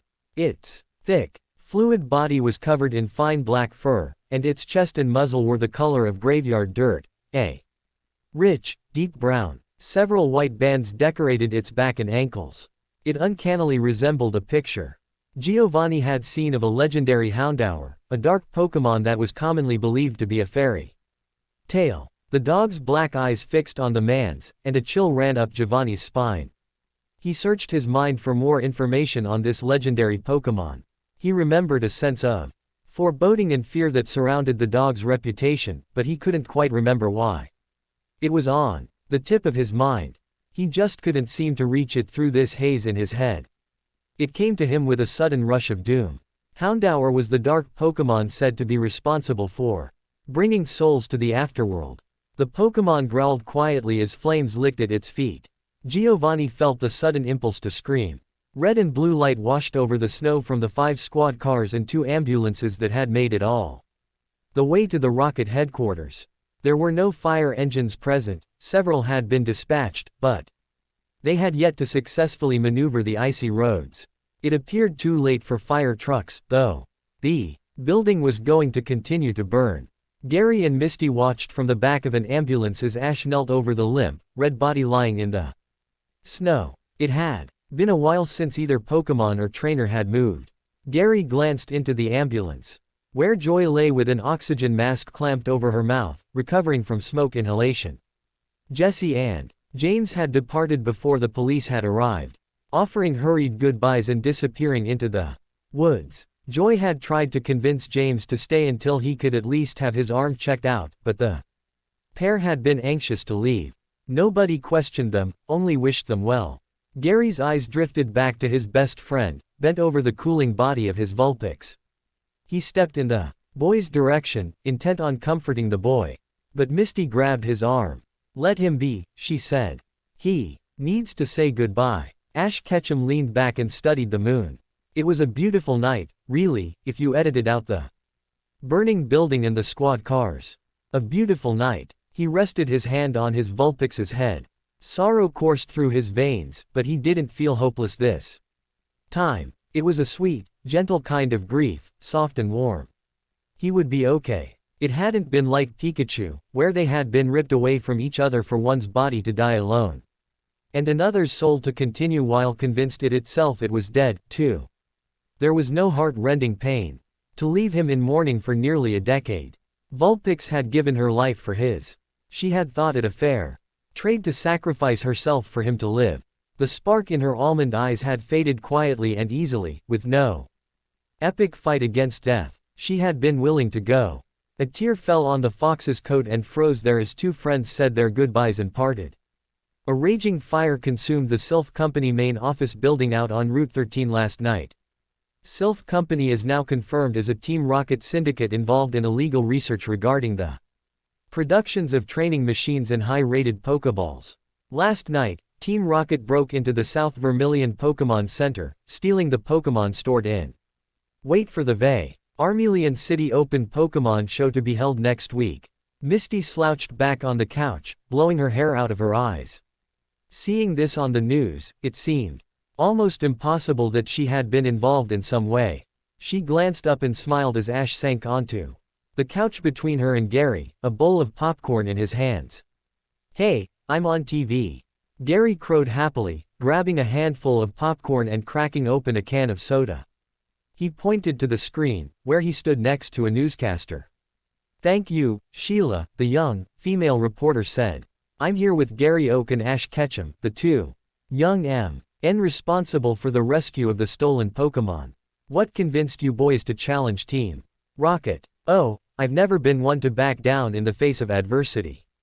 Gary grinned slyly at the reporter, throwing as much innuendo into the sentence as possible.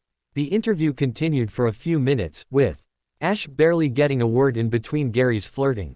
On the couch, Ash rolled his eyes. "Gary, you're even an ass on TV." "Maybe, but I'm a sexy ass if there ever was one."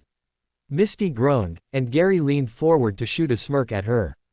"See, your girlfriend agrees, Ashy boy. Better be careful I don't steal her away from you." Ash and Misty blushed violently. Ash punched the other boy in his arm. "Would you cut that out?" "What?" Gary grinned. Rolling his eyes again, Ash gestured to the television. "Let's just watch this, okay?" 3 deaths occurred in this tragic fire, the reporter said. The remains were identified as those of Mr. Giovanni, the owner of Sylph Company and suspected Team Rocket boss, Mr. Butch Kozaburo, a wanted Team Rocket member, and those of Mr. James Kojira, whose family has lived on the Kojira Black Creek estate for 57 years. "You know," Misty said, "that was probably the most romantic story I've ever heard, James faking his death and giving up all of that money just so he could be with Jessie." She sighed. "I wonder how they're doing." "Well, I wouldn't say that he faked his death, per se. It was more of an accident, the way it happened," Ash said. "James was just lucky that what's his name, that rocket guy who died. He was lucky that guy knocked out a couple of his molars, and that the forensic team found them, otherwise he and Jessie would still be hiding from James's bitch of a wife." The reporter continued. Gary Oak and Ash Ketchum, as well as Misty Waterflower, rescued the stolen Pokémon and escaped unharmed. Oak and Ketchum were wanted by the police as ringleaders of a group illegally training Pokémon for battle. But charges against the two men were dropped due to their service to the community. The two, along with Miss Waterflower, will be publicly thanked at the televised Vermilion Open Pokémon show next week. Gary smirked evilly again. "You think they'll give us that reporter as a thank you present?" Ash rolled his eyes yet again. "Come on, Gary, she wasn't even that cute. You're just saying that because of Misty, oof." Gary wheezed as Ash plowed him into the ground. "Damn it, Oak, I'm gonna kill you." Now it was Misty's turn to roll her eyes. Boys will be boys, she thought. The cameras returned to the news desk. And the anchor woman spoke. In a related story, a new bill has been proposed allowing battle training of Pokémon after receiving a specialized license. The bill is expected to be met with open arms. Misty's jaw dropped slightly, and the two boys paused in their wrestling to stare incredulously at the television. Did they say legalized training?" Gary whispered. I think so." Ash whispered back. The boys exchanged a glance. "There is a God," Gary said. Jessie threw her arms around James's neck as they watched the newscast from their hotel in Newport. Haven on Chartreuse Island, an obscure little rock in the Orange Islands. Wow, we really did it, she grinned. We're really free, aren't we? James broke out in a smile. Yeah, we're really free. His eyes danced for a moment as he mouthed the word to himself. Free. Ash studied the small box carefully as he turned the paper tag over in his hands. The card read, for courage and determinat. Ion enough to preserve the finest Pokémon in Kanto, the Pokémon breeders. Society presents Ash Ketchum with this token of thanks. Gary and Misty had identical packages. The 3 boxes had been handed to them as they departed the stage after his and Gary's public pardon and the trio's televised thanking. The 3 friends now sat in a skybox, watching the rest of the Pokémon show proceed in the arena below. It was a plush little room, with thick, comfortable chairs and 3 televisions broadcasting the happenings. In the rings, in case they decided that they didn't want to watch for themselves through the wall of windows. Looking out on the arena. Their minds were not on the show, though. Well, who's gonna open theirs first? Gary asked. Misty bit her lip. Let's just open them all at once, she said, eagerly slipping her finger under a fold of the wrapping paper. Come on, I want to see what they gave us. The paper was torn from the boxes with frightening speed. The containers fell open to reveal a Pokeball, neatly tucked into a nest of tissue paper, each with a small, engraved silver tag leveled into its surface. Ash swallowed hard and shut his eyes. You guys call yours out first. I want to wait for a minute, he said quietly. His companions nodded, stood, and solemnly held the Pokeballs out in front of them, calling out the Pokemon almost simultaneously. The light F. Rom Gary's Pokeball manifested itself into a small, thick, golden-brown Pokemon. It materialized suspended in the air, and levitated for a moment before it called, Abra, and sank to the floor. Asleep. Gary studied the tag on the Pokeball. Ah, it's the Pokemon's registered title engraved here. Mine says, Marshall's Alpha Headache, he said. His eyes widened as he realized what he had read. Holy shit, this is a Marshall Abra. This is a $6,000 Pokemon. He studied the psychic Pokemon with respect. Holy shit, he breathed.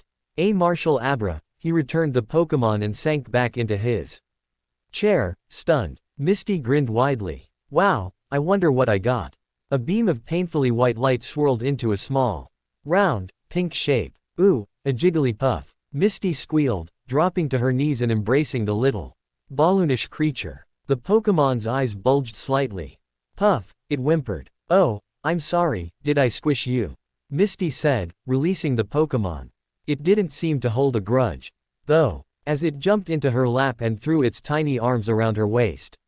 Misty visibly melted. Oh, it's so cute. Come on, Misty, tell us what breeder it's from. Gary urged. I don't care. The girl giggled, hugging the Pokemon again. Here, you read it. She handed the boy her Pokeball and returned to cuddling her new pet. Seaverpuffs let go the balloon, he read. I don't know anything about this breeder, I'll have to ask someone, although I'm sure it's a high-quality Pokemon. He turned his gaze to Ash, who was smiling and watching Misty fawn over her Jigglypuff. Hey, Ketchum, the suspense is killing me. What do you have? Ash's smile faded slightly. He was unsure if he wanted to call out this Pokemon, he was almost afraid of beginning again. He shook his head mentally. That was the past. Losing Pikachu had been horrible, but after losing Vulpix, her willingness to die for him had shown her death in a new light. It was what she had wanted. And therefore it was right. As time passed, his memory of his Pokemon would fade slightly, he had realized. That's what he was so afraid of forgetting what life with Pikachu was like. He'd realized that he would always remember how much he had loved that little rat, and the fire fox. 2. He would always love them, and always carry them with him. Ash lifted the Pokeball from the box and read the inscription. Adzap's sparks will fly again, he read. His heart fluttering. He knew of the breeding center called Adzap, they specialized in electric type Pokemon. He had a sudden sense of premonition, but, no. Adzap bred all sorts of electric Pokemon, it didn't necessarily mean that it was a. He steeled himself and pressed the release catch, closing his eyes again. Pika, Pie. His breathing increased, but his eyes stayed closed. This was a dream, it must be a dream. He felt something climb into his lap, shocking him mildly as its paws touched him. His eyelids parted of their own will, revealing two soft brown eyes staring curiously into his own. Pikapi. Ash smiled at the familiar phrase, fighting the waver in his voice. Yes, he said, a single tear tracing a path down his cheek. I am your Pikapi. Thanks for watching, guys. Hope you all are enjoyed this video. If you do, please leave a like, share and subscribe. Also don't forget to support author of this fanfic. So let's end this video here. Until then, see you in next video.